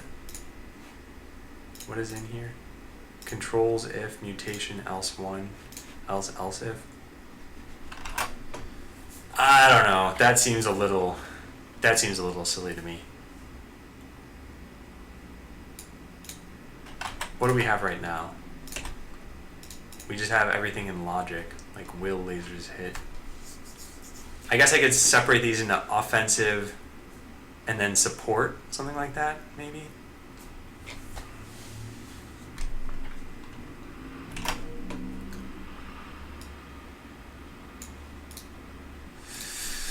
I don't know. I shouldn't spend a lot of time on this. I should just give you guys what it is you wanted. So let's put if all into here. So there's compare, operation, negate. Let's take a look at what all of these are. Compare is this. That's like less than. Operation, that's logical and an or. Negate, true. Null I don't think is necessary. And then ternary we can also put in there, fine. And if we want, we could put in the same block that they had here, which is this an else if block. So let's do edit as HTML and just yank that out of there. So there we go. So there, we have an else if now too. Okay, good. So that's if. Let's make a category now for name equals, let's say, movement. And this is going to contain what? Can move to tile. Now let's take that. So that's movement. Let's take one for offense. And we'll do what? Lasers, missiles, zap, I guess, should be in there. And we'll do one for random. I don't know if it makes sense to have all these categories, but I'm just going to put them in, and if they don't, I can later change these around pretty easily. And then let's say support. Oh, and can lane mine goes into offense. And then support is going to be probably all of these, right? No, is zapping goes up into here too. What's SwiftBlue doing? No, this bot up here. He's probably gonna kill someone. Oh, look at that! He got a kill. Oh, and he might actually get another kill if he reflects enough of these. Wow, almost killed 2 bots. How do we get my own x, y? Just type x or y. You don't need to do any like this dot x. Just x and y.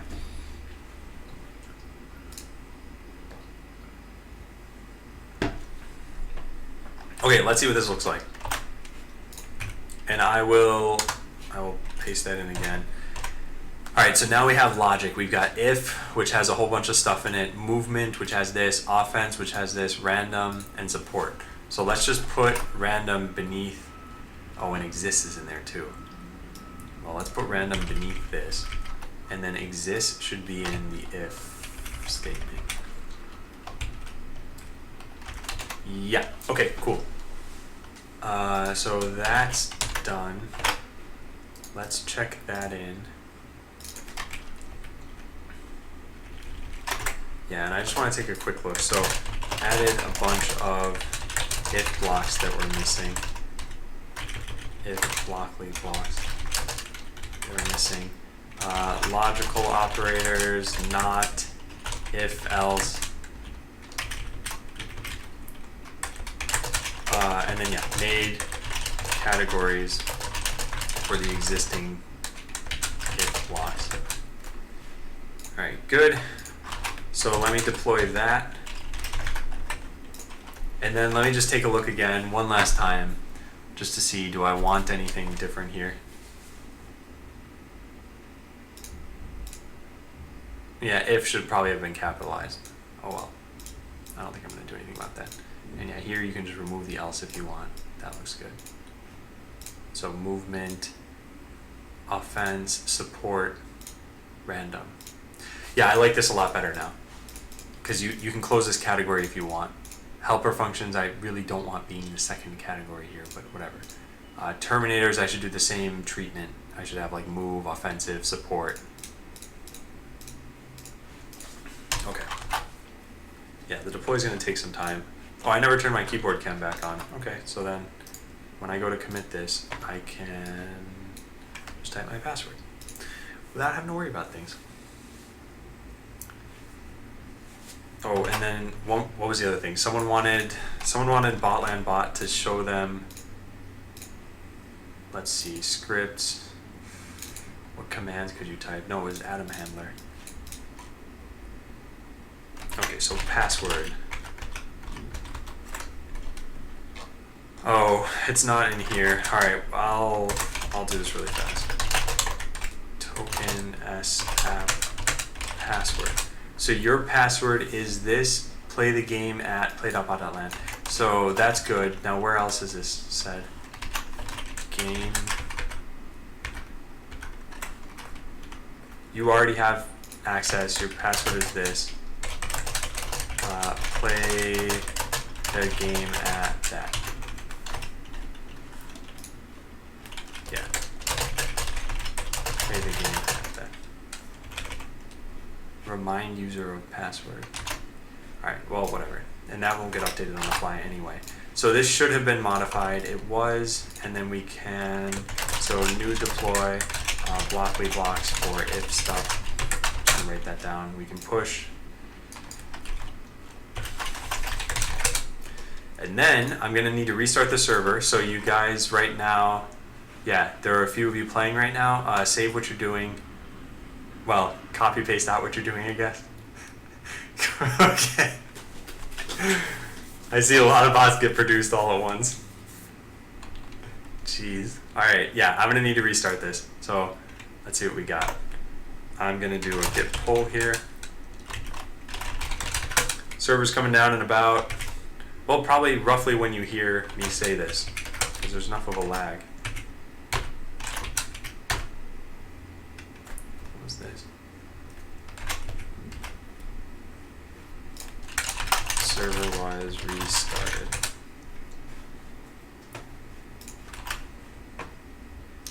Okay, there, and now you guys have access to these if blocks now. So you should be able to do something like if not is zapping, then, well, wait, what if we did this? And so if not is zapping and can zap, I mean, this is kind of stupid because that's inherent into can zap, then let's put zap there, and then let's try this out. Yeah, good, okay, cool. Glad that works. Yeah, now to rebuild. I know, I'm sorry. This is part of pre-beta. And you like the organization? Alright, that's good. I might do that for everything then. So, Zebra, your code just says to move to me. You walked right into my strategy. My strategy was don't move at all. So the only way I could have killed people is if they moved into me. I don't care if they just wanted to be friends. They're dead now. They're dead to me. Yeah, so for anyone who's joining the stream right now, I'm going to be online for another about 20 minutes or so, and if you want to just play the game, I'm making it free for right now. You'll be able to play the whole weekend, although I don't know who's going to be playing on the weekend. And then on Sunday, I'm going to reset all the accounts. So then as of next week, you'd have to spend loyalty points to get access. I think it's easy to counter bot wall only with a reflect shield by moving into your range with shield and moving out when shielding cooldown. Actually, that's true, IDGK. And this is the kind of thing that I think is great because as a game designer, we need to give you the tools to have fun in a strategy game. And then you as players need to come up with the strategies to exploit other people's strategies. So right now, bot walls are only counterable by, okay, let's say reflect shield or cloaking or something like that. And a lot of that has to do with that's just how the game is laid out right now. That's the hardware we expose to you. Once there's artillery, you can you can shoot outside of the 5 tile range, probably up to about 7 tiles. Alright, there. My bot was destroyed. I'm gonna put my real zapper bot. You don't even know what's about to happen. Landmines, done. Cloaking, done. Zapper, got it. Prepare to die. Prepare to die. Look at this. Can't even see you when I'm killing you. Okay, this is a slower death, but it's gonna happen. Yeah. Can they share state? Is there a way to make my bots work together? Not yet. It is planned. It will happen. But yeah, not yet. Landmines aren't too bad if you're evading.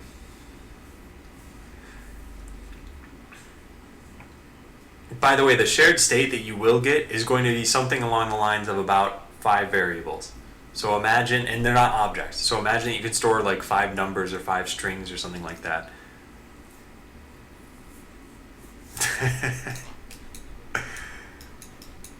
Alright, this bot's gonna die now.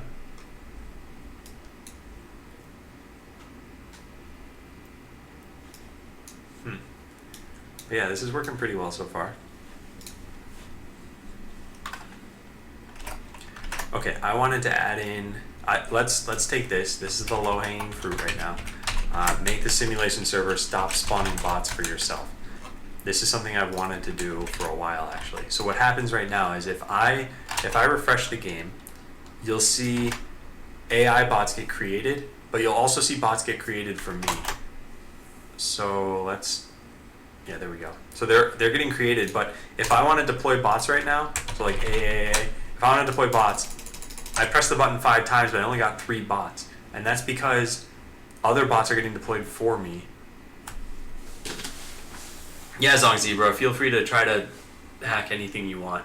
The only thing that I'm sure is very easily hackable right now, don't try a denial of service kind of attack, because I don't have any kind of protection against that. I don't know how hard it would be to do, but I have this very weak server running everything. Let's see what it's got.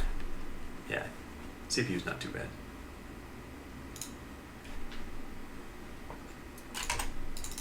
Oops.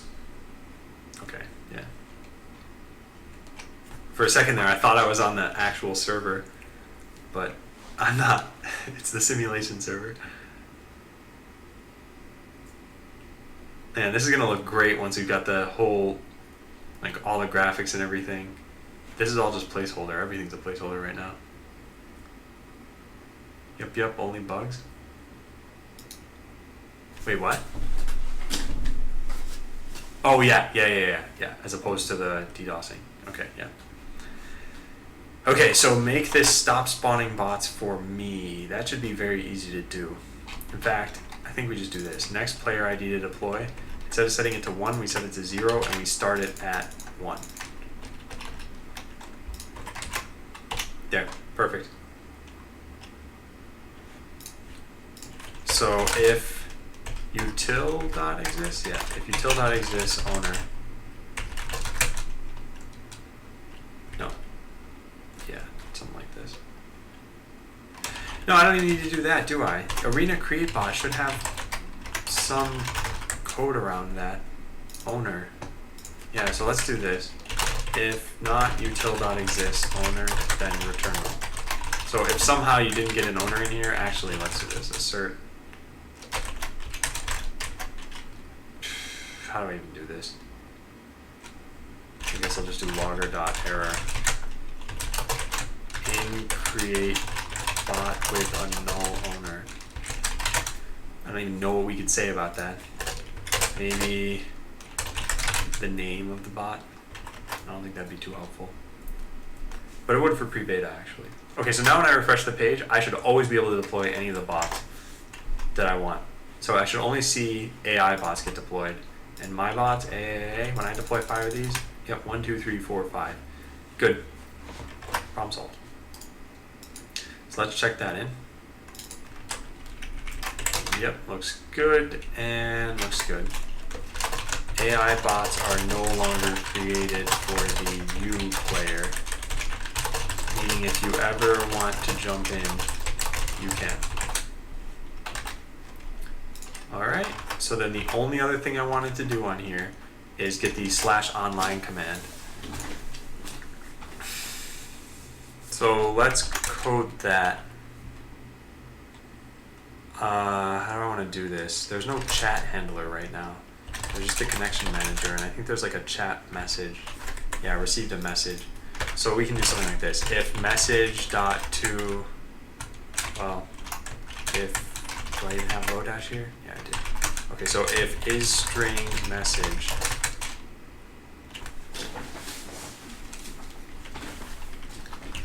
well, if it's not a string, let's just return and not do anything. Someone conquered the top right corner. That's the top left corner. You're a liar. A liar.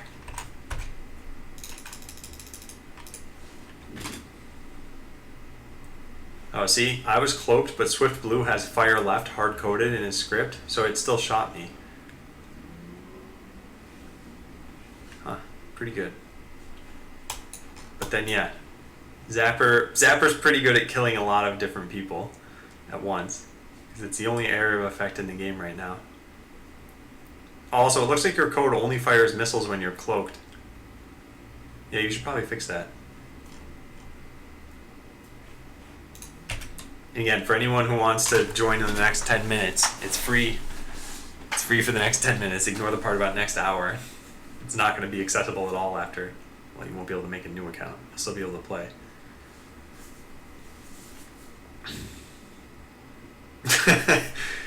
Kutskinny's got this blood aura around him. Huh.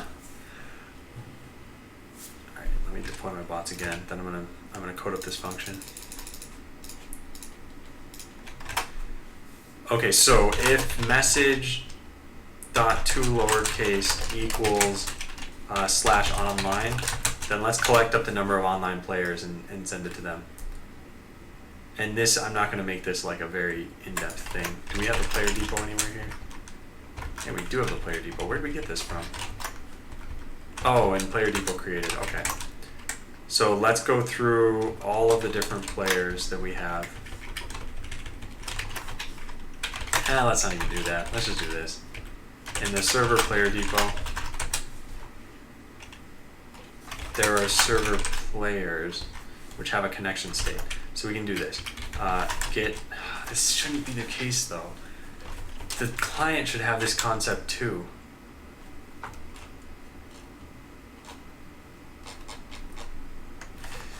Alright, for now, I'll just do it here. Get online players. Zooming in the block editor would be a nice addition. So yeah, they actually have support for that. I just haven't sized everything correctly yet. So if you go into resizable Blockly, I think, wait, what? Okay, that's not what I wanted to do.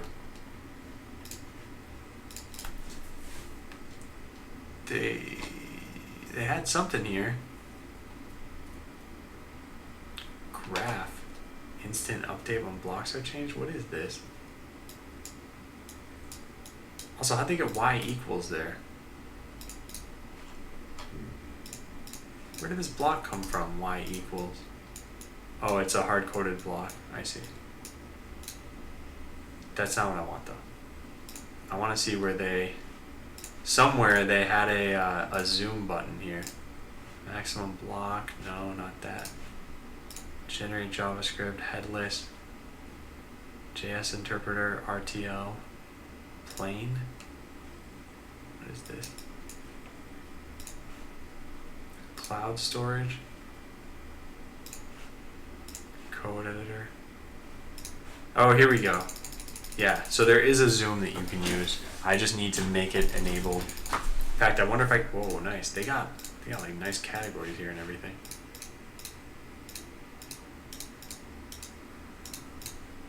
Did this work? What does this do? I don't know what that is.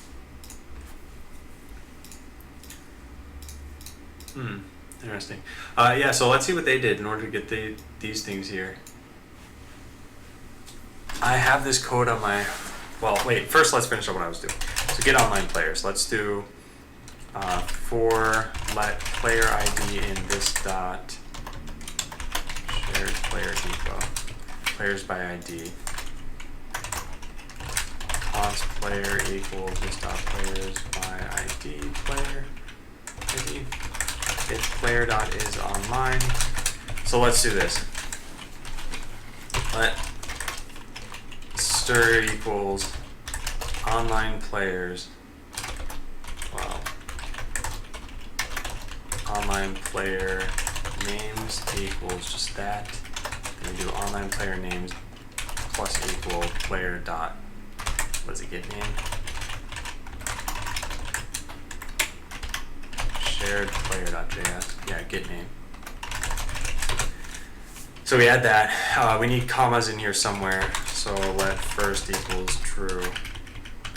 First equal false. If not first, online player names plus equal comma. Good. Then we say let count equals 0. Count plus plus. And down here, return online players count online player names. Good. Now we can get this in here. So we want to put this here, and then we want to put this here with online player string equals this dot player depot dot get online players. Online player string. And the player's name is going to be like, well, Android server. Nothing stopping someone from having that name themselves. Alright, to do change player name to change type of message to a server specific message in case someone has the name server. Yeah, alright, let's try that out. So I gotta restart the server on my own machine. Morning incoming, going to sleep, see ya. Alright, take care, and thanks for playing. Thanks for reporting what you found too. It looks like the arena's still going strong. Okay, we're gonna restart this. And when I connect over here, let's connect, and then I'll connect over here too. This is on my own machine though.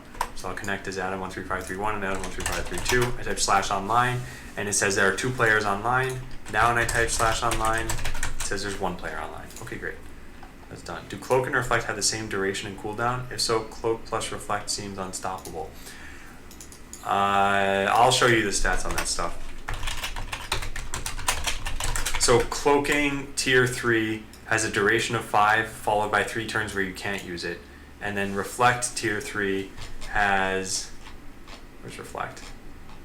Reflect has a duration of 6 and a cooldown of 3. However, reflect only has a 60% chance to reflect. So if you're using both of those, it seems unstoppable right now, but remember there are going to be other things in the future that are not reflectable. So essentially you wasted 6 slots of your bot. You wasted something like this, cloaking and reflect, on something that might have no impact on someone. So landmines, for example, if you step on a landmine with this bot, you're toast. And granted, you might not step on a landmine, but then you're wasting some time revealing landmines so that you don't step on them.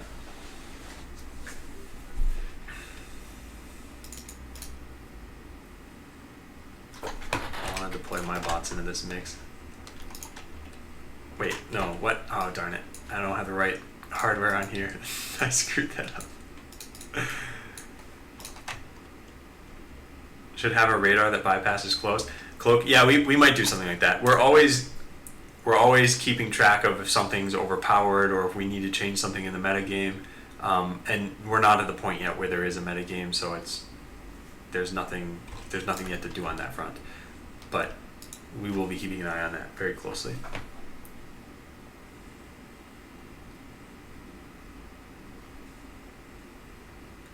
Huh. Kutskinny's bot was trying to move left for some reason and moved into me, which disabled my cloaking.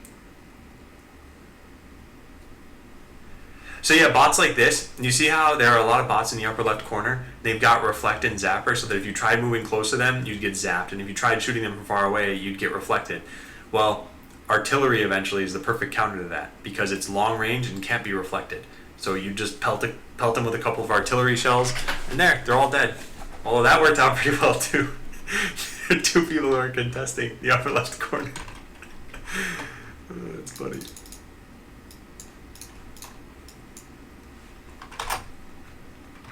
Okay, yeah, the /online command is now done, and that means that we got everything finished right on time. Yeah, so let's check this in.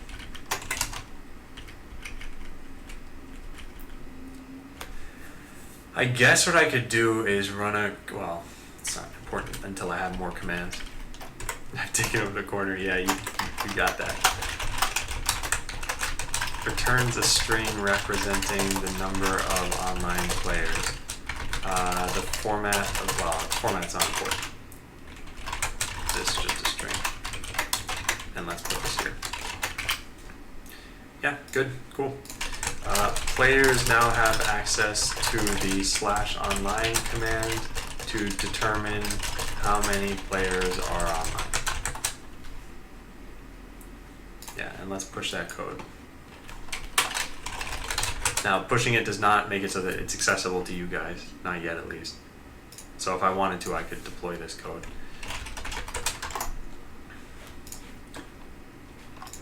Okay, and I'm probably going to start to wrap up. I don't know how many people are online right now. Actually, let me deploy my own bots. I'm going to take a couple of screenshots. So there we go. There's one screenshot. Here's another.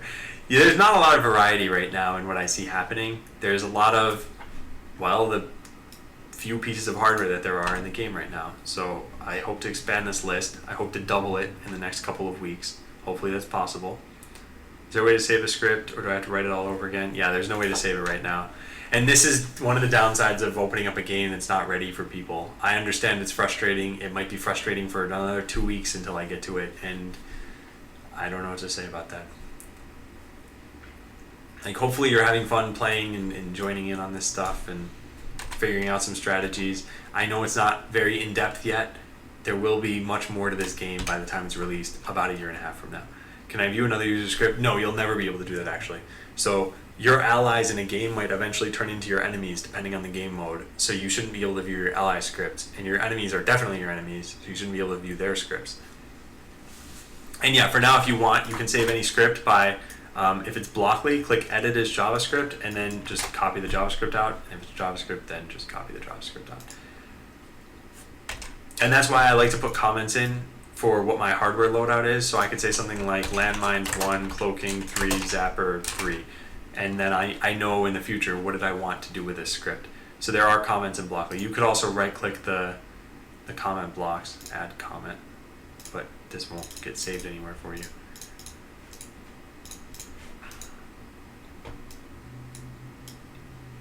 So yeah. Alright, I'm going to deploy this last thing to the server. Can JS be converted to Blockly? No. What we're thinking of for the actual game is if you do something like this, if you have a script and you hit edit as JavaScript, as long as you don't make any changes, we could do it so that you could undo that and go back into Blockly and everything would be fine. So you could do something like this. But in the future, will we make it so that JavaScript can turn back into Blockly easily?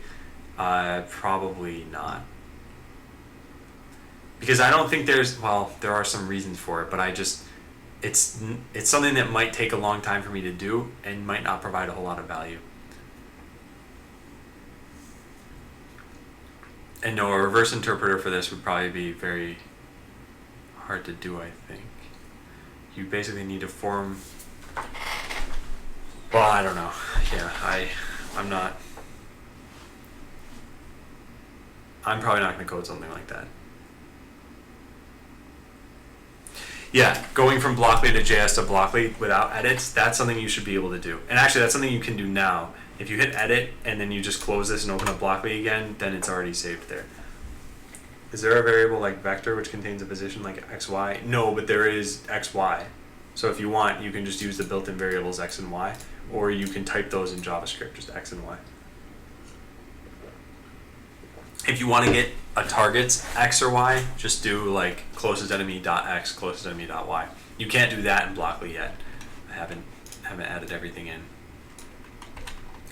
All right, let's get the janitor bots in here. Is there a way to clear the whole workspace? There isn't. So I need to do this. All right, janitor, go.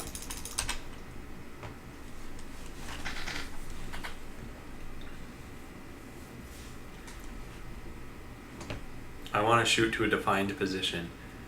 You can do that. Well, you can kind of do that with lasers. So missiles require a target. The only way to shoot a missile is if you have a target. But lasers can be shot in any direction, up, left, down, or right. So any cardinal direction. Adam should have unlimited bots. I actually could do that. That's a good idea. If username is Adam13531, don't enforce a maximum on them. How do game ticks work briefly? Do all actions happen at the same time? Each bot gets one tick in sequence. So your bots have a cooldown of whatever the tick time is, which I think is set to 2000 milliseconds. And that means that whenever you deploy, you'll get your first turn. And then 2000 milliseconds later, if you're still alive, you'll get your second turn. So all bots are going to work sequentially. There's no such thing as parallel in this game. So if two bots were deployed at exactly the same time or close enough where their ticks would happen at like the same time, it works that one goes first and then the other one goes. And I don't know what the order of that is. It's whoever was deployed first. So if you deployed it like exactly the same time as someone else and they just happen to beat you by a nanosecond, then fine, they're going to shoot you with their lasers first. But that's kind of the nature of this game. So if my script is faster to execute, I would get more turns. That's the goal eventually. So one of the things I want to do is you have a limit on how much time you can possibly spend, and that's set to 50 milliseconds right now. So if I were to write an infinite loop, like literally an infinite loop, just for semicolon, semicolon, curly braces, and I deploy these bots, like they clearly are not hanging the game, but I'm getting penalized for having infinite loops. And so what I want to do is the converse of that, which is to reward you guys for taking only like 2 milliseconds. So Zonk Zebra, that will be the case eventually, probably. So imagine if it takes 2000 milliseconds for you to get your turn normally, and you only spend, let's say, a millisecond coming up with your action, then we might make it so that it takes like 1900 milliseconds for you to get your next turn. So not a huge benefit, but it's a slight benefit. And that makes it so that if you have a very simple AI, you get a benefit, but that means that you can't do all the things that complex AI could do, like determine what is the exact best enemy to shoot. So I hope, and I'd like some feedback on this from you guys, I hope you find the coding easy enough to do and easy enough to express yourself. I know there isn't everything there yet, but I hope what you find fun about this so far, again, keeping in mind that the game isn't done, is how do I come up with a strategy that's going to beat what I'm looking at right now in the arena?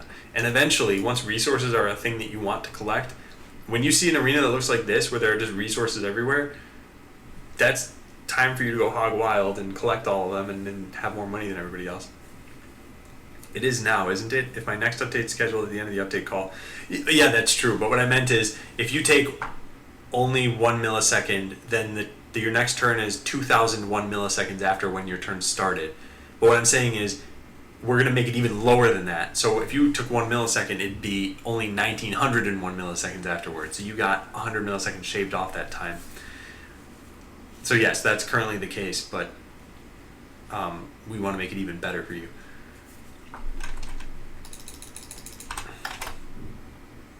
Did I deploy? I didn't push. I think I was in the process of doing that.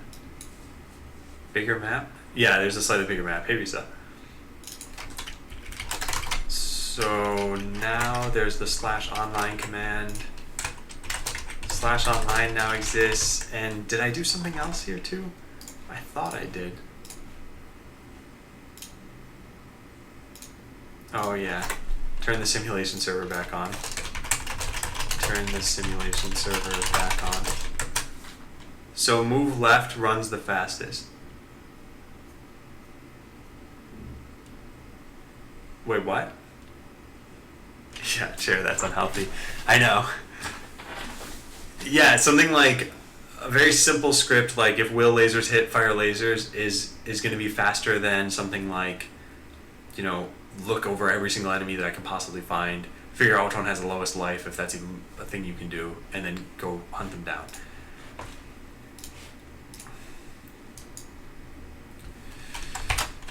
Okay, so I want to restart the server so that I can see how many people are online over the weekend. And actually you guys would be able to also.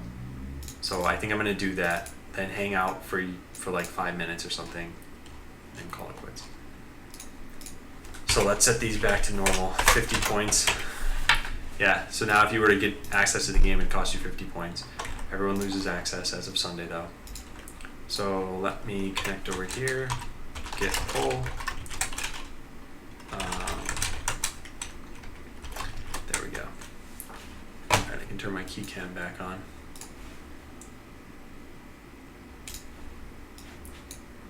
Alright, I'm going to restart the server one more time for today. And then that'll be that. Code timeout reached. Someone was reaching their code timeout like every single time. Okay, server's back up, and now you have the /online command. So let me see if this is working. /online. Yeah, just me.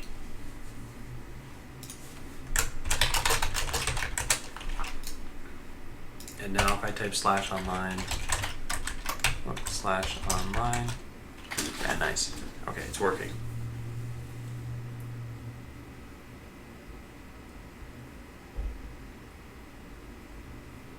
Oh wait, I have server messages in the game. Oops, I didn't even realize that. I already have server messages in the game. /online should go through that code path.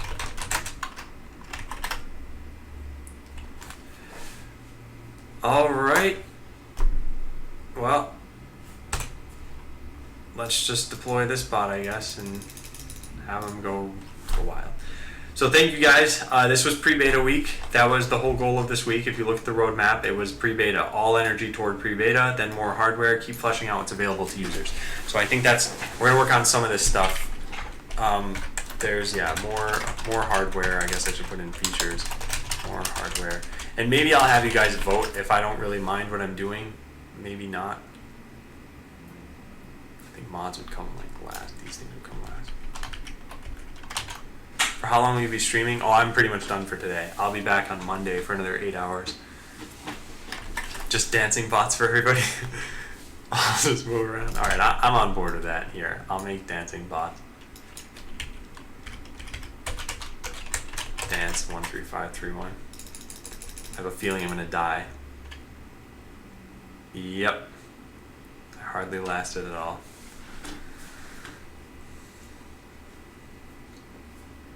Wait, what if I'll make bots that don't move and can't reset the board? So the only way for that to be possible is if we literally filled the arena with bots that don't move. And I can always reset the board, but for you to even be able to do that, there's what? There's like almost 200 tiles on the map right now, I think. So that would require 40 players to be connected with bots that don't do anything. And at that point, I think it's impossible to even do that right now because there are already bots there that are killing people. Do I have a YouTube? Yeah, Colin, I do. If you go to bot.land, you can find everything that I have. So YouTube's on there, Twitch, Twitter, Reddit, everything else. Here, you know what? I'll post this picture right now. Yeah. I'll post this on the Twitter page.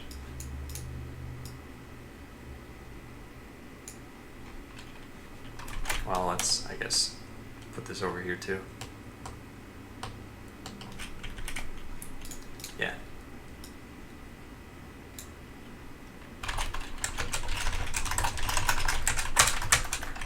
Does Twitter, I've never...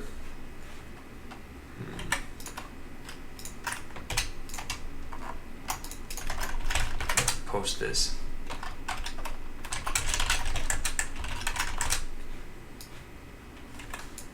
Tweet.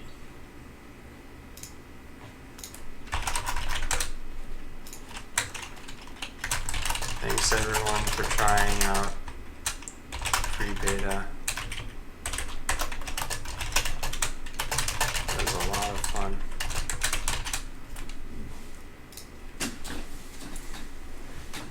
All right, there we go.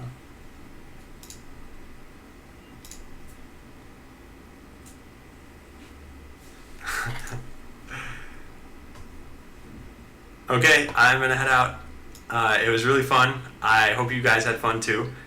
Pre-beta is now a thing, and from now on, we don't have to focus on account creation and management and all of that, hopefully. And eventually, enough people will have used it in chat where they can just answer questions for the people who are asking them.